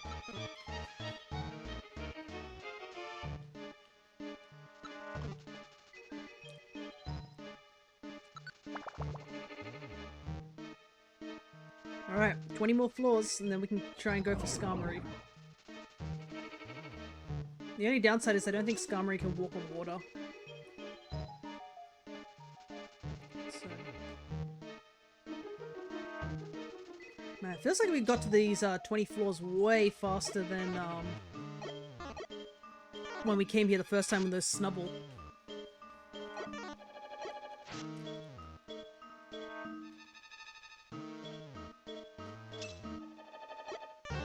Venusaur. Not Venusaur, Ivysaur.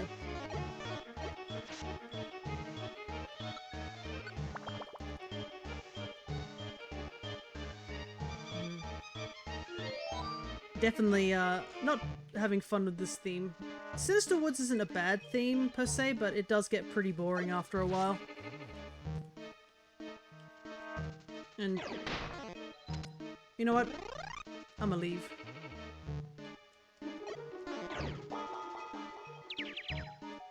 That's annoying. Thankfully with Confusion, you're forced to go in a direction where there's no Pokemon.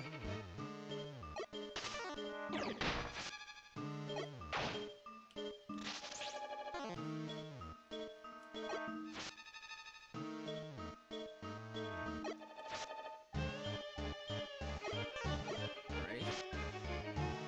Unfortunately, it's the dead end. We've got to go back.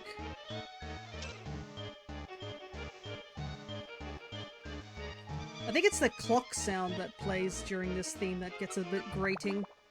It's a lot more pronounced in the GBA version than it is in the DS version. I'm not sure why. Go on the stairs, no. Almost there. There we go. There's no point fighting anything where at level 100 we gain literally no experience.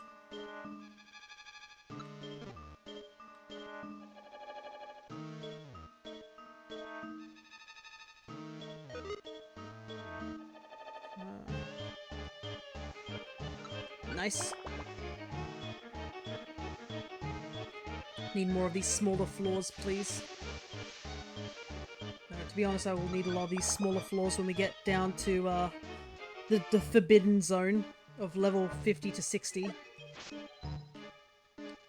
on Tyranitar's wild sand ride.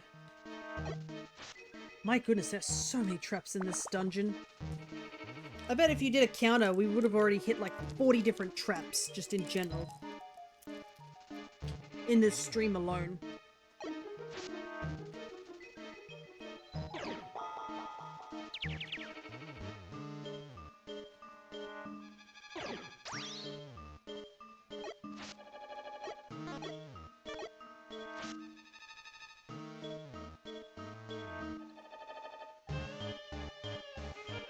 Thankfully, once we get down to a certain point, the music does change a bit.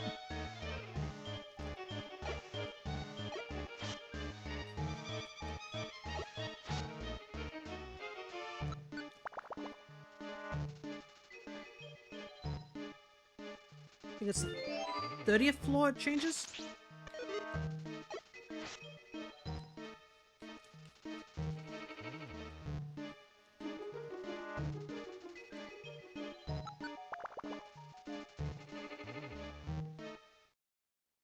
Nope, 28th. Odd number, but oh well.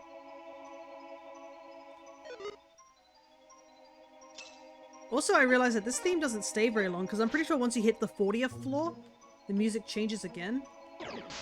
And then it just stays as like the lower magma pit for like the rest of the run. Which is a bit of a shame. But I guess it's supposed to be like the sort of subtle change in tone. Now that we're getting further into Western Cave and things are getting stronger.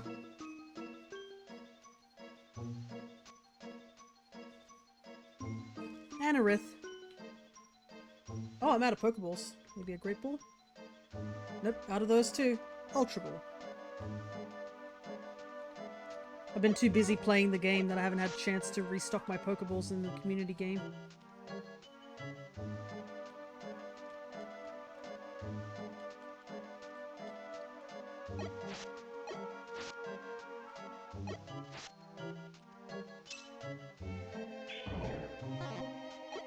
We're getting rid of you straight away, Mr. Poison Gasser.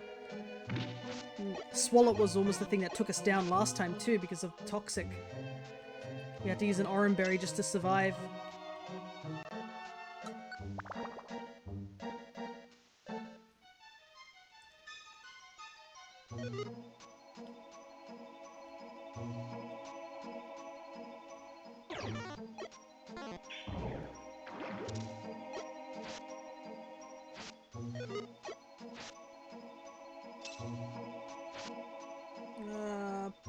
Good. At least this floor is small.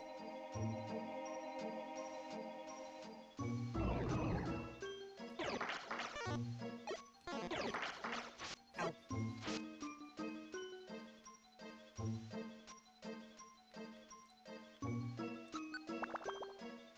8 more floors.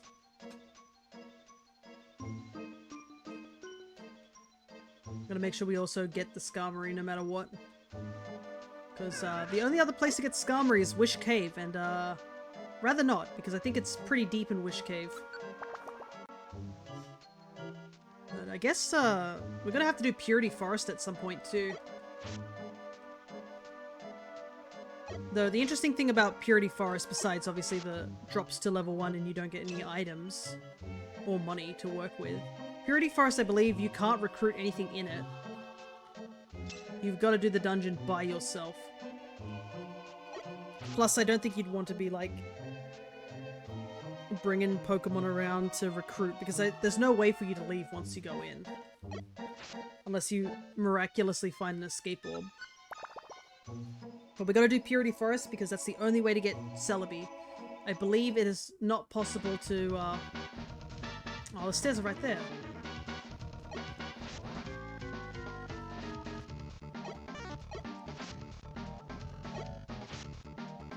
I don't think it's possible to use Jirachi to wish for a Celebi.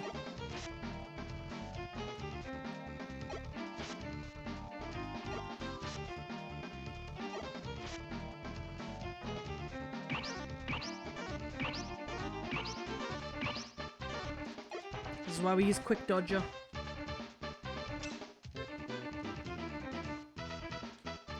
Gold Orb.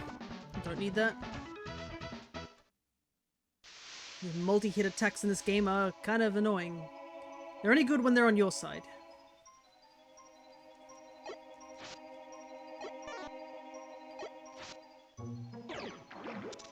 Gee whiz, another toxic. Thankfully, we're right next to the stairs, so we don't have to worry about it.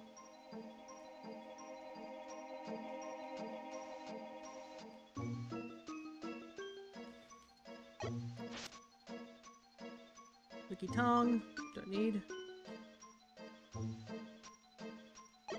It's nice to not have to, like, worry about things here. We can just head on through.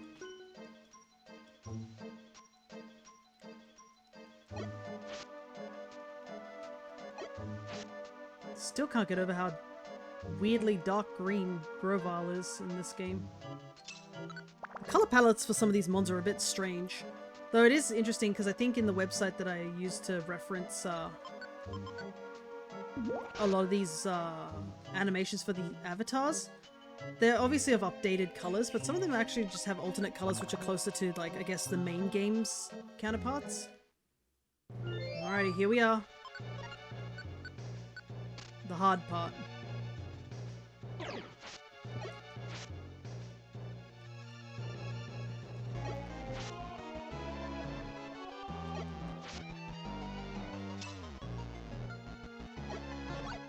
You find one Skarmory.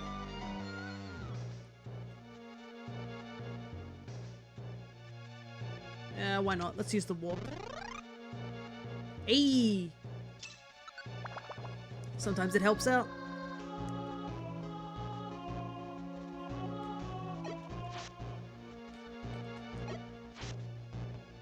Can't recruit any of you guys. Wow, that room is full of 2 traps, and despite how small it is. Whoa, what is this corridor? It's just a giant corridor.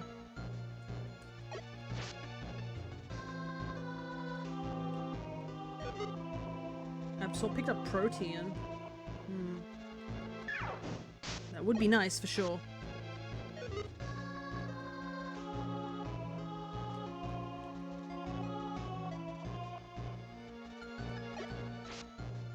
There we go.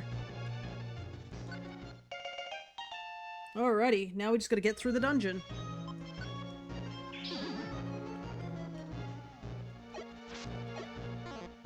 Oh, I see double team, that's annoying. It's a little scary. Oh, it's not even the right Absol, this one's got the key. Is it you? Do you have the Protean? Do you have the protein powder? No, you don't. Oh well. I don't really want to waste too much time. We gotta get going.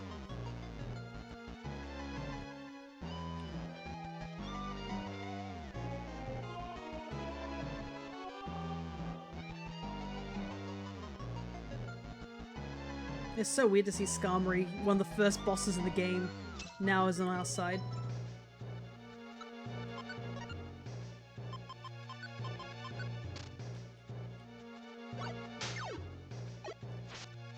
Skarmory is also super useful if you are trying to do a Purity Forest run, because Skarmory gives you like a ton of EXP.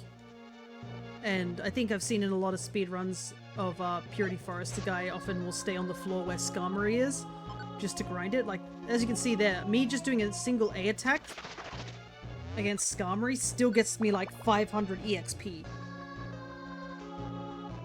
Which is strangely just a lot for Skarmory of all Pokemon. I'm wondering if it's because it's a boss Pokemon that the inflated EXP was never changed. But yeah, you'll probably see in a lot of like Purity Forest ones, they'll probably stay on a floor where a bunch of Skarmory can spawn in so that they can just farm Skarmory.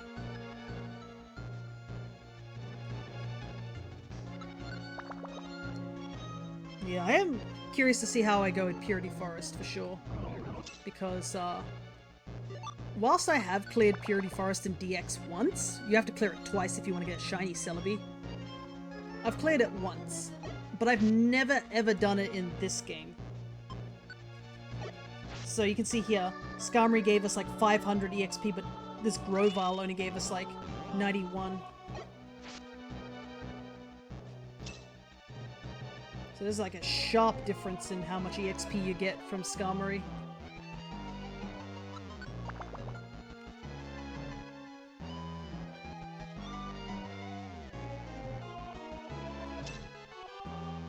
Also, agility is kind of nice to have on hand.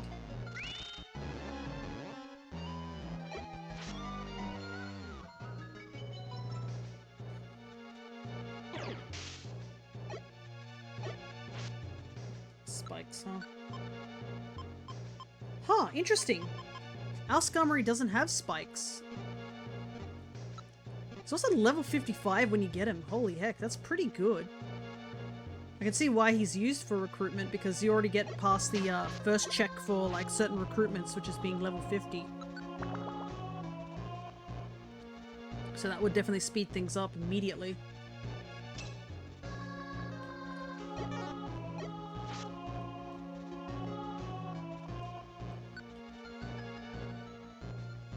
Alright, we're about to enter the Tyranitar zone.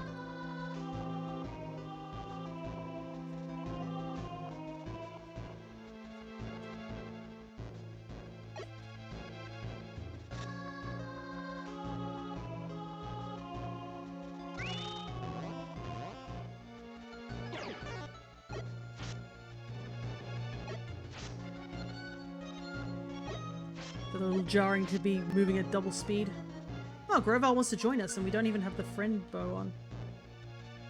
I always get surprised when some Pokemon want to join us despite, like, without the friendship boosting bow on. So yeah, that's just a flat 20%, I think.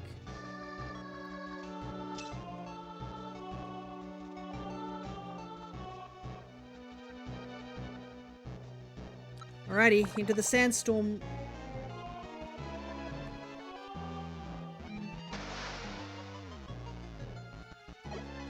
Thankfully it's only just us taking damage, but it still takes forever.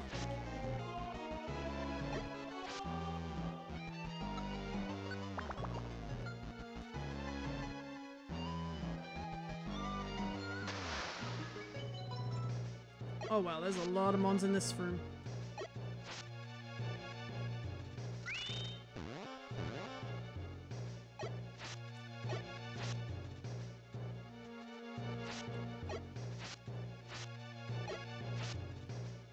That. Hopefully this time around it will be a lot quicker to get through this floor.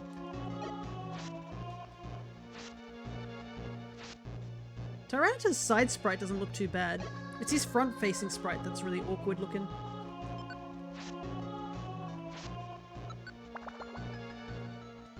Because I don't know why, it looks so goofy from the front. Like an eagle. Oh! No Tyranitar spawning.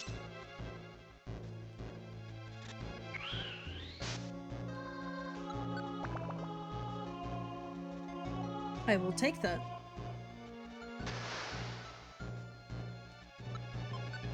Also want to change Skarmory's tactics real quick.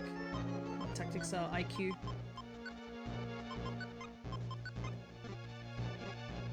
Speed things up a bit.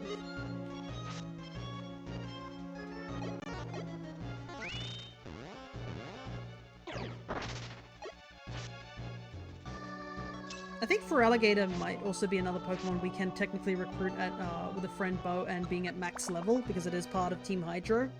Thing is that you get Totodile so easily. I think we were able to just evolve Totodile straight away too.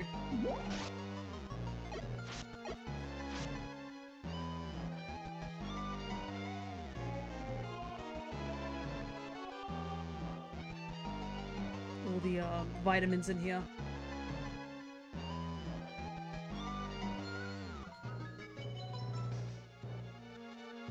Another no Tyranitar spawn. Interesting. Look, I'll absolutely take it though, right? The sandstorm is annoying as hell. Kinda wish that was the case when we had like 4 team members.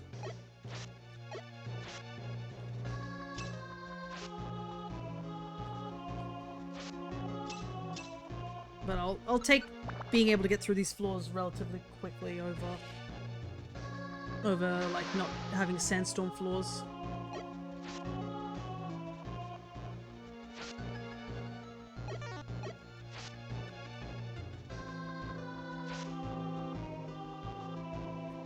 So we are certainly getting lucky, thank you. Gotta get... Game heard us, we gotta go fast, and it's giving us go fast.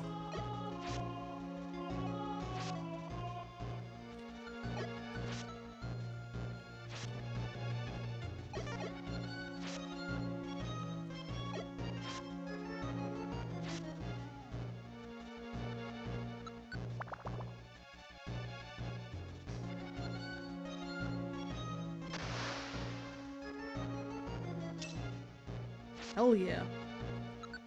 Man, this definitely feels a lot better than when we did it the last time. Last time it took us over 10 minutes to get, probably 15 minutes to get through this horrid section of the dungeon. We are going so much faster. Do I have a key on hand? No, I didn't pick up any keys. Oh well. I don't need what's in there, it's just a link cable now. No! I did the same thing twice. There we go, that's what I wanted to do.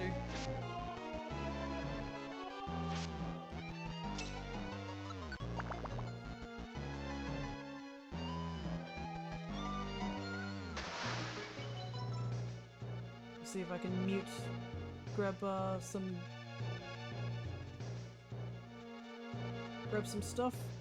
Are we getting hit by another sandstorm? Oh, I guess it's still wall 60. There we go.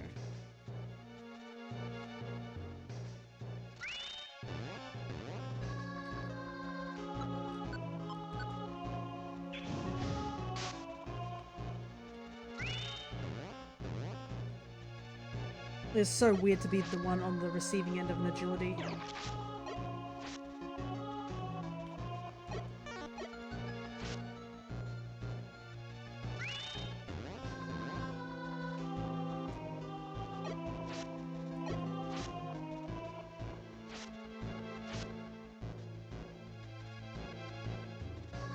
There's the key that we could have used in the previous floor. Too bad.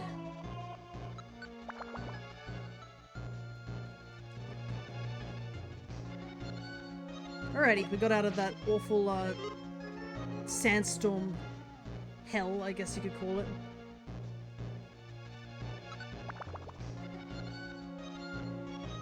Only a couple more floors to go.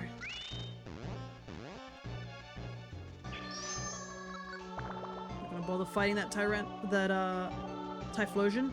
Gotta say, his mouth is a strange color. It's kind of weird when it's just like in his idle pose. It's like a completely different color from when he's attacking or getting hurt. It's so strange.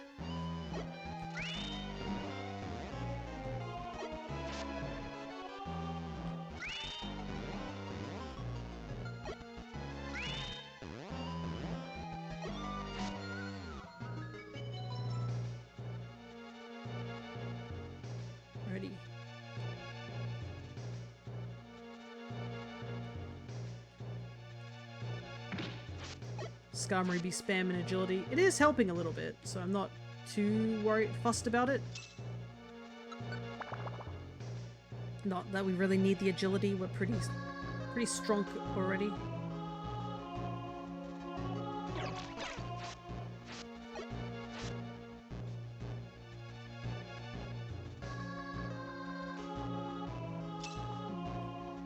I can hear a very large dog barking at the moment. When I went to go grab the snack a little bit time ago, there was actually a lot of police sirens going off. I was wondering what was going on there. Though, to be honest, it's a little sad that it feels like emergency vehicle sounds are going off more frequently in our sort of neck of the woods, as they say. And I'm not even sure exactly why. Because it's not like, oh, it might be just police constantly going here. It feels like it's more just like a mixture of everything. probably fire trucks is the least common one I see, but I see a lot of police and ambulances of recent. Fire trucks will probably become more common in a couple of, in a month or two. Well, not a month or two, I should say a week or two, because we are technically in summer at the moment, so... But today is a very cold day. It's actually, drizzling today. And there's a very cold breeze coming in, which I'm super happy for, because... That's kind of the downside of streaming during summer, is it gets super hot upstairs, where I'm doing all my streaming. And there's, like, nothing I can do. I can turn a fan on, but, like... The computer also gets very hot, and there's only so much I can do to help the computer at that point.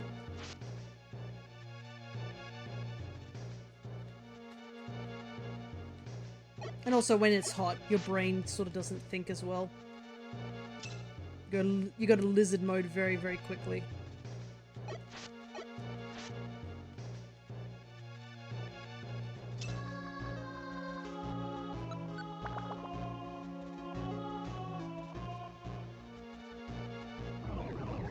I will take a freebie room. We're at the funny number. Only 30 more floors to go. We're actually tearing through this rather quickly. When I looked at the timer on OBS, I was at like 4:22, but we're already like... We've gone down quite a few floors in that time since then.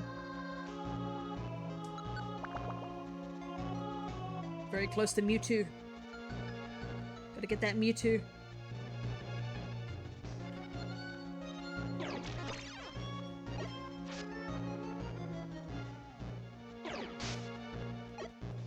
Oof, that did a lot of damage to Skarmory.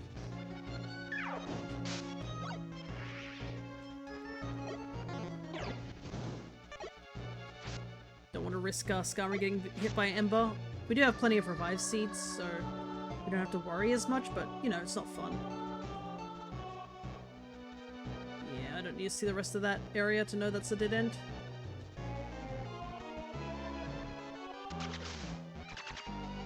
Oh wait, Skarmory was holding onto a key. I wonder how long he's been holding onto that. I could have used that for that, to get an extra link cable. Not that I really need one. We're pretty good on link cables, I think. Plus, if I really am desperate for a link cable, I'll just go back through,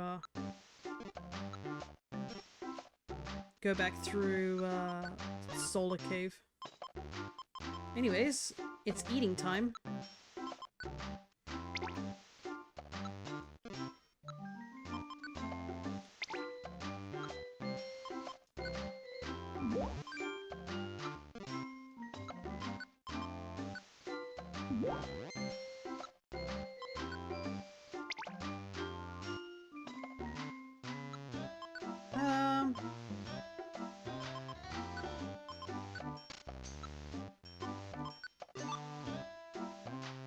Might as well. Spending so much money and it's still not enough to scratch how much money we have in our wallet. And I will absolutely take the extra IQ. That was two red gummies, I think, so that definitely would have helped. Especially since once you get to the end of like the IQ skills, it gets really hard. Takes forever.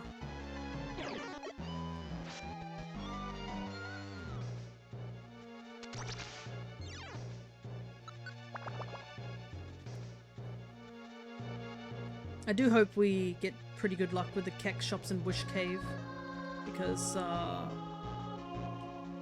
there is a very scary chance that we might not be able to get all the Evo items that we need. At least we'll be able to take in as much money as we want in Wish Cave. It's not like Joyous Tower, where Joyous Tower won't let you take money in. So we should be okay in that regard. And I mean, if worse comes to worse, like, we could possibly steal from Keck. I probably wouldn't want to risk stealing from Keck in Wish Cave, of all places, but it is possible.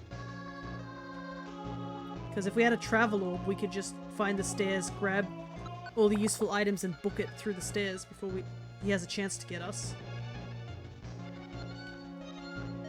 That's kind of the best way to even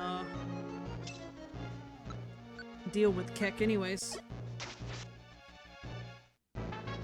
Hey, a nice level up for Skarmory.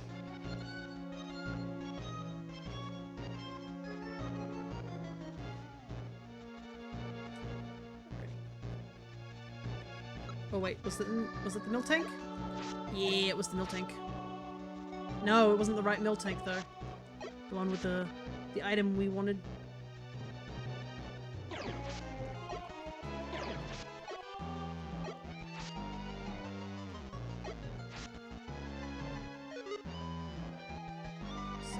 up money. Don't care about that. The fact that we can spend almost 10,000 gold and not be bothered by the amount of money is crazy.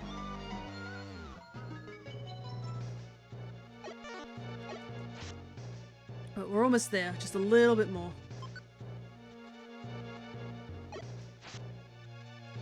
Just in case that guy becomes a nuisance later on.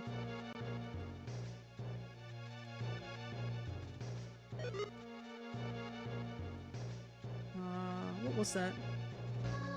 I shouldn't have backtracked. I thought it could have been a vitamin, but it's just a key.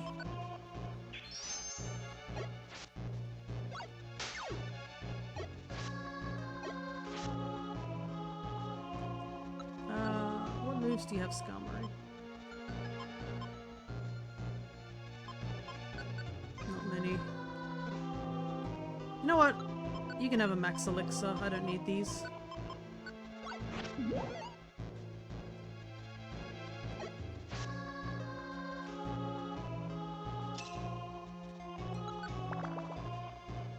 Okay, 77, 22 more floors to go. And still have a little bit time at the end of stream.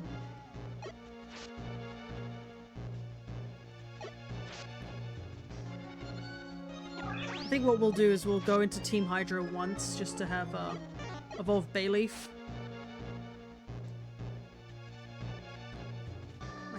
And then do one unknown run as well.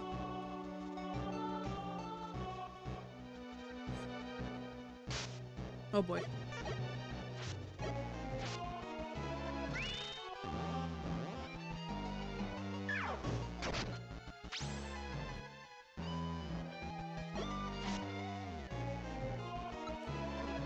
It's one KO, unfortunately.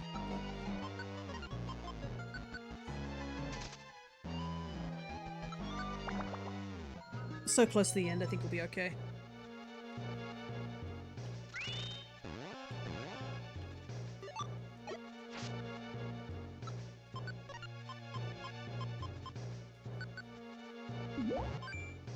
I wonder how many vitamins I've been eating. Probably boosting all my stats. Yeah, my special attack's pretty high. It's my defense and special defense that could really use a work though.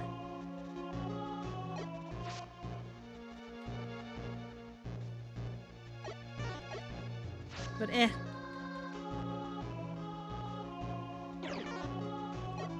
I am still determined to throw hands with Kecleon at some point. And it's gonna be tough, that's for sure. And there is a cop-out that I could just go to Wish Cave, and if I haven't recruited a Pokemon, then I can do that. But the problem with the Wish Cave situation of wanting to recruit a Pokemon via that way is that because we don't have a lot of the Leaf Stone Evos yet, there is like the scary chance that that Jirachi just gives us a Pokemon that is like a Leaf Stone based one. Which we can easily get, but there's like quite a few Leaf Stoners that we have. I believe there's 3 of them. It's like Victory Bell, Vileplume, something else. Shift Tree is already done, but I'm pretty sure there's like one more. I can actually take a look. Executor, that's it. So we still need like 3 Leaf Stones.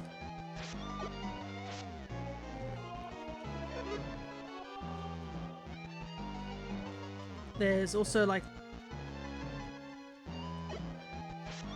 another thing we could do to prevent the Leaf Stone situation from happening is just like make it that the friend areas are too full. for Jirachi to put something in there, and that might push Jirachi to put the friend area, the mon that it chooses into a different area. Because there's also the chance that Jirachi grabs like Blissey or Chansey, which would be super handy. Or anything that's super, like, far into Wish Cave. Not Wish Cave, Joyous Tower. The only other thing I can think of is maybe Ponyta.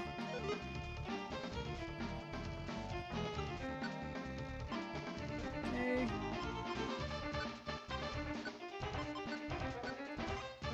That should be good. Now we mash the A button.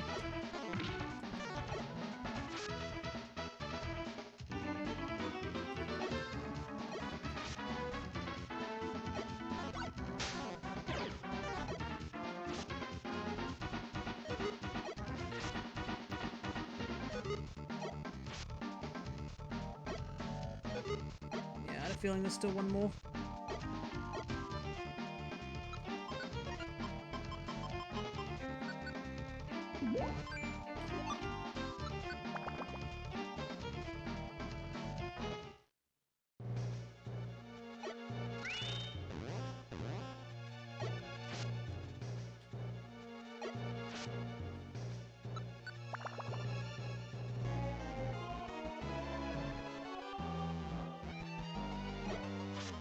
Getting there.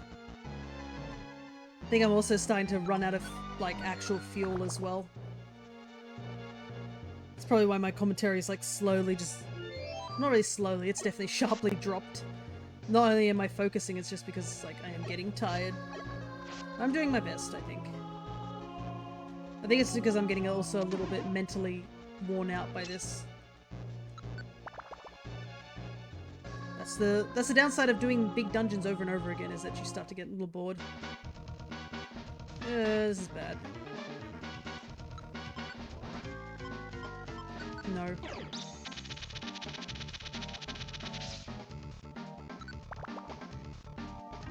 I'm not gonna bother with that one. Are you kidding me? Back-to-back monster houses? Are you kidding me, game?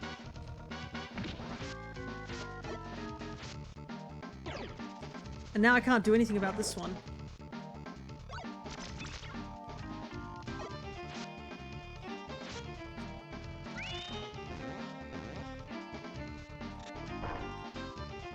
Well, at least one of the Swampets went for Bide, so that should slow things down a bit. And we also do have Agility that's helping us.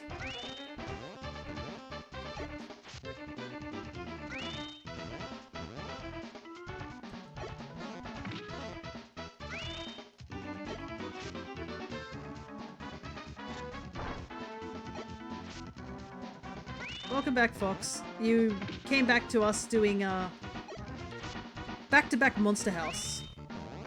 Don't worry, the Skarmory is on our team. But yeah, Poison, on the other hand, is not great. Do I have a Petra Berry on hand? I do not. Oh man, you won. Yeah, the constant agility definitely did help a little bit. The poison that Meganium hit me with, though, is not fun. At least it's better than that Swalot's Toxic. But welcome back regardless. We have gotten almost... I've only won one Monster House in Explorers. Well, I can give you a little bit of tips and tricks for Monster Houses. Oh!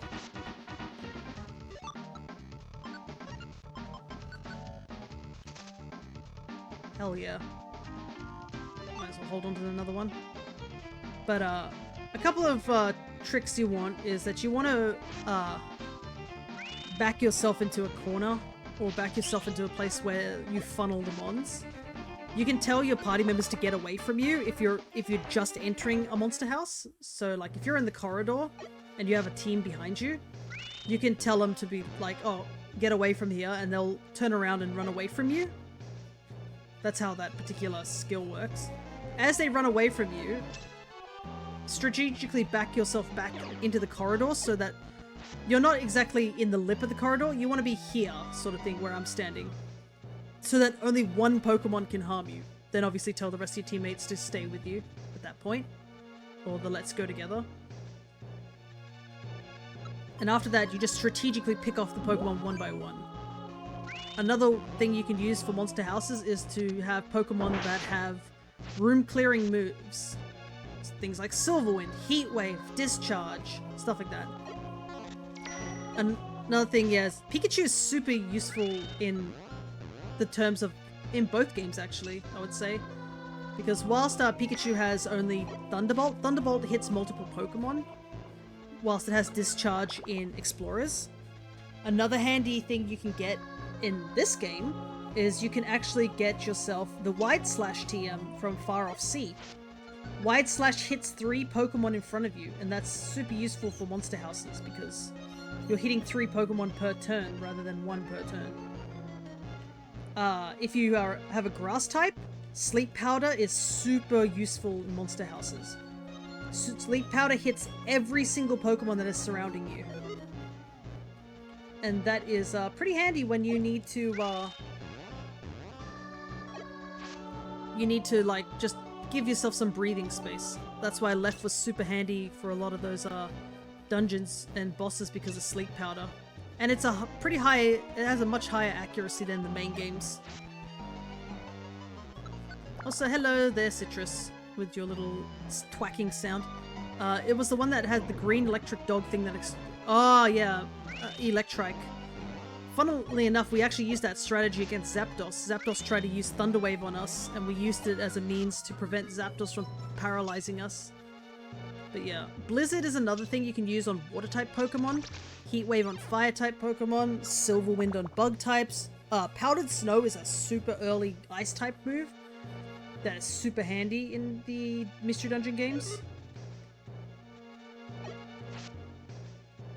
Stuff like that. Obviously, the best thing you need to do is just not panic.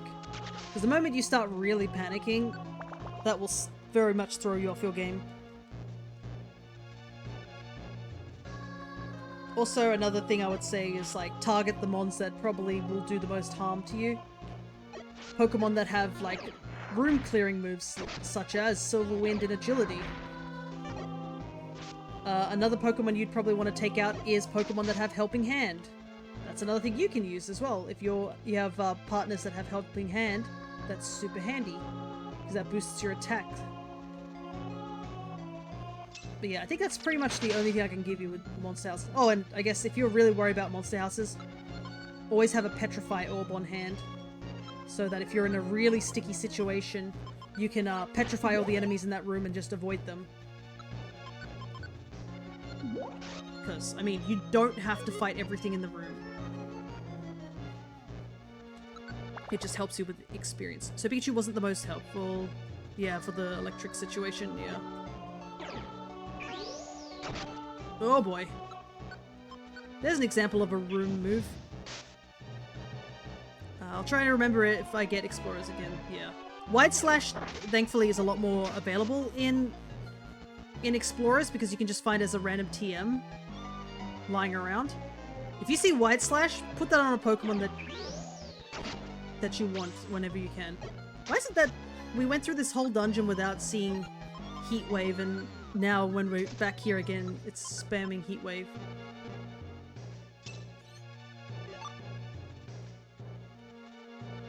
We're almost there, just... Charizards look like Charmeleons with wings. Yeah, some of the sprites are a little squished. I mean, it's also the same Pokemon Evo line. Why is he still boosting? Oh, it's because it's behind him. I was like, why is he still using Agility? Oops, that's a dead end. But yeah.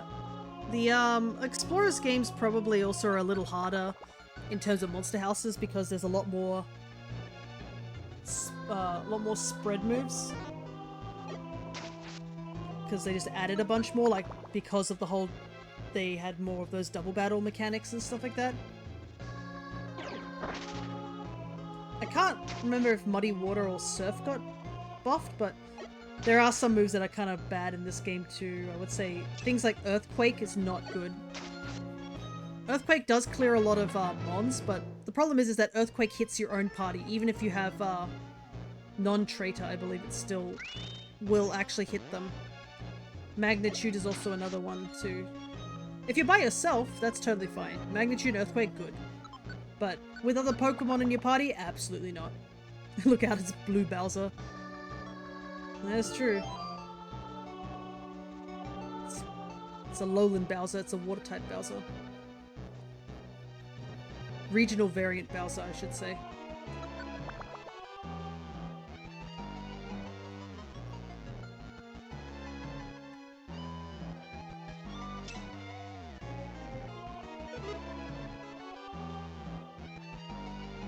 Oh my goodness. Just missed this item, holy heck. Take it though. Oh, come on.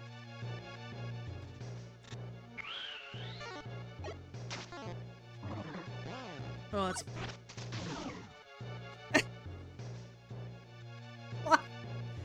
Why would you do that? This other Charizard just sabotaged his own party member. Okay. I do want to take out the Charizard as soon as possible though, due to the fact it has Heat Wave. Okay. The ability's all good now.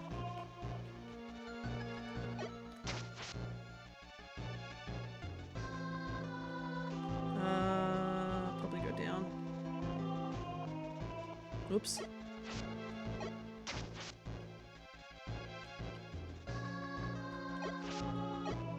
The fact that these Blastoise are giving us 1000 XP, which is less than Team Hydro. Well, Team Hydro probably gives you that similar amount. Basically, it means that you're fighting a Blastoise as strong as what you find down here in Team Hydro. I can actually check, because if I use a Link move, it should give you the most amount of points. Yeah, it's pretty much the same level as the one that's in Team Hydro. The Team Hydro one gives you 1750. But it seems to have boosted attack.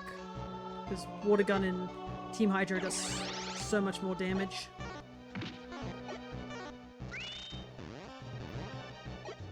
Agility's cool and all, but that doesn't help with the Protect Skarmory.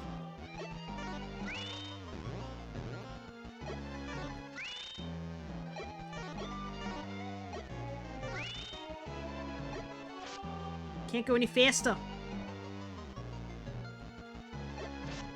Ah, oh, Miltank. Haven't seen one of those for a while.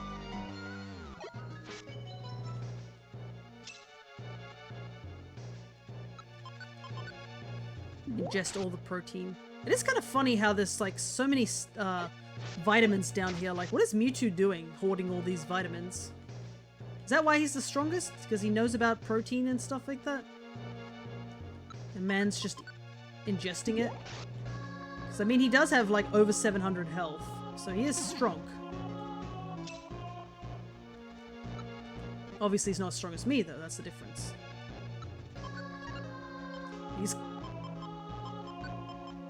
That's why he never has to go out for groceries, pretty much. He's got everything he needs. He probably had... Zinc is a protein? Nah, I think I just said protein is like over the top of my head of vitamins. I should say zinc is a vitamin, so is everything else. That's what I should have said. I think I had protein on the brain. Thinking of like protein shakes and stuff. Zinc is defensive protein. We can say that. Lamau. Actually, it's not. It's specially defensive, isn't it? Zinc is special defense. Oh, I could have got the stairs right here. Instead, I went all the complete wrong way.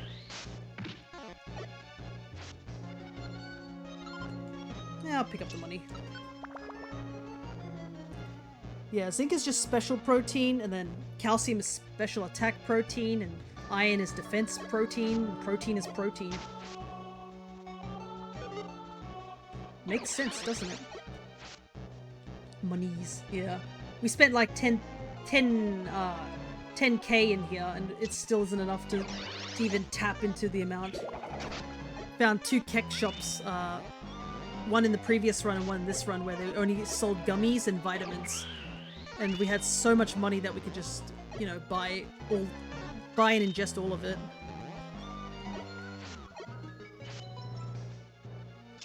Like, look how much money we have. 17,000 gold. Like, we're not running out anytime soon.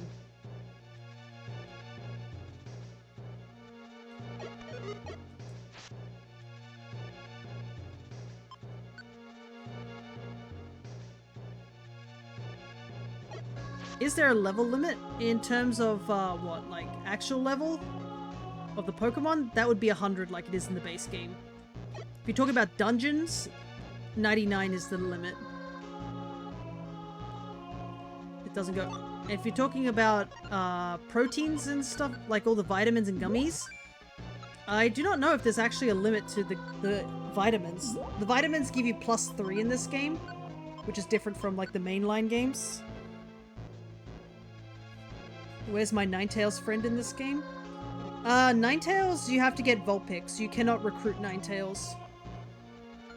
So you need to get Vulpix from the fiery field, which we did. Then get a Firestone from that same dungeon at the final, on the last level, like the last floor. And then evolve it. Because anything that's a full, like, final evolution you can't get. Oh, can you max stats that even past level 99? Yeah. Stat gains in this game aren't tied to your level. Like, level 100 is the max. But the gummies keep giving you +1 if you eat them in the friend areas. And the vitamins just give you +3 when you ingest them. So, I don't know how high it can actually go, because theoretically it'd probably take a lot of the vitamins to do that. And I wouldn't have the time to do that. But yeah. I don't know, in the main games there's obviously a limit with the vitamin intake and stuff like that, but yeah, it's different in this game. So I cannot truly answer your question to say how many, like, stat buffs you can give yourself permanently. Because yeah, when you eat vitamins and like, in this game, in the gummies in the friend areas, the stat buffs you get are totally, like, they're permanent. Unless you eat them in a level reduction area. Is it the same dialogue? Yeah, it's the same dialogue. I'm back! This time you have to join me, dude.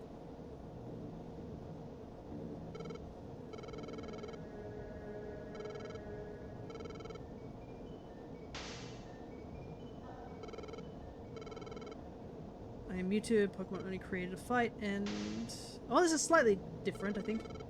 Yeah, this is slightly different dialogue. The most powerful Pokemon of all. Yeah. There's slightly different dialogue.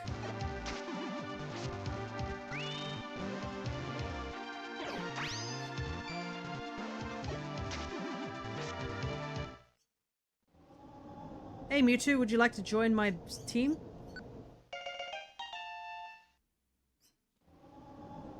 Alrighty. Oh, and you're lurking? No worries.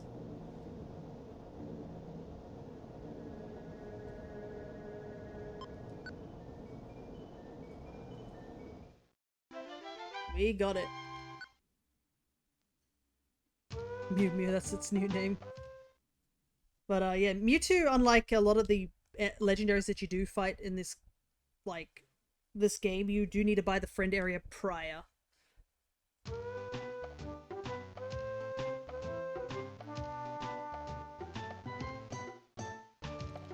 Alrighty. How about we go check on Mewtwo real quick? Because I don't think we've been to its friend area. And plus, we're pretty much close to the end of stream, so we're going to spend the last part of stream basically evolving Pokemon.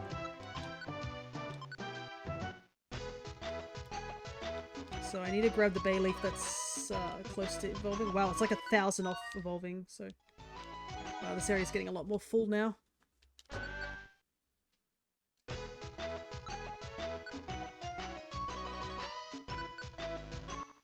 So this is Mewtwo. He's moved to one cave to another cave. Cryptic Cave. This very mysterious spot, said to be deep inside a dungeon, is the perfect place to store energy without expending any effort.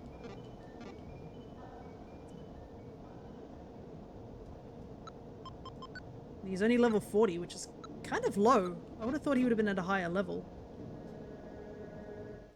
I would have thought he'd been in the 60s. But oh well. Alrighty, time for the final part of today's stream, which is to evolve all our Pokemon.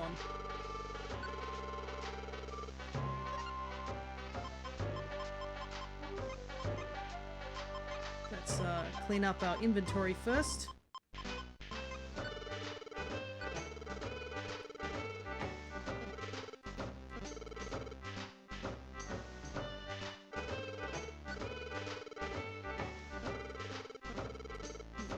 Looks like everyone stopped talking about the buried relic by the looks of it. Maybe because I've been in the dungeon at least once. There's actually... that means Bellsprout should be back here, which is a interesting dialogue here. Oh, hello. Did you know? Somewhere in the world there's an extremely rare Pokemon named Chansey. This is what they say about Chansey. If you are lucky enough to meet one, you will be filled with happiness. I wonder what sort of Pokemon it is. Wouldn't you like to meet one, even once? So yeah, there's actually interesting dialogue if you talk to Bellsprout after you've met Chansey, and there's another different dialogue if you go to Bellsprout as Chansey. So hopefully we'll get a chance to see that dialogue. Alright, first things first, we're going to quickly run through Team Hydro so we can evolve the Bayleaf by leveling it up one stage. Here's a music track I'm sick of. This one. Heard it way too much. But yeah, we managed to... I guess whilst we're doing this really quickly, we did manage to finish all of Western Cave. There's pretty much no more reason to go in there.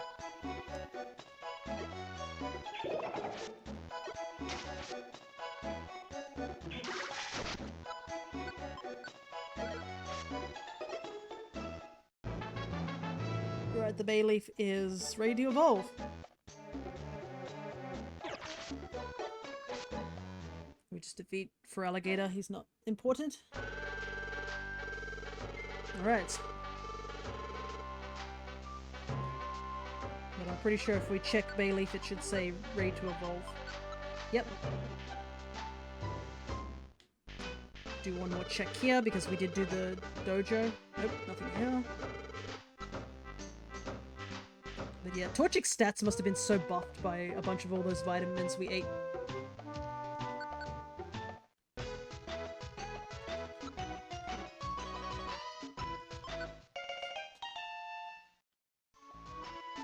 Okay, we'll evolve Bayleaf first, since we already have it on our party.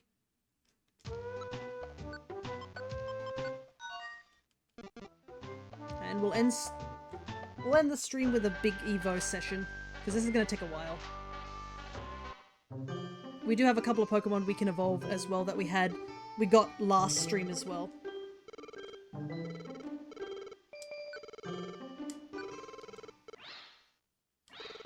Bayleaf is undergoing changes. It evolved from Bayleaf to Meganium. Look at that happy lad. Though I don't think, yeah, the gender changes are in this game, so...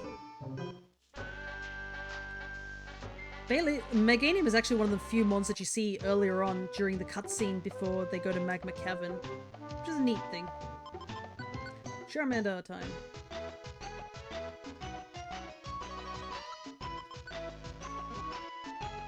Apparently he's holding a Firestone. Let's take that off him real quick. There's probably a lot of Pokemon that are just casually holding items that I'm not aware of. Probably from me having a full bag.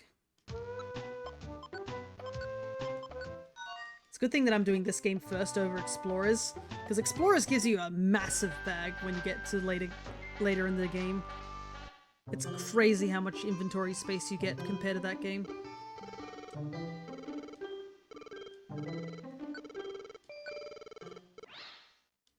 Charmander is undergoing changes and evolved from Charmander to Charmeleon. Technically we did this already, but you know, now we have that line completed, which is pretty cool. We won't be able to evolve the Quilava. That will have to be next stream. He is not high enough level. I don't know how high the level for Quilava is actually. Is it close? No, it's like... It's 36 for some reason. Wow, Quilava evolves super late. That's strange. Especially given that Meganium Vol's at 32 and Feraligatr at 30. What an odd choice for them to have such drastically different evos. Okay. I think you can beat the Arbok. I'm gonna be able to evolve quite a few Pokemon from Western Cave due to the fact that everything's so high leveled in that dungeon. Ekid's sprite in this game's quite nice. I don't know, it's chunky, but it's like, it's quite snug sort of snake. It definitely is a lot better than DX's one. DX's one is definitely was one of the ones that they made fun of quite a bit.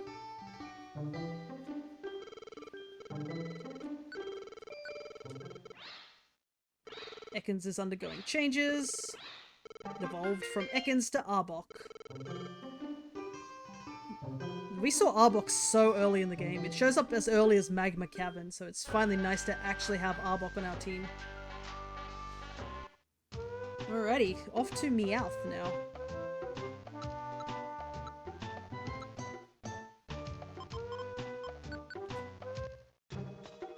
Whoa, this area is getting full. Yeah, we're almost done here. The only things we need are stuff from like Joyous Tower. We'll leave the Meowth that's next to Pikachu unevolved. You know.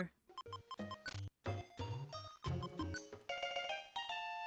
think it's fitting to have Pikachu and Meowth right next to each other like Team Rocket. I'm gonna empty out my inventory real quick.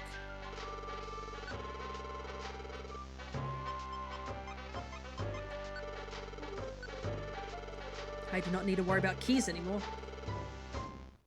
Because there's like only, what, one more dungeon that we need keys for, I think? Oh, actually, Buried Relic we do need keys for.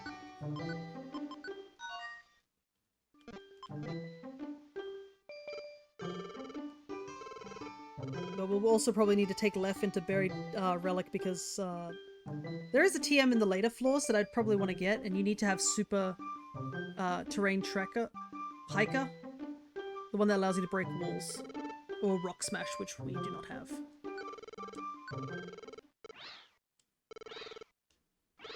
Meowth's appearance changed. Evolved from Meowth to Persian.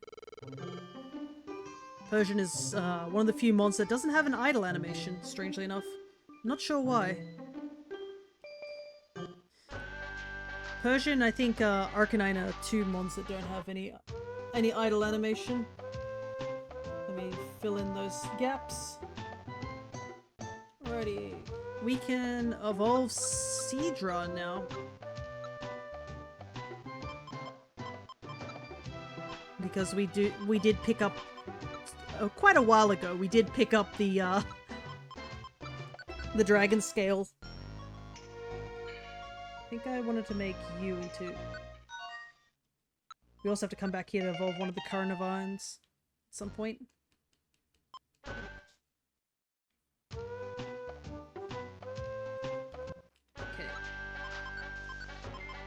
This is a bit of a big one because not only do you need a dragon scale, you do need a link code cable as well, I believe. Because it is a trait evolution still. Need one link cable.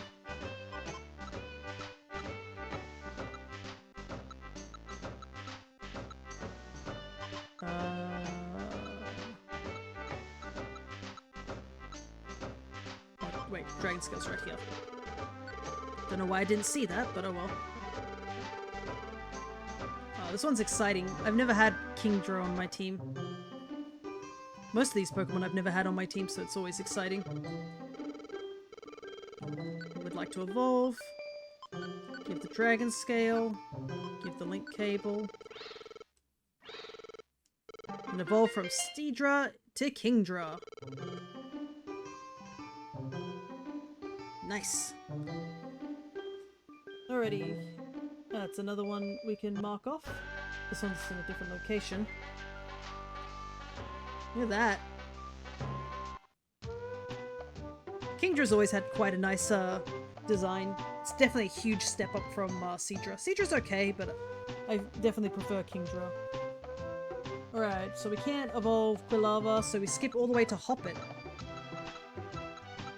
Because we did go get that Hoppet.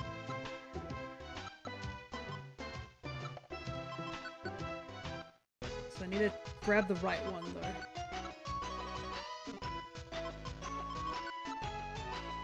This one's that remains island.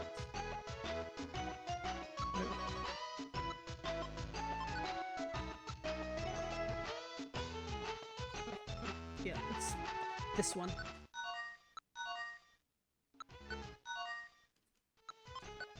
Okay, I had to talk to a roommate? No worries. We're just finishing up stream by evolving a bunch of Pokemon. Because basically we're at the end of stream. We finished Western Cave and got Mewtwo.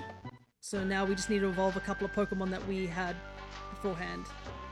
Lots of evolutions here. That's a big reason why I left it till last, because we only had like maybe 5 at the most before we went into Western Cave. So it's nice to grab these.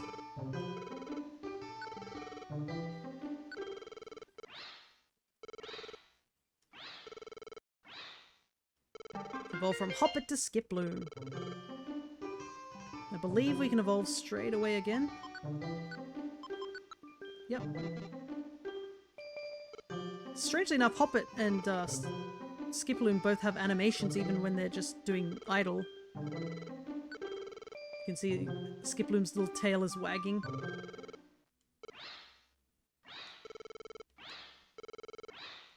Evolve from Skiploom to Jumpluff.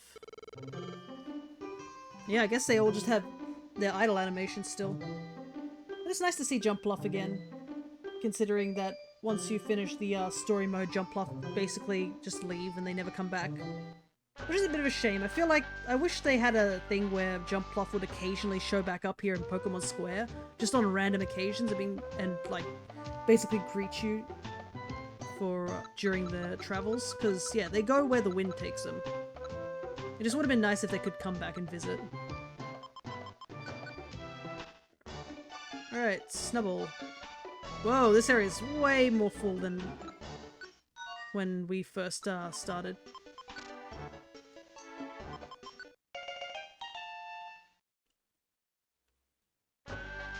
Try and grab this Greedent.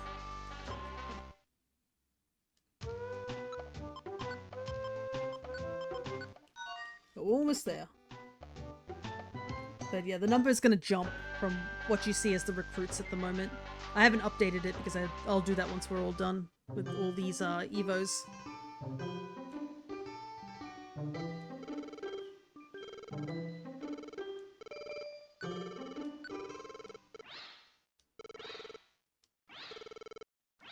And evolve from Snubbull to Granbull. There we go.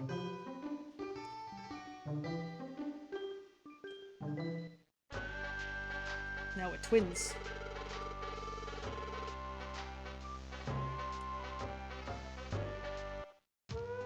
Alrighty. What else do we need to do?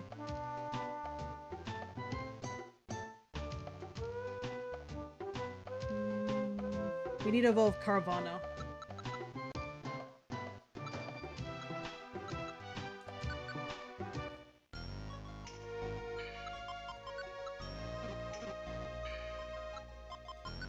Yep, this one.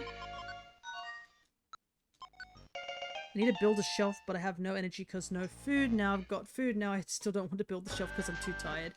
Yeah, that happens. Sometimes you're too tired if you go out and grab something. Is it a, like, do you need to build this shelf, like, right away? Or can you take a quick break before you go build the shelf?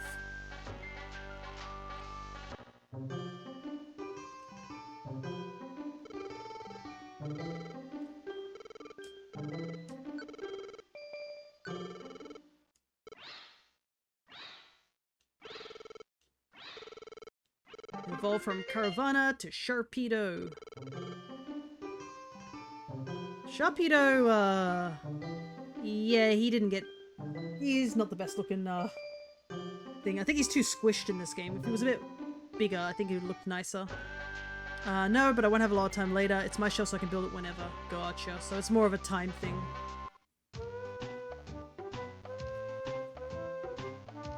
I guess that is understandable.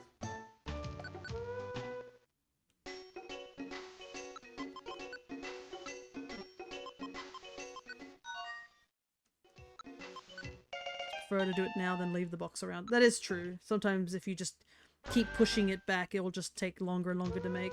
Sometimes you just gotta sit down and do it.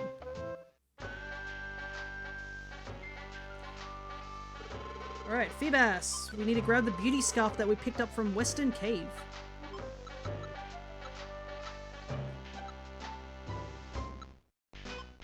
There it is. Beauty scarf. A fashionable accessory for dressing up, it enables a certain kind of Pokemon to evolve.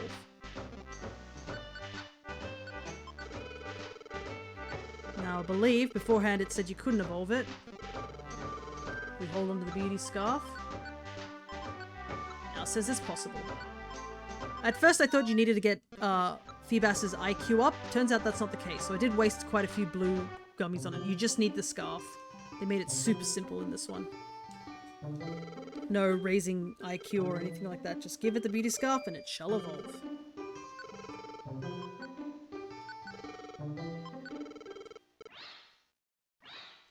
Feebas is undergoing changes.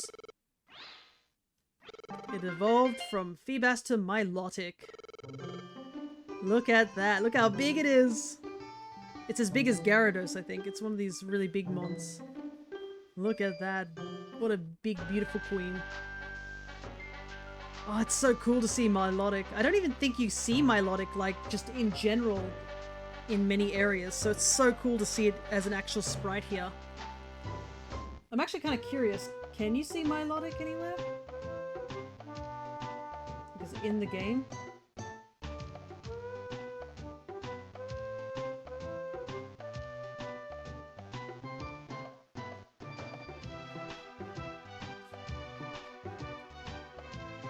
Let's see. I'm actually just... This is genuine curiosity because, like, I've never seen Milotic, like, ever.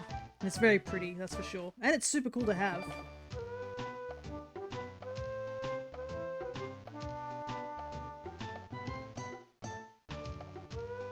The book doesn't say. Because the book only just tells you how to evolve it. Rather than, like, seeing it. But yeah, I don't think you can really see Milotic. I don't think it's really anywhere. Is it in Silver Trench? No. Yeah, so this is a very rare mon to see. It's definitely very cool to see it here.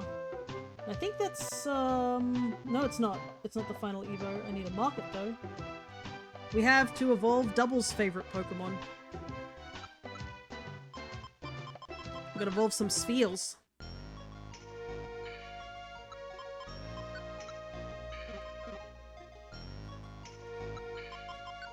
Yeah, so this one evolves all the way to Walrein. But yeah, it's super cool. I believe if we go over to Waterfall Pond, or Waterfall Lake.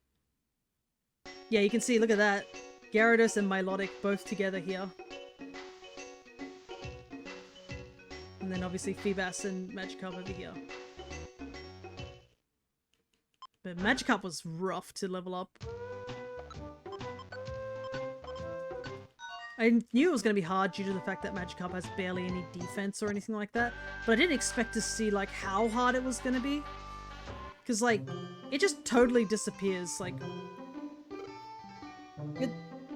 that's disintegrated when one hit happens.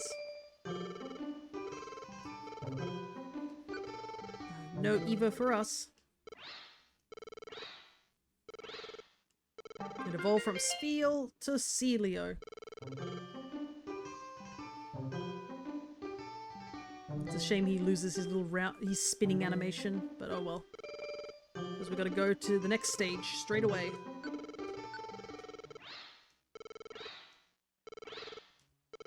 We've evolved from Celio to Walrein. Oh, big boy. Oh, look at that animation. He's like bark, bark. Like what seals sound like. They make some weird barking noise, I'm pretty sure. Look at him slide. Whoop, whoop.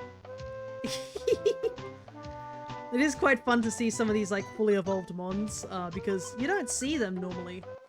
There's like some of them just don't show up in dungeons very often or even at all, so you don't get to see some of the really like neat animations they have.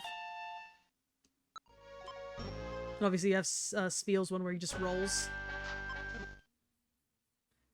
That's the downside. Spheal is clearly a perfect Pokemon. Walrein and Celio could have been just as good if they just learned how to roll. That's all they needed to do. If they could roll, then clearly we'd have a perfect Evo line.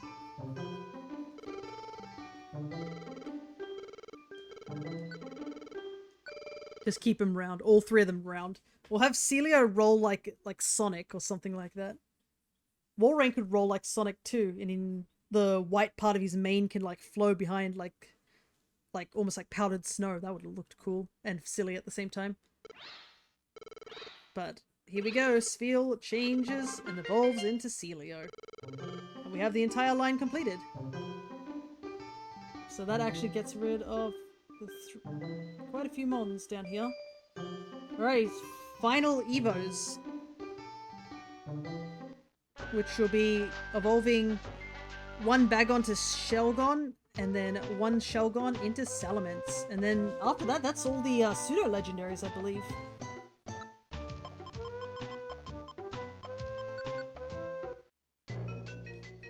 Yeah, these guys are special enough to get their own little dungeon. Cracks between boulders only the windows to the outside of this cavern. The Pokemon here dream of flying.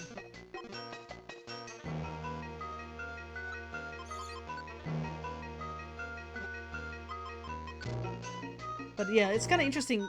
Like, a good chunk, I think, of pseudo-legendaries just get their own locations. I think the only one that doesn't is, like, Dragonite, maybe? And Tyranitar. But, like, for some reason, Metagross and Bagon get their own area. No, not take, I want to store. Bagon is, certainly a unit in this game. I don't know what it is. I think it's the tail part. Like, yeah. From where his head to his tail's so short that he looks so chunky. Like a chunky boy, look at him go.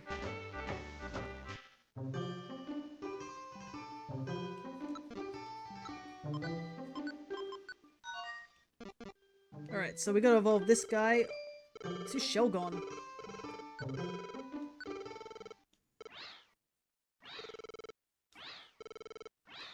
Evolve from Bagon to Shelgon. Now you're even rounder. Look at his little legs go. Shelgon is such a funny Evo for sure. Like mid-evolution. He's great though, I love him. You forgot to evolve the Absa to Absol and evolve the Absol into Absolite. Ah yes. Evolve Absol into a rock. Just disintegrate it into a small rock. And since the Shelgon's right here, we can ask him to leave our team. Right. Absolute. Yeah, the final evolution.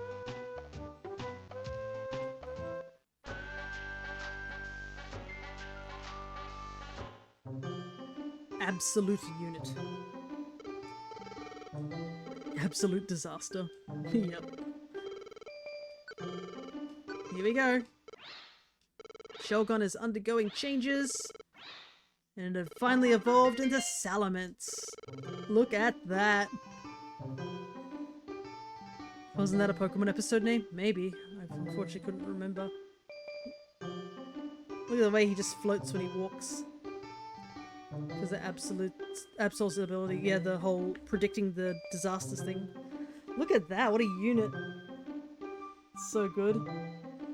Alrighty, so this number here, 329, it jumps up all the way.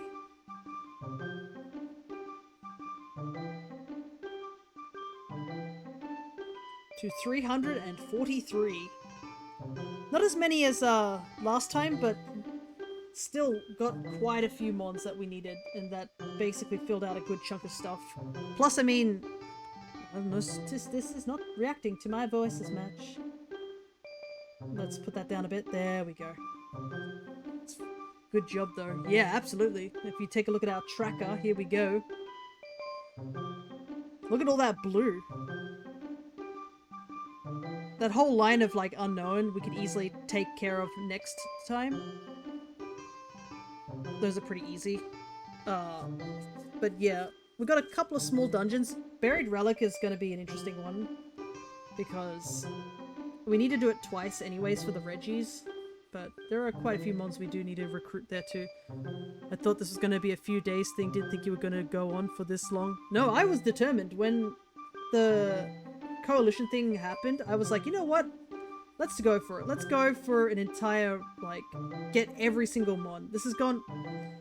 I'm committed to doing this living dex. But yeah. So, we still have, obviously, the unknowns to get.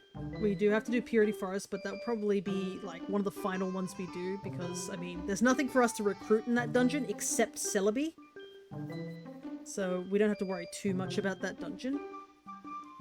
Buried Relic has a couple of mons that we need. A lot that we need to evolve, but there's a couple of mons we need. A good chunk of mons that we need are going to be in Joyous Tower and Wish Cave. So, with Wish Cave, we might do Wish Cave next time as well, because a lot of the Pokemon are in the early areas, so we don't have to worry about going too far down into the dungeon. But we still also need to do Fire Off Sea for some water types that we're missing, like Lapras and Wailmer and stuff. So yeah, it's still, it probably will take us a couple more episodes still, but we've done, what, 2 of the 3 major dungeons we need to do? Which was, Buried, Western, and, Trench, the Silver Trench. So we've gotten those out of the way. Joyous Tower's gonna be tough, because a couple of the mons we need are in later floors. But we'll probably be doing a couple of the early stuff, like stay on the early floors for some of the recruits that we need up there, because we are missing a couple. Good thing you got a Salamence now, you can beat any Palkia you run into. Yeah, that's why he's not in this game. Palkia knows that Salamence is here, so he chose to perfectly not come here. But yeah, I'll have to get that Igglybuff, the 2 Igglybuffs ready to evolve into Jigglypuff and then Wigglytuff. And we'll get the Quilava ready to evolve too. But yeah, there's not too many Pokemon that we need to evolve for next time. Everything is we're sort of getting down to the point where we just need to recruit mons and get some stuff in Wish Cave. Wish Cave is going to be a big sticking point for sure. So either Wish Cave will be the last dungeon or Purity Forest will be the last dungeon. But we also have to fight Keck as well. So that will be an interesting situation as well. But before I do anything, I should definitely save the game. So let's go save before any disasters happen, because we have evolved a bunch of Pokemon. The last thing we want is to lose our data after all.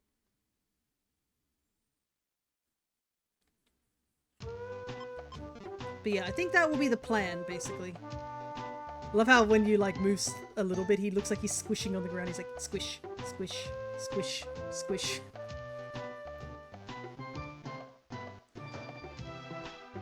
But yeah, I think our goal for next session, we're going to probably do Far Off Sea and Wish Cave. And then focus on Buried Relic, I think, for most of that stream. I think if we can get those 3 dungeons mostly done, then I think it'll definitely help. Oh, you got enough points to be an Absol. And you can even be a shiny one with 10 additional points if you have them.